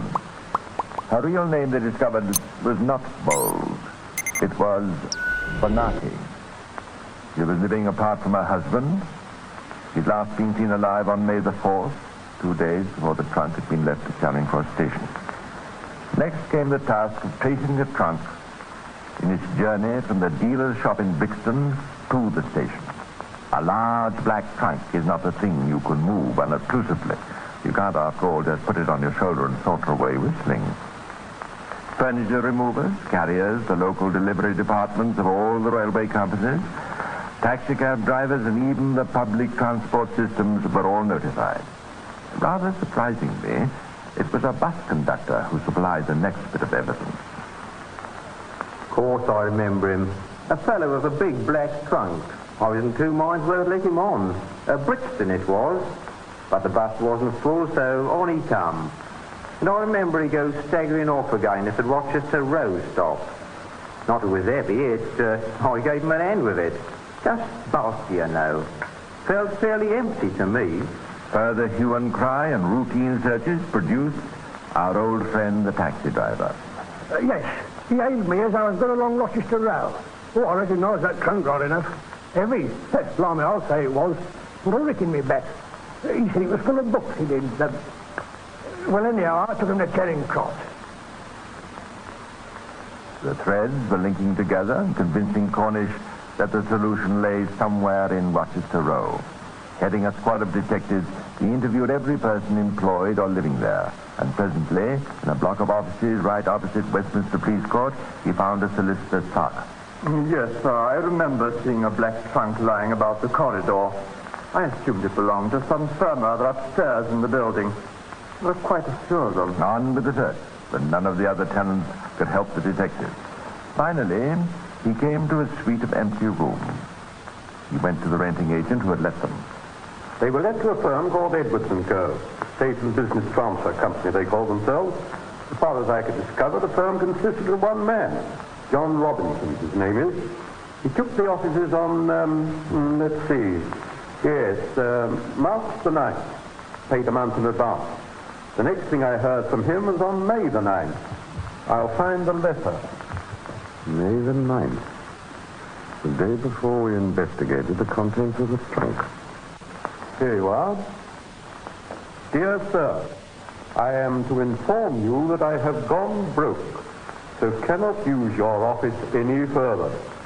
Now, it seems to me, as Mr. Robinson is so frank about his financial condition, you stand a very good chance of finding out more about him from his bank.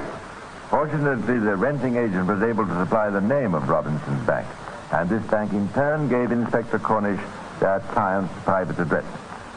You see what I mean about amateur detectives?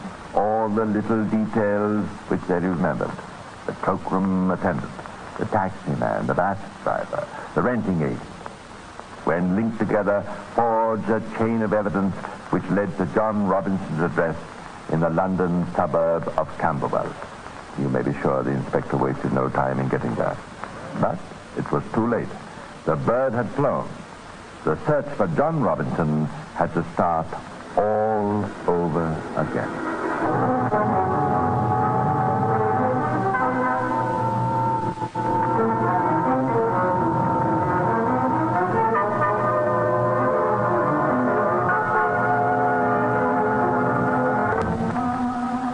The search for John Robinson was once again in full swing. It is so often a very little thing which puts Scotland Yard on the right. Delivered letter by the postal authorities, and his landlady passes it over to Inspector Cornish. We'll have a look and see what it's about. Yes. Says the postal authorities are unable to deliver a telegram addressed to Robinson, Greyhound Hotel, Hammersmith. Well, now that's funny. What? Well, I remember he told me his wife was working in Hammersmith. Oh, I wonder if she still is. She was. And to his surprise and delight, she was able to give details of her husband's movements. It was only then a matter of hours before Robinson was face to face with the inspector. Those were my movements at the time, to the best of my knowledge, Inspector. Mind you, there might be one or two odd details I've forgotten. You know how it is. That's quite understood, Mr. Robinson. As for this Bonarty woman, whatever her name is, I repeat, I know nothing whatsoever about her. Except, of course, that I read in the newspapers. Well, thank you. You've been extremely open with us, Mr. Robinson. Well, man from along with us. Oh, yes, I see. Now, in the circumstances, would you have any objection to come along with me to see him? Isn't it the usual procedure to have more than one man along so that the witnesses have to pick him up? I can arrange for it to be done like that if you prefer. Very well. In that case, I suppose I'd better go along with you. Though I want some other men there, too. I don't want to be identified by mistake. To the second-hand dealer's little flat over his shop. They found the dealer muffled in blankets sitting before the living room fire. Well, I'm sorry to have to bother you like this, and I want to thank you for letting us all come along. Not at all, Inspector. A bit of excitement will do me good. Though I think it would be best if we got this over as quickly as possible. Now, you know what I want you to do, don't you? See if I can identify any of these 5 gentlemen as the one who bought that trunk from me. You know, I feel rather funny about this. Well, perhaps it'll make it lend all volunteers to come here of their own free will. Well, now, let's get going. Do you identify any of these men as the person who bought the trunk? No good, Inspector. To the best of my knowledge, the man you're after isn't in this room. That was a decided setback for Scotland Yard. But worse was to follow when they visited the cabin. Hey, Inspector, the bloke you're after ain't one of these gentlemen. I got an eye for faces, and I'd take my oath I'd know him if I saw him again. I told you how I'd remembered picking him and everything. No, sir, he ain't one of this lot. You can take it on me. And so that was that. Well, there no alternative for Inspector Cornish but to let Mr. Robinson go. It was a very disappointed but by no means defeated inspector who returned to the yard. Now, it's standard practice, as I mentioned in another of these casebook histories, for the police, when they find themselves at a dead end, to start again from the beginning of the case and review step by step every report and every clue. Going over the ground, they call it. So the murder squad gathered in the inspector's office. And the trunk, minus the remains of Mrs. Bonarty, but with all the other articles found in it, it was brought into the room. Well, this is where we've got to start again. I'd have bet any money it was Robinson, but I had to let him go. There's one slim lead you might follow up, though. There must be 20 or 30 newspapers in the trunk. Might piece them together and see if any of them are local editions of a particular district. What about the old duster that was among all the torn bits of clothing? Ah, here it is. Well, the medical boys have been working on it, and the blood on it matches the rest. It's the same group as Mrs. Bonarty's. Here, wait a minute. I just thought of something. That duster. It's the only thing that hasn't been checked for laundry marks since it wasn't a piece of clothing. Have it washed and examined carefully, will you, Seymour? Very good, sir. Now, that leaves nothing but the trunk itself and the label. Let's examine everything thoroughly once again. Every square inch of the trunk was examined. The torn and crumpled newspapers were pieced together. Every detail of the case was carefully reviewed. But the chances of finding a useful lead appeared to be growing less and less. Until... Come in. Yes, Seymour? We found something. Look, sir. Here's the duster. It's been washed clean. Oh, that's a nice job of laundry work. I don't see anything on it. Not a mark. No, sir. You said examine it carefully. So I took it up to the lab. Here's a photograph of it taken under the ultraviolet lamp. Well, I'll be jiggered. Yeah, good work, Seymour. Yeah, come and take a look at this, you chap. Greyhound Hotel printed right across the top of the duster. But the letters were too faded for the naked eye to see them. Or for Mr. Robinson to see them. That's how right you are. Well, his wife will know something about this, Doctor. Check up on it, Seymour. Yes, sir. Clark, you and I are going to have one more look at Mr. Robinson's office. And when I say look, I mean inch by inch. If he dismembered the body there, I don't see how he could have done it without leaving some trace, however minute. Come on. No luck so far, sir. Except that hairpin I found behind the gas fire. That might be anybody's. Yes. Now then, we've examined the floor, the desk, the chair. Now, what else is there? The wastepaper basket. Where is it? Yes, sir. Cigarette ash all over the bottom. Hello. Here, give me the tweezers. Thanks. What is it, sir? Looks like a match tucked down in the corner. Yes. There we are. That's got it. Now then, where's that magnifying glass? See anything, sir? Yes. A tiny stain right on one end. It seems to me we've got something here. This is Exhibit A, all right. That's blood, Sergeant. Blood. That matchstick and the dust are going to make things very difficult for Mr. Robinson. Yes.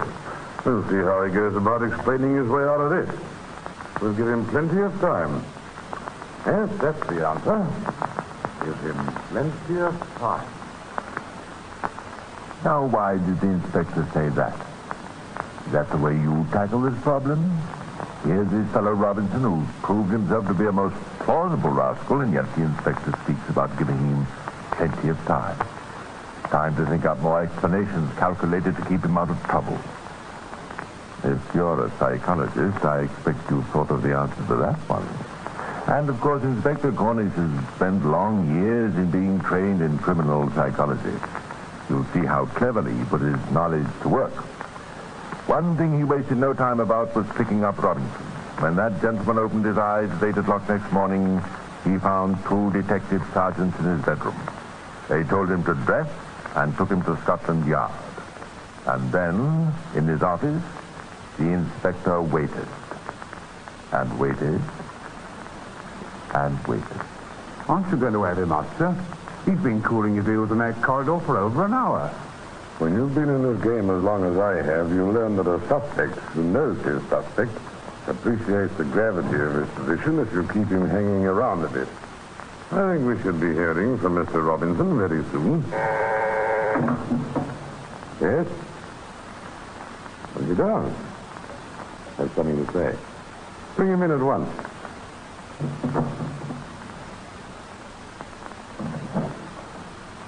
Good morning, Mr. Robinson.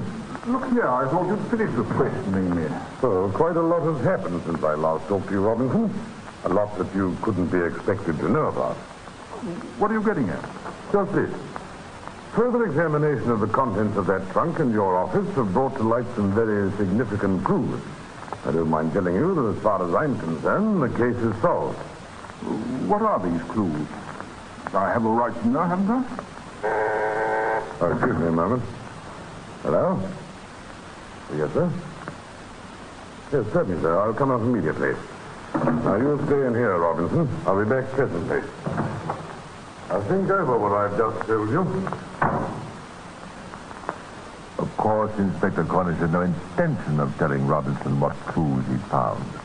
And that telephone call coming exactly at the right moment. Well, as a matter of fact, the inspector signaled for it to come then. He wanted to leave Robinson alone, give him time to think. Just consider what that man's frame of mind must have been. He thought he was free, that he'd cleverly escaped justice. Then, out of a sound sleep, he wakes to find the detectives waiting for him. Now he's alone in Scotland Yard. The police apparently know everything. He's trapped. Just when he's convinced himself he's nothing to fear. What must have been going on in his mind?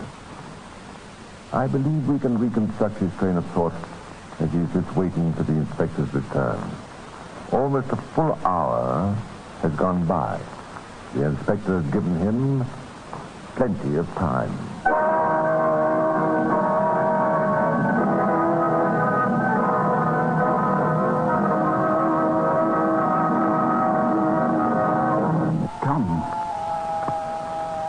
What'll I do when he does come? What have they found out? I didn't make any mistakes. I know I didn't. I've been over it and over it, again and again. How can I be certain? He said he'd solved the case. Very clever, so clever. I must have let something slip. If I don't say something, they'll know I'm guilty. Last time they questioned me, I had it all thought out. I had a story. It worked. They let me go. Well, I've got to have a story ready now. But how can I think of a story? He'll be back in a minute. She fell. That's it. She fell. I'll say she fell. I'll say I want to tell him all about it.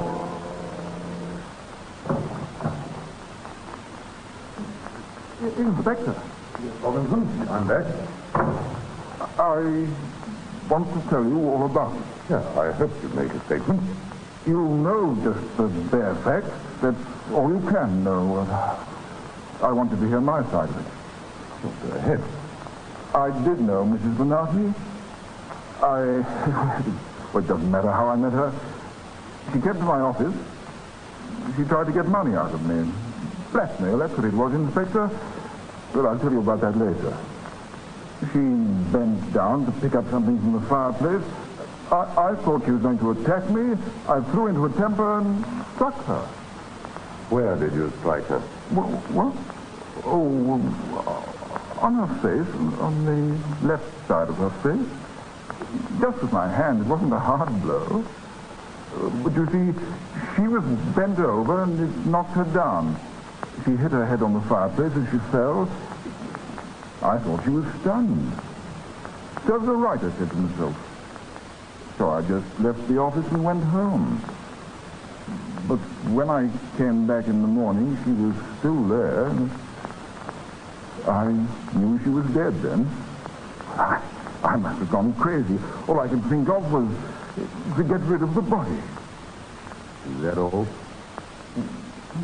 You know the rest.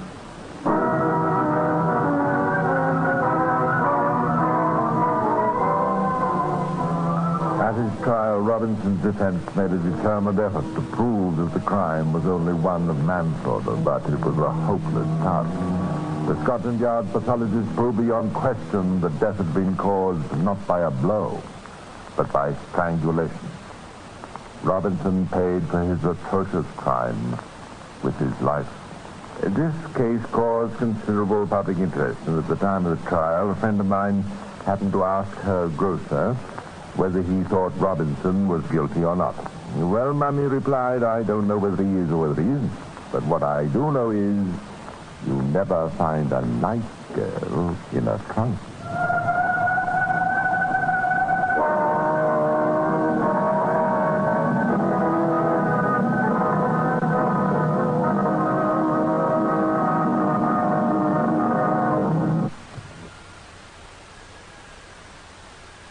You are listening to Golden Age Radio, rumble.com/C/GAR. Brought to you by G3PL.com.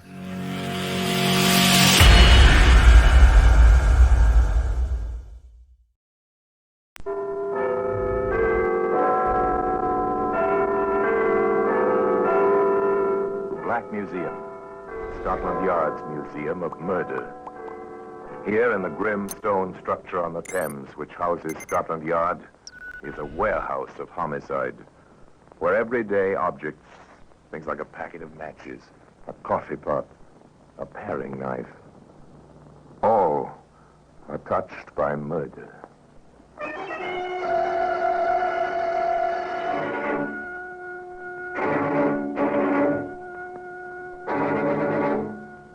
Now here is a pint bottle labeled meat juice. Perhaps you've seen one of these. Your grandmother certainly saw one. In fact, when you were a child, you may have been fed meat juice for the iron and strength it contained from just such a small glass bottle. Yet here it is, in the midst of all the other relics of death, Well, Inspector, what do you think? Mr. Hammond, we did our best. The little bit of white sediment at the bottom of the bottle, see it there still? You know what that is? Yes, arsenic. And to me, at least, the means of murdering my brother.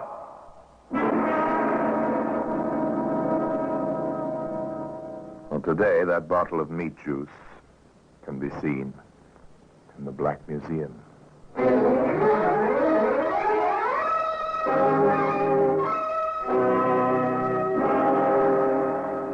From the annals of the Criminal Investigation Department of the London Police, we bring you the dramatic stories of the crimes recorded by the objects in Scotland Yard's Gallery of Death, the Black Museum.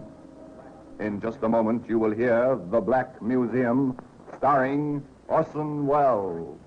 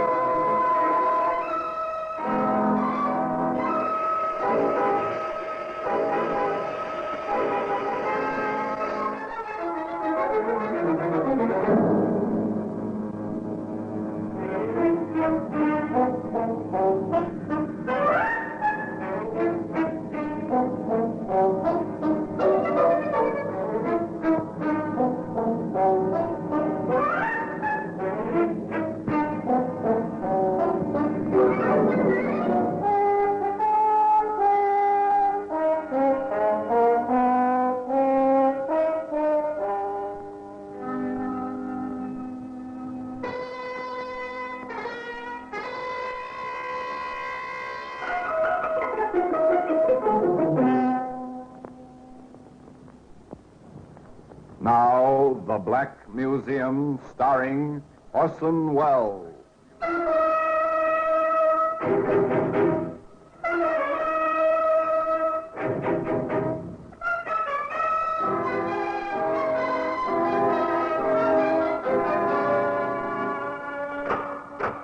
Here we are in the Black Museum. Scotland Yard's Museum of Murder. Yes, here are all these carefully labeled weapons, labeled in boxes and vials. Here is sudden, unexpected, violent death. Here, for instance, is a small mirror, such as you might find in any lady's handbag. A very pretty lady used this one once to inspect an escaped tendril of soft brown hair, but what she saw reflected was not merely disordered beauty. She saw murder strike. Ah, yes, here. Here it is. The bottle labeled meat juice. Obsolete, archaic type of writing on this label, replete with flourishes and shading. No prosaic typing. Handwritten by an expert penman. Then this was only natural in the 1890s when this bottle became the focus of an odd, even a very disturbing situation. Of course, on the surface, the Hammond family, Liverpool, England, 1892, displayed no evil. All was happiness on the surface. Shall we drink to the great event, shall we? Of course, dear. Oh, forgive me, Bob. What event? There you have it, my dear. My own brother doesn't remember our wedding anniversary. Your anniversary, old man? Which one? Our 8th, Arthur. 8 years of happiness. Not to mention 6 years of our son. And Arthur, you forgot. Perhaps because I wasn't at the wedding. That's right. Robert met me and we were engaged in America. But we were married here at my aunt's home. Exactly, while I was in America myself. Well, with all that straightened out, shall we toast the occasion? After all, how many times... A pleasant family gathering on a pleasant family occasion. Nothing evil on the surface. Of course, undercurrents do show themselves occasionally. Almost 3 o'clock. The time I took my medicine. Yes, dear. Which one is it this time? The liquid or the tablets? I took the liquid at 2. That means the tablets now, dear. Oh, you have no idea, Arthur, what it means at my age to be tied to medicine bottles. How Ruth stands me, I really don't know. You're a hypochondriac, Robert. Let's face the truth. No laughing matter. These sedatives, well, I learned all about them when I was in America last. One contains arsenic, the other has strychnine in it. Oh, now you are joking. I'm not. In very small quantities, but poison nevertheless. Here are your tablets and the water, dear. Thank you. Thank you for everything, Ruth.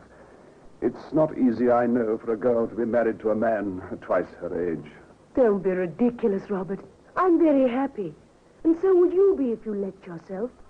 Honestly, Arthur, sometimes I think your brother is super... Do you detect the undercurrents? The constant harping by a 50-year-old husband on the fact that his wife is not yet 30? All the evil is there, deep down underground, but it's there. One would hardly say it came to the surface in an incident such as this. Oh. Writing someone, my dear? Just a note to the Plaza Hotel in London. The Plaza, London? There. I had word this morning. Aunt Rose is very ill, and there's no one to stay with her. You've been out all day, so I've written to reserve rooms to save time before I told you. Yes, of course. You ought to go. Dottie can watch over David, I suppose. Dottie is a jewel among servants, dear. Of course she can. Excellent. I saw Dr. Hubert today, my dear.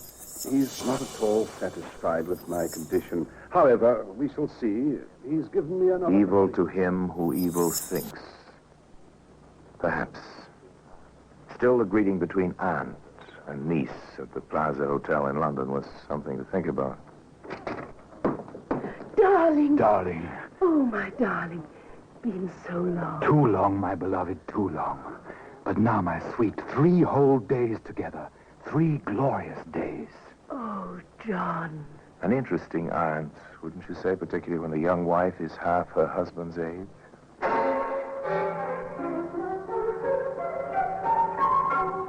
Now, there were some things which Ruth Hammond had in common with her husband. One was a love of horses and horse racing. It followed then that when the time for the Grand National arrived, Robert pulled himself together and took his wife to the world-famous race. And then an incident took place relevant to this story. Oh, it's wonderful, Robert. Just wonderful. I'm glad you're enjoying yourself, my dear. Hello, Ruth. Imagine running into you here. John. Oh, John. The gentleman seems to know you, my dear. I'm sorry. Mr. John Browning. My husband. How do you do? Well, thank you. And you? As well as can be expected. John's an old friend of mine, Robert. Aren't you, John? Yes, I think I can say I am. Won't you join us? There's plenty of room in our box, and I'm sure we'll be happy to have you. A casual meeting, a simple introduction, a gesture of hospitality, but who would expect a circumspect young woman to cast caution and good behavior to the wind? Dottie! Dottie! Yes, sir, Mr. Hammond. Right here, sir. Where were you? I was upstairs, sir, with Master David. Is Mrs. with you? I left her at the racetrack. Oh, will she be along soon, sir? I mean, sir. I don't care what you mean or what she does. Robert, can you ever forgive me? If you must make an exhibition of yourself, Ruth, must it be in public?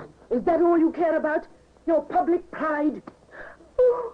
I ought to bar you from my bed and board forever. If it went for my son, I would. Robert, please forgive me. I'll never act like that again. John Browning is out of my life. Truly he is. Very well. We shall see. Dottie. Yes, sir? Forget what you've seen here. Understand? Forget it all. Well, now it was the husband's turn to visit London. Robert Hammond went to the city to see a specialist about his nerves, about the pains he believed came from his liver. From the specialist, he went directly to a chemist's shop.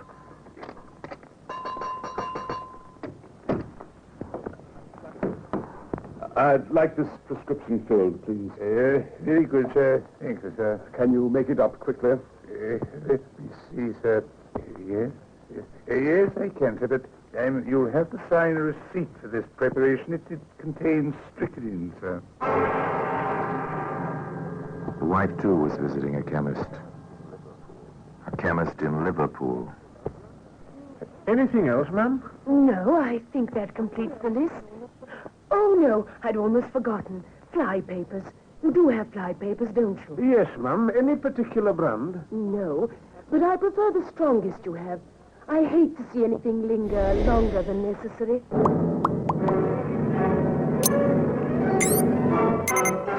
Ruth Hammond took her purchases with her. At home, she rang for the maid. Not feeling? Yes. Is there any hot water on the stove? Oh, yes, Mum. Cook always keeps the kettle boiling. Very well, Dottie. I want the kettle and the dishpan. I have to soak some fly paper. Whatever for, Mum? A druggist, or a chemist you'd call him, in America showed me how to obtain the arsenic from fly paper. It's part of a preparation to keep the complexion fresh. And my skin is none too good these days, Dottie. Fetch the kettle and the dishpan, will you please? Thank you. Perhaps nothing more would have been thought about the quarrel in the hall, if another event had not occurred almost immediately. Robert Hammond fell ill. Not merely the imaginary illness of the hypochondriac, but an actual illness. Dr. Hubert was called. He made his examination. Then? May I see you a moment, Mrs. Hammond? Of course, Doctor. I must admit I'm puzzled by Mr. Hammond's symptoms. His heart seems strong enough, but he complains of chest pains and this constant retching, you know. I'm worried, Mrs. Hammond. Have you no diagnosis? I'd prefer a consultation, if you don't mind. Whatever you think. Of course, Doctor. Whatever you think best. Robert's never been like this. A consultation. The learned doctors probed and listened and probed again. By then and waited. Dr. Hubert stood by then and waited. Outside the sick room, Dr. Davis addressed himself to the problem. I don't like it, Hubert. All that retching. It's the prime symptom of arsenical poisoning. But the man's been dosing himself with arsenical medicines for years. I know those compounds. The amount of arsenic is minute. Hubert, who is nursing him? What, his wife, of course, with some help from the maid. I want a registered nurse in there, and no one else. You don't suspect anything, do you, Davis? I want to prevent suspicion if I can. Get a nurse in there as soon as possible. Meanwhile, we will prescribe tonics, meat juices, and that sort of thing.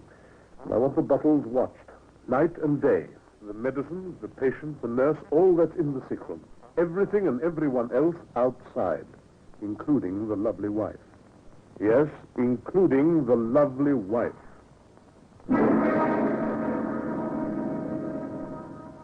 Well, today, a bottle of meat juice can be seen in the Black Museum.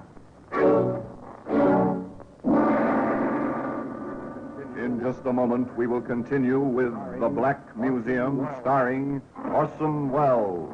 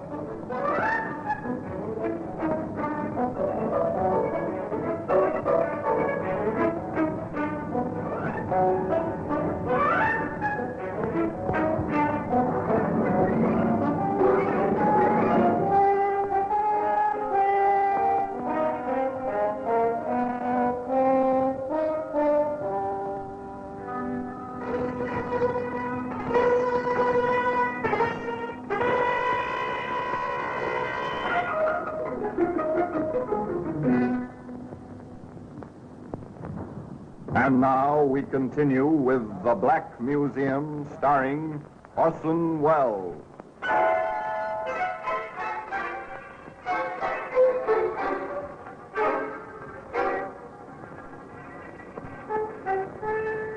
In 1892, a man might die slowly for unexplained reasons without benefit of laboratory tests, gastrointestinal examinations, or any of the aids to life and living which grace our times 60 years later.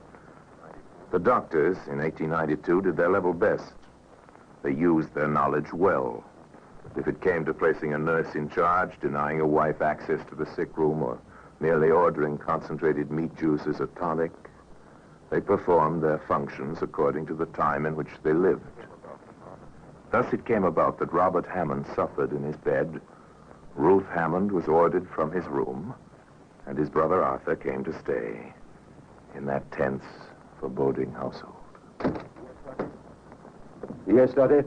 Oh, it's the mistress, sir. She asked me, please, to mail this letter. That letter's open.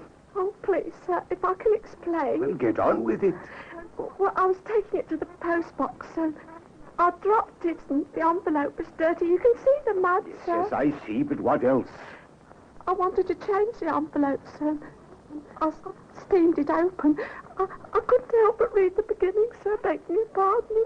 Oh, Mr. Arthur, I'm so afraid for the master, sir. Let me see.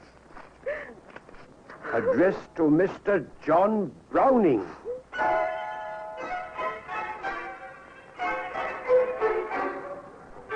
Is it necessary to add more? To report the contents of that poor, indiscreet love letter? I doubt it. The letter read and then put away. Arthur Hammond strode to his brother's room, called the nurse aside. I want you to keep special watch, very special watch, nurse, and under no circumstances permit Mrs. Hammond anywhere near these medicines. Very well, sir. But even a nurse must rest. And for an hour off each day, this nurse was replaced by Dottie, the Hammond's maid. Oh, Mrs. Hammond. Oh, the doctor says you're not to come in here. Please don't be ridiculous, Dottie. Is that you, Ruthie? Please come here. Of course, my dear. Have they been keeping you away from me? Oh, please, Mum. Are these all your medicines, Robert? Yes, dear.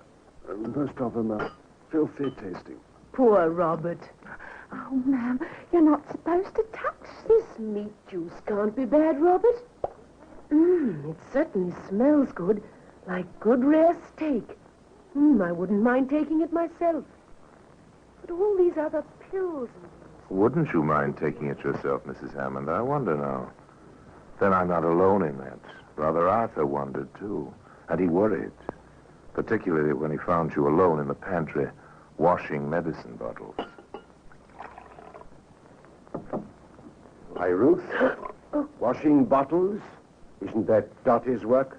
This at least I can do for my husband, even though I'm not allowed to see him. But you did see him yesterday. And if I did, who has a better right? I'm not speaking of rights, Ruth. I'm speaking of wrongs. If you have something of which you wish to accuse me, why don't you? I may.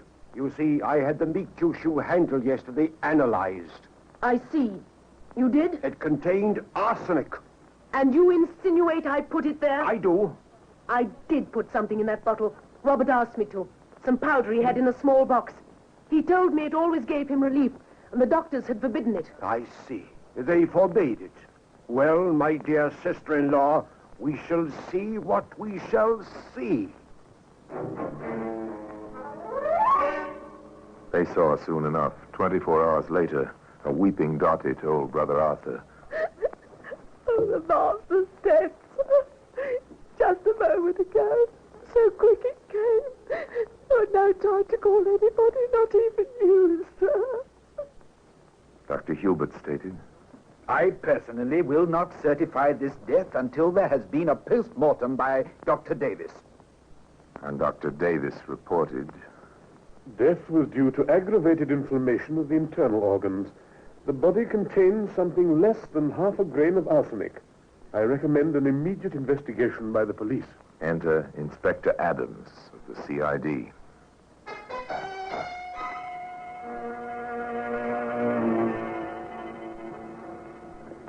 What's your opinion, Dr. Hubert, as an expert on this case? It will be very difficult to have an opinion, Inspector. You see, Mr. Hammond was a true hypochondriac, always dosing himself with patent medicines, all kinds of prescriptions, but the man's dead.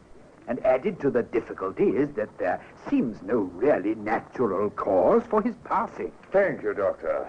Not at all, Inspector. Anything I can do to help. From the doctor's office, the inspector made his way to the house of mourning. There, his first object of inquiry was Arthur Hammond.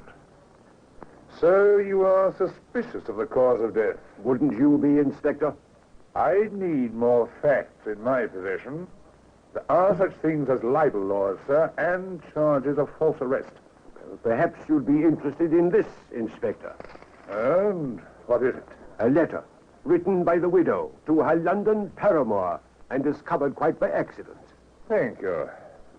Anything else, Mr. Hammond, which you think might be of There were several things which Brother Arthur brought to the attention of the inspector, and these, in turn, brought Dottie into the presence of the man from the yard. Now, there's no need to be frightened, girl. What's all this about your mistress and a bottle of meat juice? I saw her, sir. I saw her slip something in the bottle. I kept the bottle. Here it is, sir. Did anyone else touch this bottle besides Mrs. Hammond? Only nurse, sir. She guarded the medicines proper, she did. Much better than I could. I see. Then you are prepared to swear that no one touched the bottle before or after Mrs. Hammond except the nurse? Yes, sir, I am. Oh, swear, sir? You mean in a trial like, Inspector? Yes, my girl. Oh, hadn't you thought of it before the police came in? The questioning completed for the moment, Inspector Adams gave his instructions. Sergeant, I want the Hammond house searched from top to bottom. Here's the warrant. Get to work. The sergeant took a crew and did go to work. Every nook and cranny of the old house was seen to. Closet walls were sounded in search of secret panels. Hearthstones were pried loose. Even the coal bin was emptied. Sergeant Hall reported back to the inspector. Here it is, sir. Arsenic. All over the place. It followed that the next morning. I have a warrant for your arrest, Mrs. Hammond. The charge is willful murder. It was a celebrated trial. The courtroom in Liverpool was packed with the curious, the cruel, and the very, very few who found some sympathy in their feelings. The newspapers enjoyed their traditional field day with the lurid, scandalous details of the story. The really pertinent details of the case were few, however, simple and contradictory. Arsenic was found in the possession of the prisoner. She did not deny it was hers. Dr. Davis testified concerning the post-mortem. I found a little less than half a grain of arsenic in the body. Yes, Doctor, but would you say that this poison was the cause of death? I would. And then the contradictions set in. Asked the same question, Dr. Hubert replied. No, I would not say so, and certainly not in the case of this patient. Ah, and why not? Mr. Hammond had accustomed himself over the years to taking arsenic in small quantities. He was used to it. The prosecution countered this with the Liverpool chemist who Mrs. Hammond had visited while her husband was in London. She came in that morning with a list. The flypaper was not on the list. The chemist had no idea what Ruth Hammond had wanted with the flypaper. However, Dottie did. Yes, sir. She boiled the arsenic out of the flypaper. Boiled it out? Whatever for? She said to make something for her complexion. She told me she'd heard about it in America, sir. And did you, Dottie, ever see her use such a preparation? No, sir. I never did. And the defense? Well, in 1892, the accused did not testify in self-defense. The accused was permitted, however, to make a statement under oath. My Lord Justice, with your permission, my lord, 3 things. I did soak the flypapers for the arsenic they contained. I made a cosmetic preparation from it, which I learned about from Dr. Henry Maysfield in Brooklyn, New York, when I lived there. I did put powder into my husband's medicine. He asked me to. It was a preparation he brought back from London, which had helped him many times before, but which his doctors here refused to give him.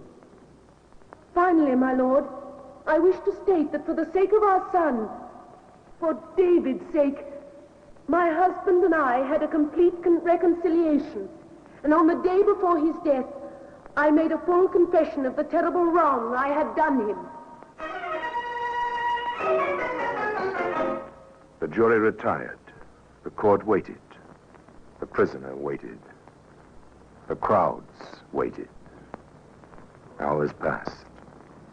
Then the knock on the locked door of the jury room. The bailiff opened. The 12 good men and true filed back in the jury box. The judge's gavel rapped.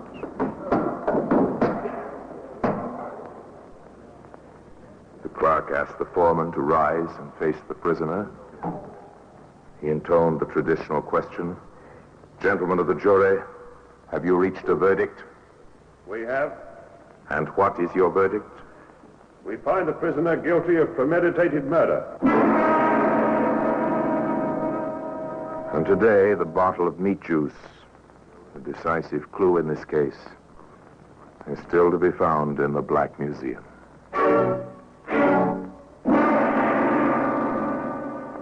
Orson Welles will be back with you in just a moment.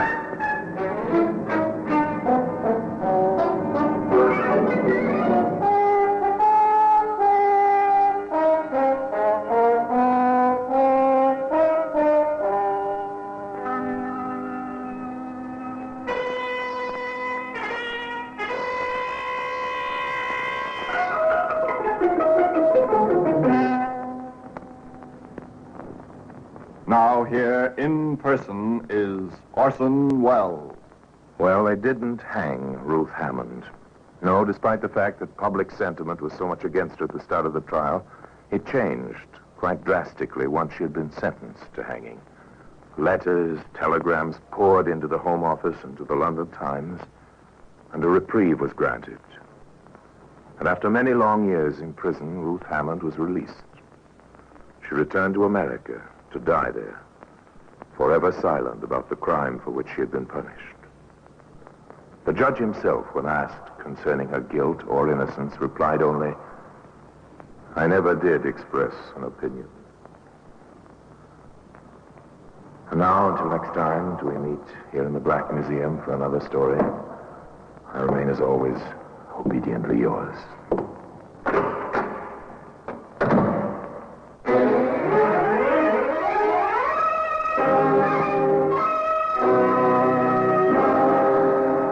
The Black Museum, starring Orson Welles, is presented by arrangement with Metro-Goldwyn-Mayer Radio Attraction.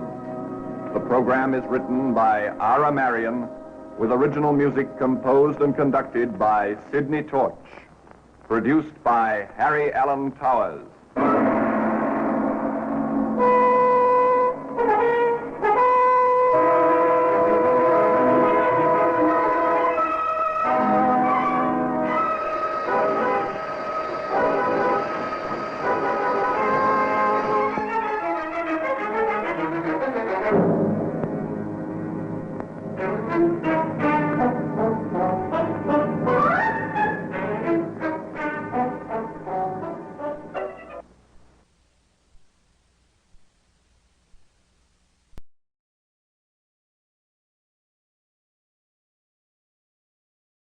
Exciting news for Adventures Thrilling of Brazil brings you to captivating videos showcasing heart-pounding adventures, mouth-watering cuisine, and hidden gems of this incredible country. From bustling cities to tranquil beaches, our videos capture the essence of Brazil's beauty, experience the warmth of its people, the rhythm of its music, and the thrill of exploration. Click on the link in the description to find out more. I would like to extend my sincere gratitude to Old Time Radio Research Group for their remarkable efforts in preserving and archiving the captivating world of old-time radio programs. Their invaluable contribution allows us to step back in time and experience the magic of radio history firsthand. Their link is in the description below.